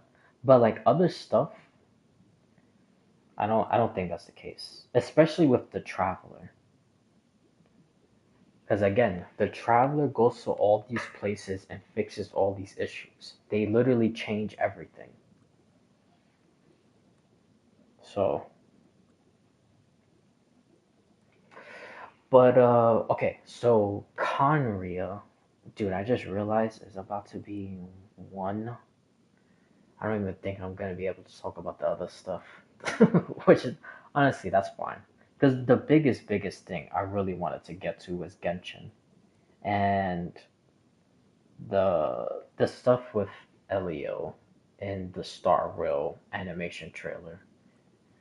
But even though that's pretty short, I could make it very long. So, but the biggest stuff I really wanted to talk about was Genshin and Conria, and I ended up talking about a whole bunch of other stuff, which that's fine.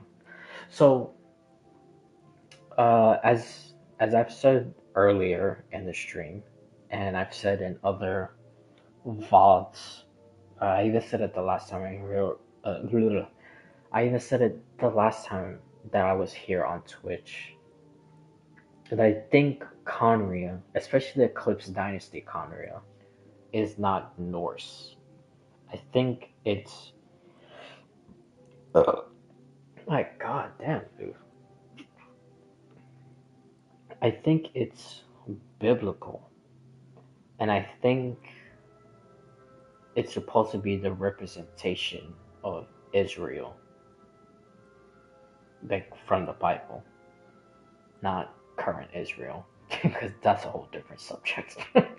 But anyways, so yeah, because Descenders, which I've talked about this many times before, but I'll just say it very quickly.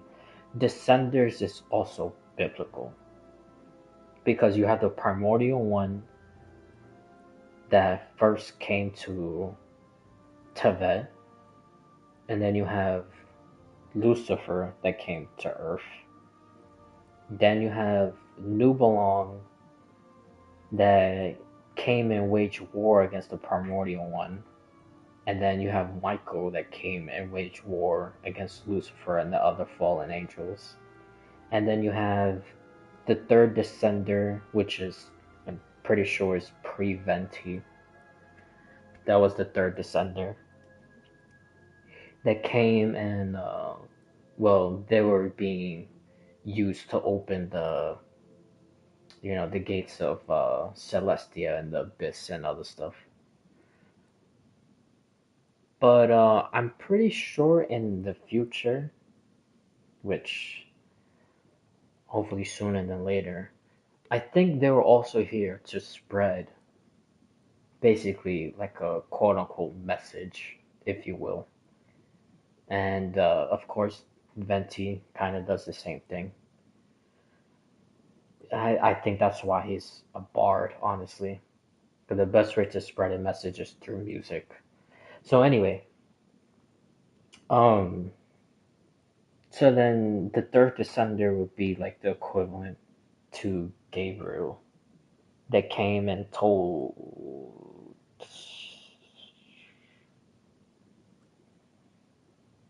I forgot who he told. He told a parent of somebody.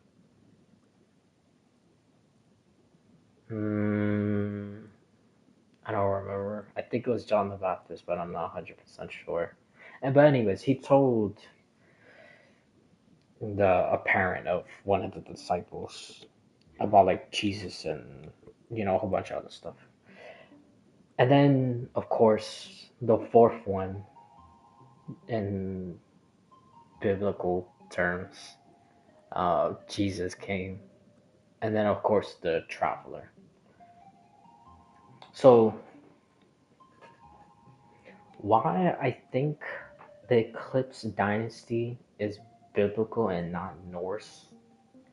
Well, usually a lot of things will be correlated to that type of either mythology, religion, or whatever. And the only thing that it is for, well, the only couple things it is for the Eclipse Dynasty is some of like people's names, not even all of them, some of them. Um, those serpent, but they're not real serpents. The armor's called serpents. The Conrian serpent knights in the chasm that they have when they drop loot, they have that actually, do I have the loot? Maybe not. Maybe I do. And I don't even think anybody uses that stuff, so I should have it. No, it's not even here. It's here. Or maybe a character does use them. Or not. Where the hell is it? Oh no, these are all boss crystals. Okay, so somewhere. Do I not have one?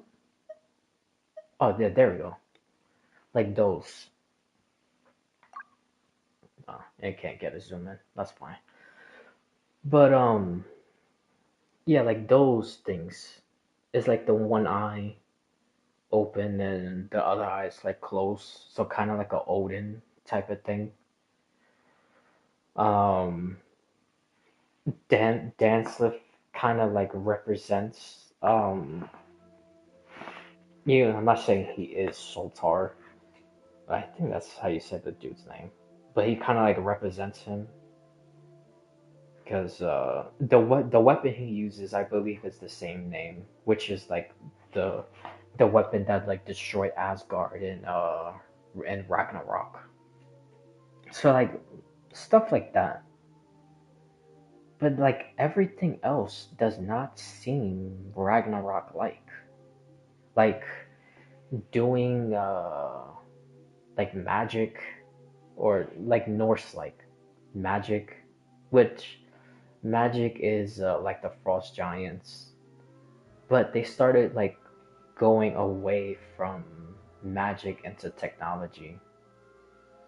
And in Norse mythology, I mean, they still do magic like in the regular, Odin and Thor and Balder and all that other crap.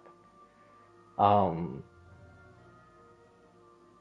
but like they also did some other stuff, I guess you could say, sort of technology like, but not really technology because it was still with magic. So like I don't know.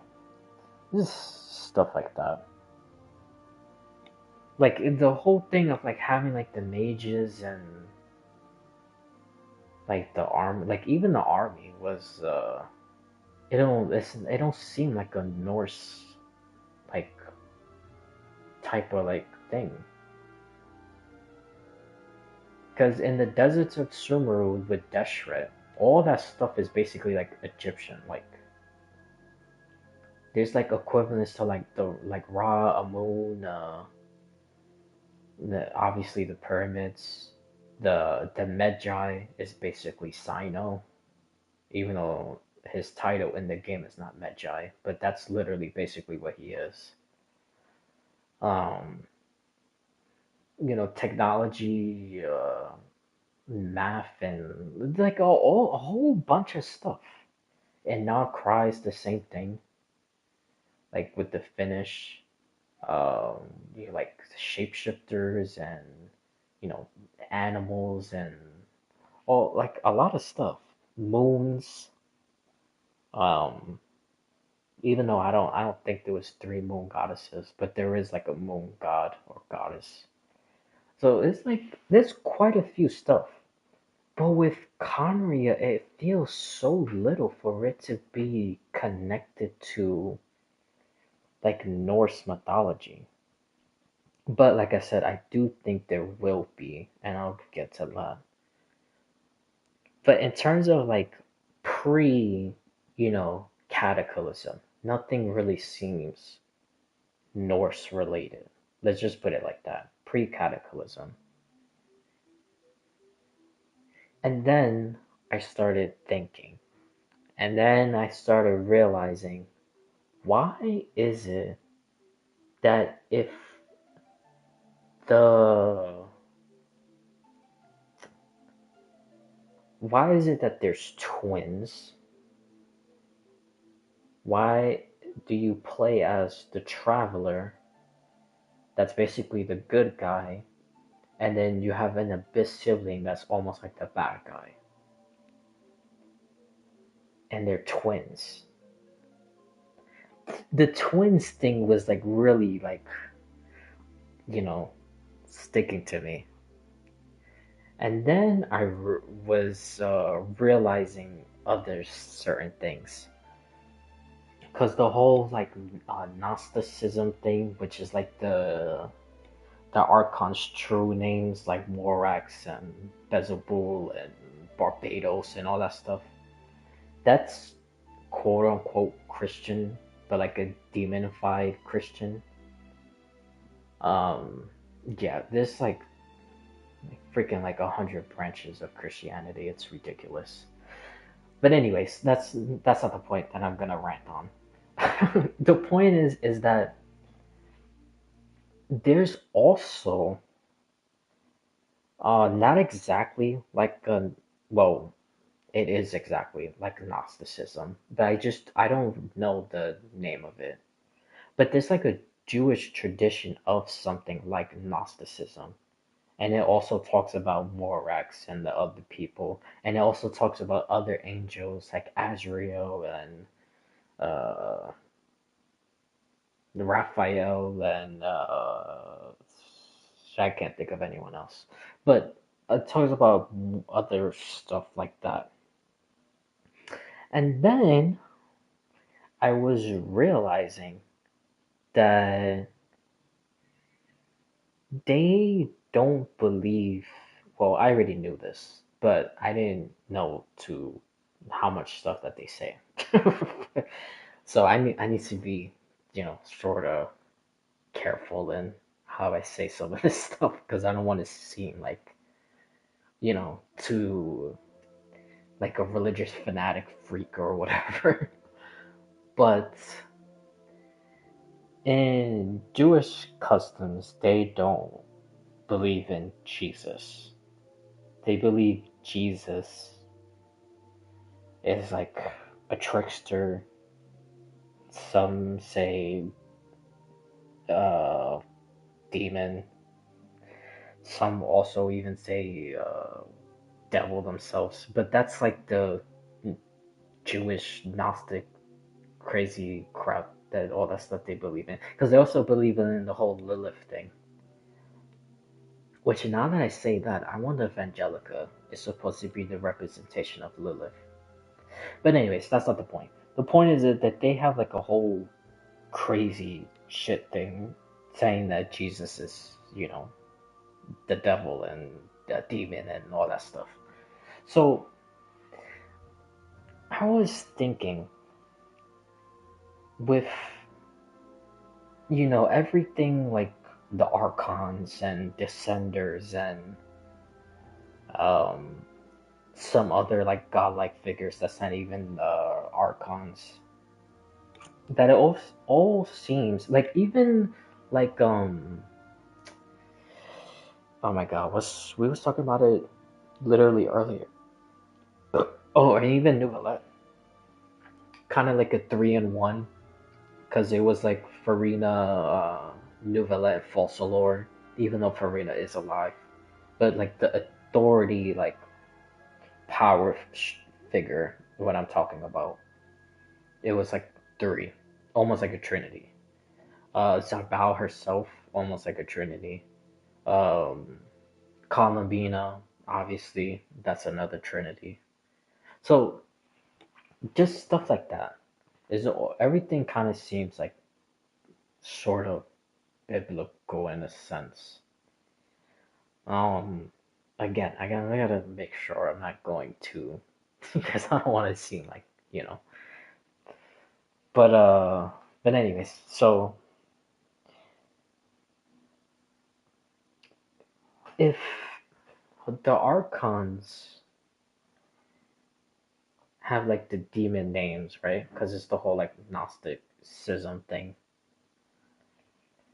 The primordial one also, which that will represent Lucifer, and obviously he will have a quote unquote god name, but literally would just translate to like a demon name or whatever. And if Conria is supposed to be Israel, then I think the reason why there's twins is because one of them is supposed to be Jesus and the other one is supposed to be Lucifer. So I think the Abyss sibling is the primordial one. And before, because I already know, it's gonna be, oh, that doesn't make sense, which shouldn't make sense. There's too many things. How is the sibling the primordial one when they were on the spaceship and whatnot? Which that's not a good argument because the spaceship came to Tibet before. But so here's like everything I'm thinking. The spaceship came to Tibet, and then the spaceship continued on. And then eventually it came back to Tibet again. And then that's obviously where we get the scene where the sibling is on the outside and they're walking towards the spaceship, interacting, well, trying to interact with you. Because they're already in Tibet. So that's one. Um, it will also make sense why, well, sorta and not, because technically that is still a certain will, and that will could define and destroy Tibet and rechange its rules. So it still should be a descender, but possibly not. So with the Abyss sibling, they went to Conria. They were basically the quote unquote chosen one. And then you know, King Ermin wanted to make the sibling the prince or princess, whichever gender you pick, basically the new ruler of Conria. And then since they failed Conria and turned their back on it, then like I don't really know how to, because I don't want to get too and I don't know. I need to make sure I say this correctly. So, okay, in the Bible, right? Israel or the Jewish was enslaved by Egypt. And then they were free, then the whole 40 years in the desert thing, and then they had their own thing. And then they started off following God's rules and command and Moses' commandments also, because he did the well, that was from God, and then he had Moses added like divorce and stuff. Like, it's a whole entire thing. So, anyways, that's not the point. They were following God's rule, and then they started doing the same thing that they were doing back in Egypt. So they were basically being like punished for that stuff.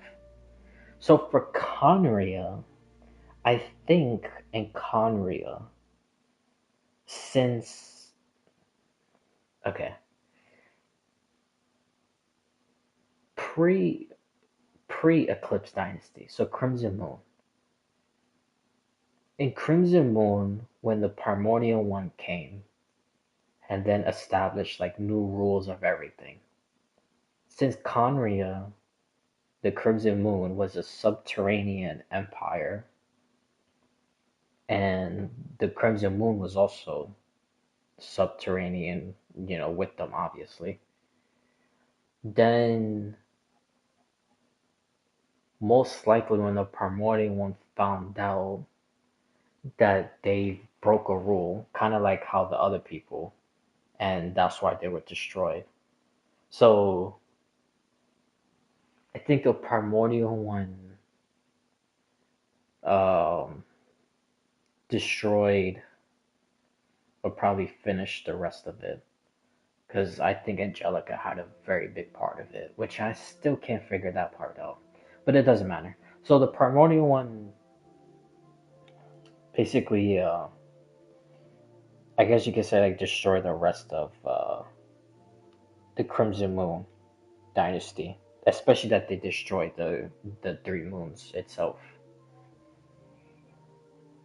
Well, the literal moons, because New Balon took the authorities and they trapped them in a place. Like I said, it's a very very big complex theory. So, but anyways, so that happened, and then the Crimson Moon became the Eclipse, and then the Eclipse, they no longer believed in the Crimson Moon.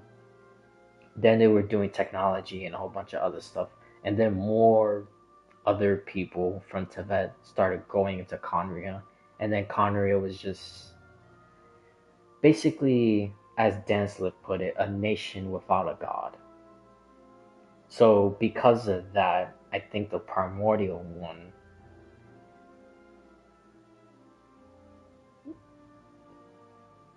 most likely, I don't know how to explain it, because it's gonna sound dumb and confusing, but okay, let's backtrack a little bit. So New Milan came back. The war happened. The moons were destroyed. The authorities were sealed. and then the Crimson Moon Dynasty fell, Eclipse rose.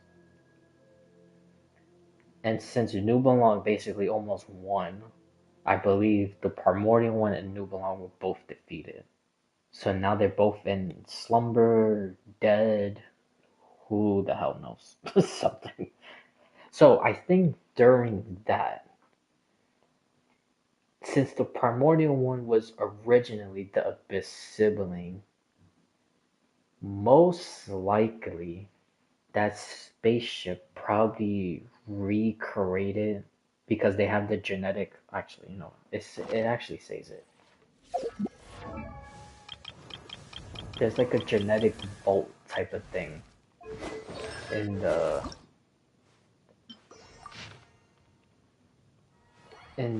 description. Let me see. Oh yeah, by the way, when it say this is completely random, but when it says it had journeyed through countless worlds and endless distances, I don't believe any of that. I think what happened is the spaceship traveled past those planets and then it probably like reacted to it. So the traveler inside of it had a dream that they were there, but I don't think they were actually there in those planets. It was just dreams. That's what I think. But anyways, where's the genetic thing? I think it's over here in the bottom.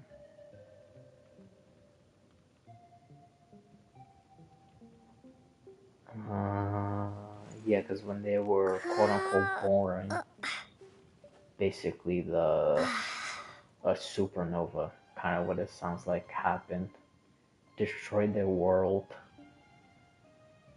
Yeah, where the hell is the thing?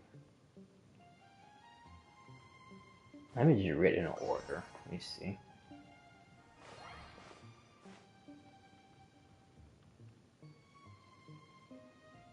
Oh, idea association module. But that's not really like the genetic code thing.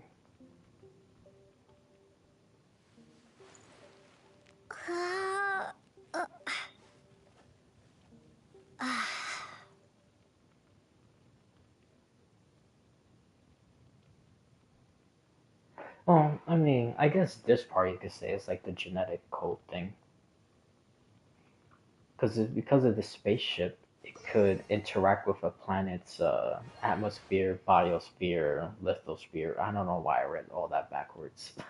Reshaping terrain, adjusting the air, rebuilding an ecosystem. These were simple tasks for a pioneer vessel meant to bear the spark of civilization. So, like, stuff like that. I believe that if it could do all of that, I think I should leave it like that. I think that when the primordial one got defeated, it somehow probably went back to the spaceship, or since it was connected to the spaceship anyway, they just consciously went back into it. I don't know, something about going back to the spaceship. And then I think because of the genetic stuff that we already saw, and the other stuff, biosphere, lithosphere, and that. Every time I think of biosphere, I think of biochemical, and then I think of Resident Evil. I think of Resident Evil. But oh damn, I need to end pretty soon. All right, so I'm gonna finish all this stuff out, then that's it. I'm not gonna go into Wuthering Waves and all that other stuff. I could do that another time. So, anyways, let me just finish this. So, with um, with the primordial one having the connection to the spaceship, because we obviously know that the spaceship is the Morning Star, because it says trading upon Damn, hold on, I'm trying to find this real quick.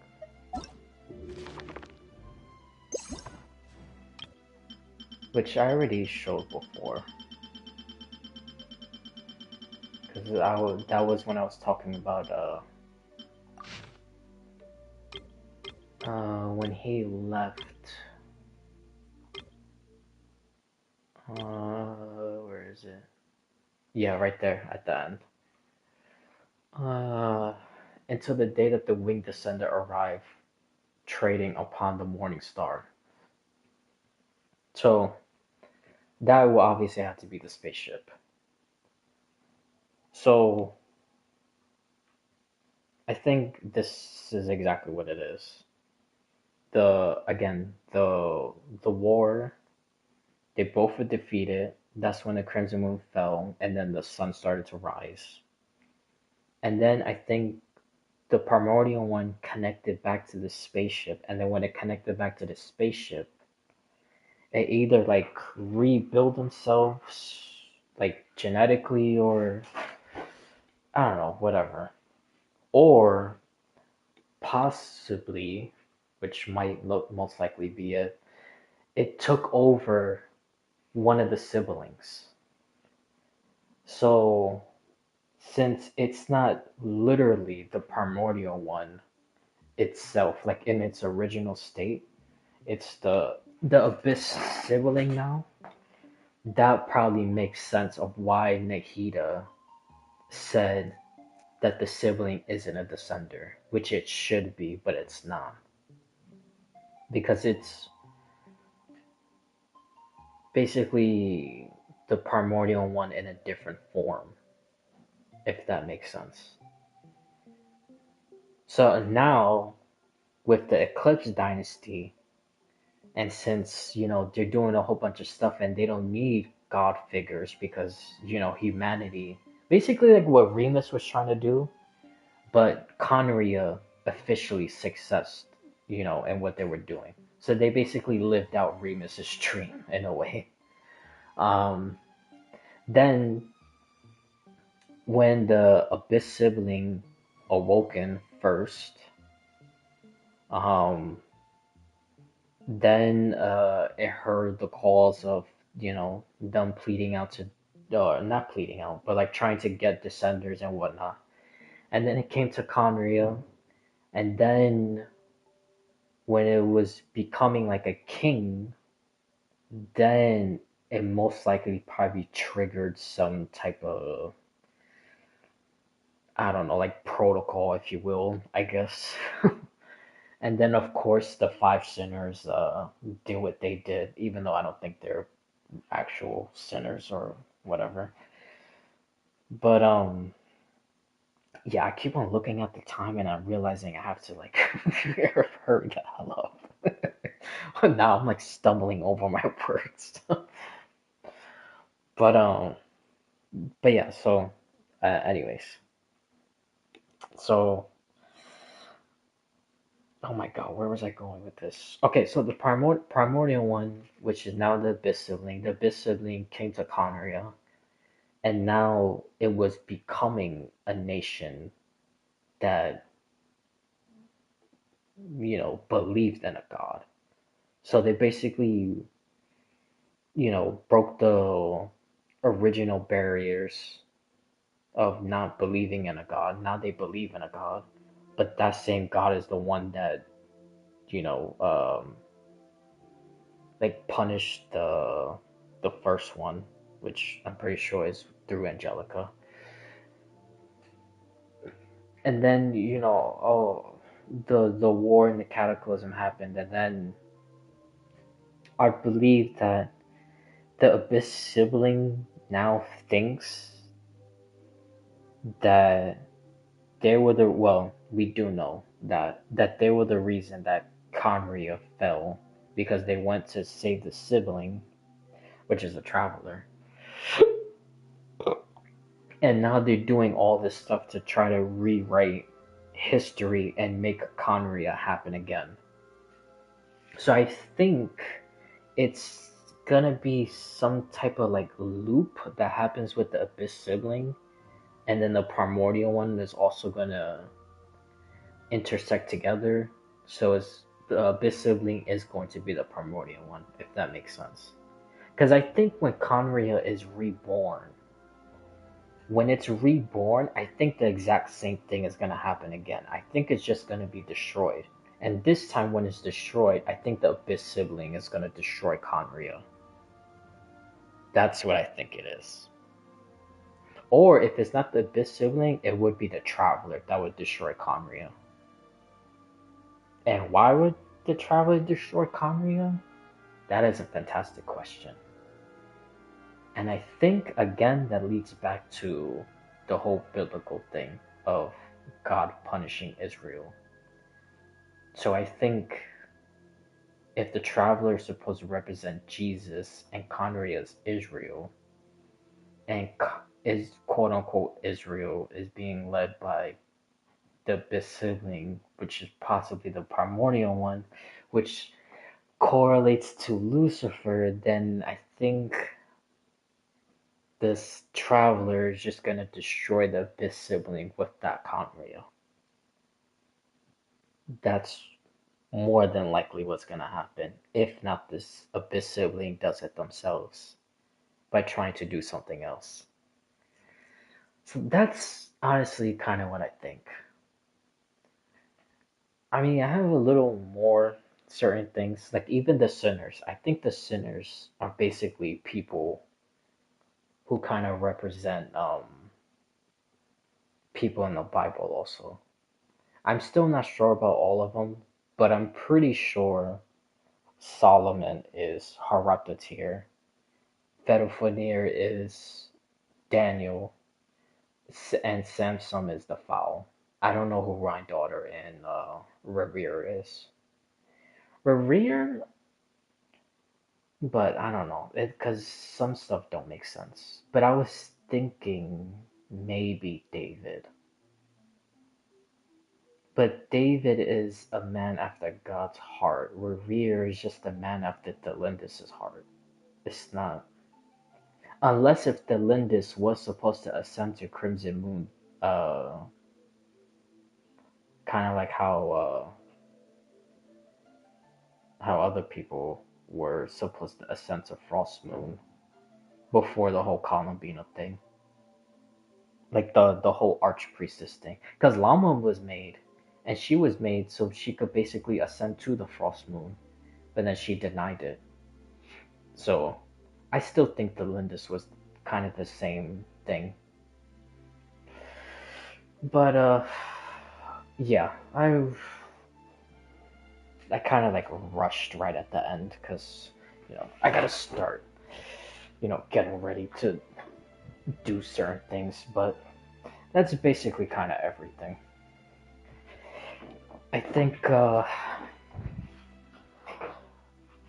and I think that's exactly what is the Abyss siblings' role. Oh, also, I forgot to mention this. Um, Another reason why I think the Abyss sibling is originally the primordial one, because again, this goes back to the whole Jewish Gnosticism thing about Jesus, which is still crazy to say that Jesus is the devil, because they also mention that Lucifer is the morning star, but Jesus is the bright and morning star. So one is morning star and the other is bright and morning star. So it will also make some sense in the beginning of the game when they're first basically shooting across the sky and trying to leave, and then that's when Osmodate traps them. I believe that's why both of them looks like shooting stars. Because one is supposed to be. Hold on, I'm I'm getting all my clothes to prepare myself for it so I can leave. But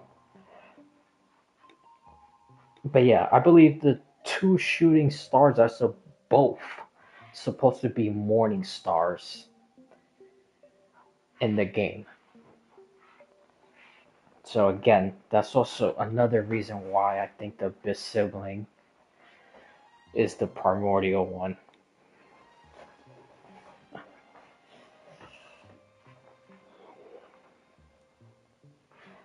But I don't know. That begs the question: what was pre-primordial one like? I mean, obviously, it has to be like a Kevin variant from Impact Third, or Finon variant if you play Star Rail. Which, if you think about it, that's literally what Ether is. Which I'm so surprised a lot of people is not realizing that. Or not Ether. Well, for me it's Ether because I pick Lu Ming, or technically my sister picked Lu Ming. But the Abyss sibling, it's literally the equivalent of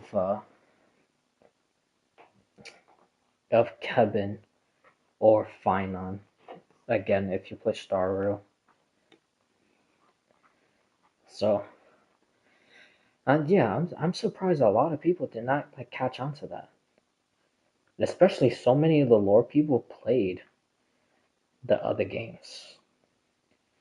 So, they should know about that.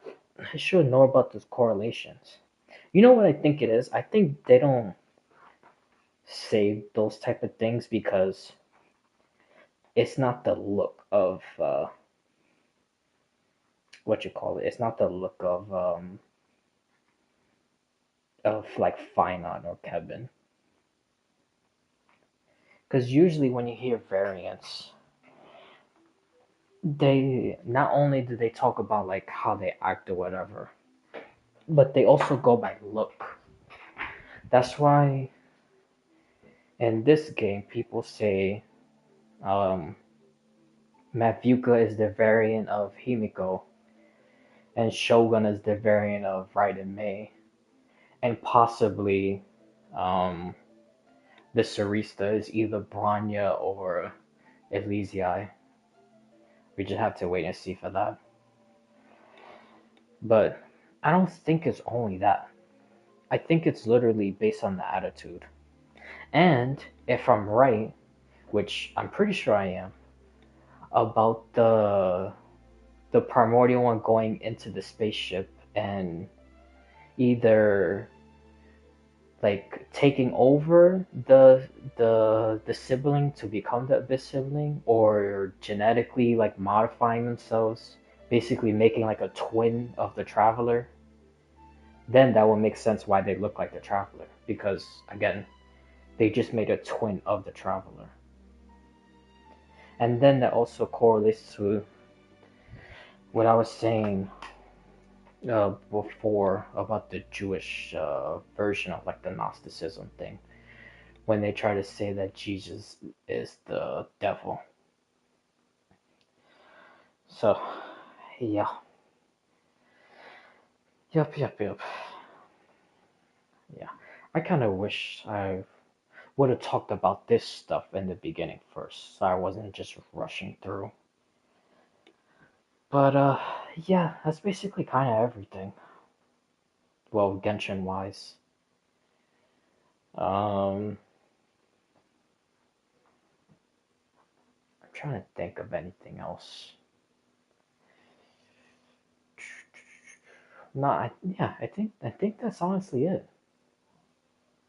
Because Lohan, I still think is connected to the Bloodstained Knight. Oh, speaking of Lohan, um, in his what I've talked about this before, but just to re-talk about it, because now I definitely think he is connected to a Bloodstained Knight. Maybe like a lineage type of thing, or maybe the Bloodstained Knight's soul went into Lohan, and then he is the Bloodstained Knight. I don't know, but But when you look at his burst and he like picks up like the camera up from the floor and then like slices with that knife thing that he has, um like when it like zooms all the way out and then it shows like the full animation of everything, it shows like a whole bunch of like ice, like slashes and whatnot. But the slashes looks like what Skirk be doing. Like when Skirk does, hold on, let me see if I could do it real quick. Because when she fights, she does like the whole slash thing Okay, also. let's take a walk. But then again, she is connected to the abyss. It's just disguised as ice. But no, that's not what I want to do. But yeah, you see like all like the slashing and like ripping, kind of like abyssal rifts opening and whatnot.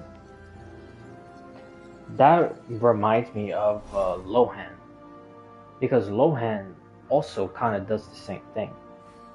So it's like his power comes from the abyss, disguised as cryo. So yeah, I really don't know, man. I'm not entirely sure, but like I said, I think he's just connected to the Bloodstained Knight. And also, he's like so like violent, like extreme violence, like bloodthirsty type of violence. So yeah, it's quite a few stuff. I think Prune, which I've really been saying for a while now, is probably like a lineage of hunters getting witches, which might be the guy from the Crimson Moon book, the best friend of Bran. Um, I don't know. And then Witch Angelica, I don't know. I really, really don't know. I don't know if it's Daughter, a different shade, possibly the Eighth Witch. And if it is the Eighth Witch, where is she? Well, maybe she's dead or hibernating. That would make sense because another really, really quick thing. If, which I still believe in that theory, which that's why it makes Daughter more harder to try to figure out who she's supposed to be. But anyways, because I think the Hex and Circle members are supposed to be people that represent um like the princesses from like the like fairy tale stuff. Like Cinderella, Alice in Wonderland, Sleeping Beauty, which Sleeping Beauty might be the eighth witch, possibly. That's why she's nowhere to be seen. And stuff like that. But Ryan Daughter, I have no clue. I literally don't know. Cause nobody really like creates anything. And like Snow White is connected to animals and whatnot, and Ryan Daughter is connected to like animals or like semi-animals. Because again, not everything has to be a literal like exact one for one copy. It has to be like the what's the way to put it? I guess like the gist of it, basically. Kind of all the examples I was using earlier, like the Finnish lore with Nacry and Sumeru with Egyptian stuff. So just stuff like that. So I think that is obviously the same thing with the fairy tales. But for Snow White, it still won't make any sense to me. Well, I mean, I really don't know. But then the thing is, which that I also have to look up. Because I know sometimes in books and fairy tales and any other stuff, like they write stuff based on certain other books and other things. So maybe, which I'll look up that stuff another time. but maybe it's possible Snow White could be like the person who wrote Snow White could have written it as some form of their own interpretation of someone biblically. I don't know. If I do find anything like that, then Ryan Daughter might be the equivalent of Snow White. But like I said, I really don't know. She's very hard to figure out. And Revere, I'm not sure also. Unless the Lindis was supposed to be Crimson Moon, which I don't know, might be. But uh, yeah, alright. I can't really go into any more stuff. I will say, I could talk about some of the uh quest. Like when I did the Wuthering Waves quest, that was amazing. That was really, really good. I loved every minute of it. And I was absolutely right and wrong because IMF was not the Thermodian, but Danae was not the Thermodian resonator either. Yeah, either.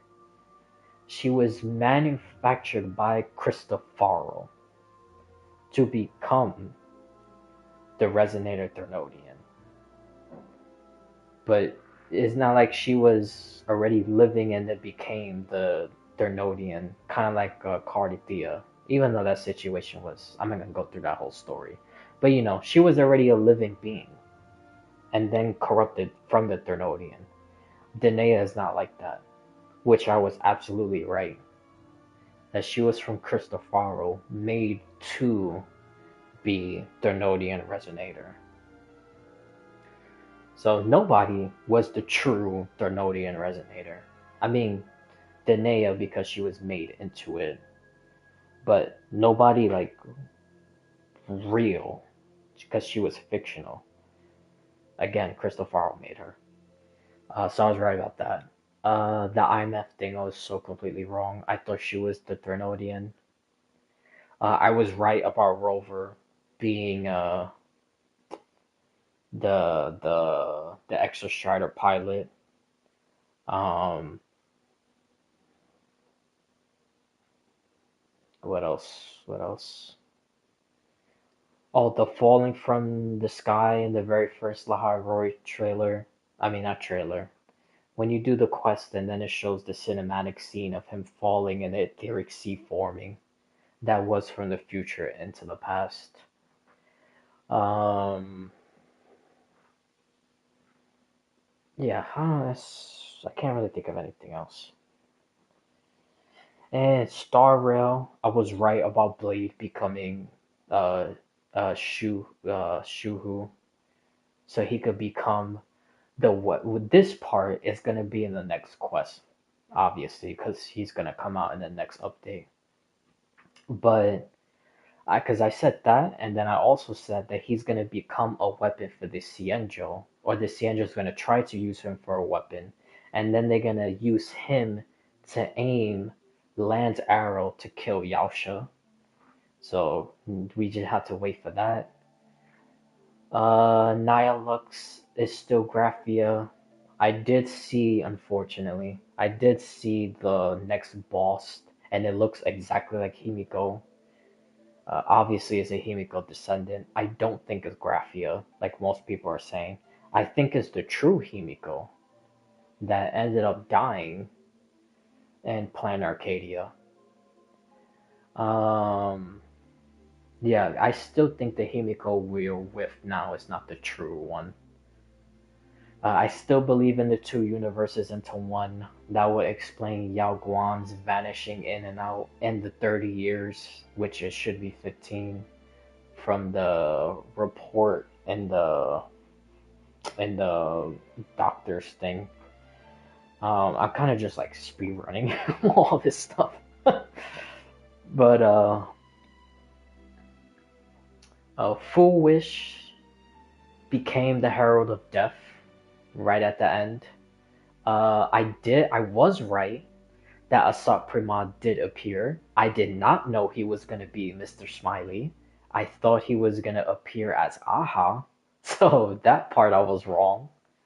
But I still feel like he's gonna appear in the future as Aha. Kuchiba is extremely suspicious now. She called out Pearl on the IPC's bullshit. She knows that they're there because of veracity. I was not expecting that. I don't know who the hell Kuchiba could be. I think Zero is still Pokekamon, but that we have to wait into the future. Uh, I'm trying to think of anything else. I got Silverwolf, the new Elation form. My sister got it. My second account, I got Fuxuan, as always. Um, I'm pulling for her weapon. I did get gold. I got Yao Qing's or Yang Qing's weapon. That pissed me off. I guess Cecilia and Star Rail. I mean, Zenless Zone. I've been had Seed for a while now on my second account. Um, yeah, I'm gonna get into all those theories about those games another time. Um, yeah, I give Star Rail a 10 out of 10. That was an amazing quest. Wuwa 9 out of 10. I would give it a 10 out of 10, but the ending I honestly did not like. I didn't like how what they did with Novora. I felt like they could have done something else. But they did mention some pretty interesting stuff. Like Iris or Iris is the second in command of the Fraxidus. I forgot her title. I know something architect. They talked about some other cities, New Federation, of course. All of this stuff was according to plan, like always. uh, yeah, I think that's it. Even though I gave it a 9 out of 10, it was still phenomenally good. Like, phenomenally good. I won't say it was as perfect as when we first went to La Roy or the quest when IMF came out, where we fought Siligium, or the quest where we fought Cardathea. Oh my god, that is my favorite quest to this day. That's still my favorite quest. I honestly don't know if that's ever gonna be topped. Maybe when we physically fight Cristofaro, maybe that one will get topped. But I don't know. Oh, speaking of uh Cristofaro, um I did see that supposedly Yang Yang, I think that's her name, is supposed to get a 5-star form, which I saw that a long time ago, but then I resaw it again. And then apparently there's some dialogue that the Grand Architect says that we're gonna call Rover Rover. And when Yang Yang calls us Rover in the beginning of the game, it's really her being a Fraxidus member. This is a whole bunch of stuff. I don't believe in any of that. That's just kind of crazy. For me to say that's crazy, that says something. Because my theory is just like, this is really out there. But, alright. Yeah, I'm done. Later today, I will be on Twitch doing Neverness to Everness. Tomorrow will be Zenla Zone. I don't know if I'll stream in the morning tomorrow. No, I can't. Well, maybe when I come back, I could do a little bit. Maybe I'll do. Maybe I will, cause I gotta do something first, and then when I come back, it's not gonna take all day, and maybe I have like an hour or two, and that should be fine. I could talk about all the other theories, but yeah, all right. So later today, if you're interested, Neverness to Everness on Twitch, and then tomorrow night it will be Zenless Zone. Because that's when the update comes out. So, alright. I will be back on YouTube during the week. I just don't know when yet. Maybe, I don't know, maybe after Zenless Zone. Or maybe like a Thursday or Friday. I'm not entirely sure. We'll see. Alright, I need to go.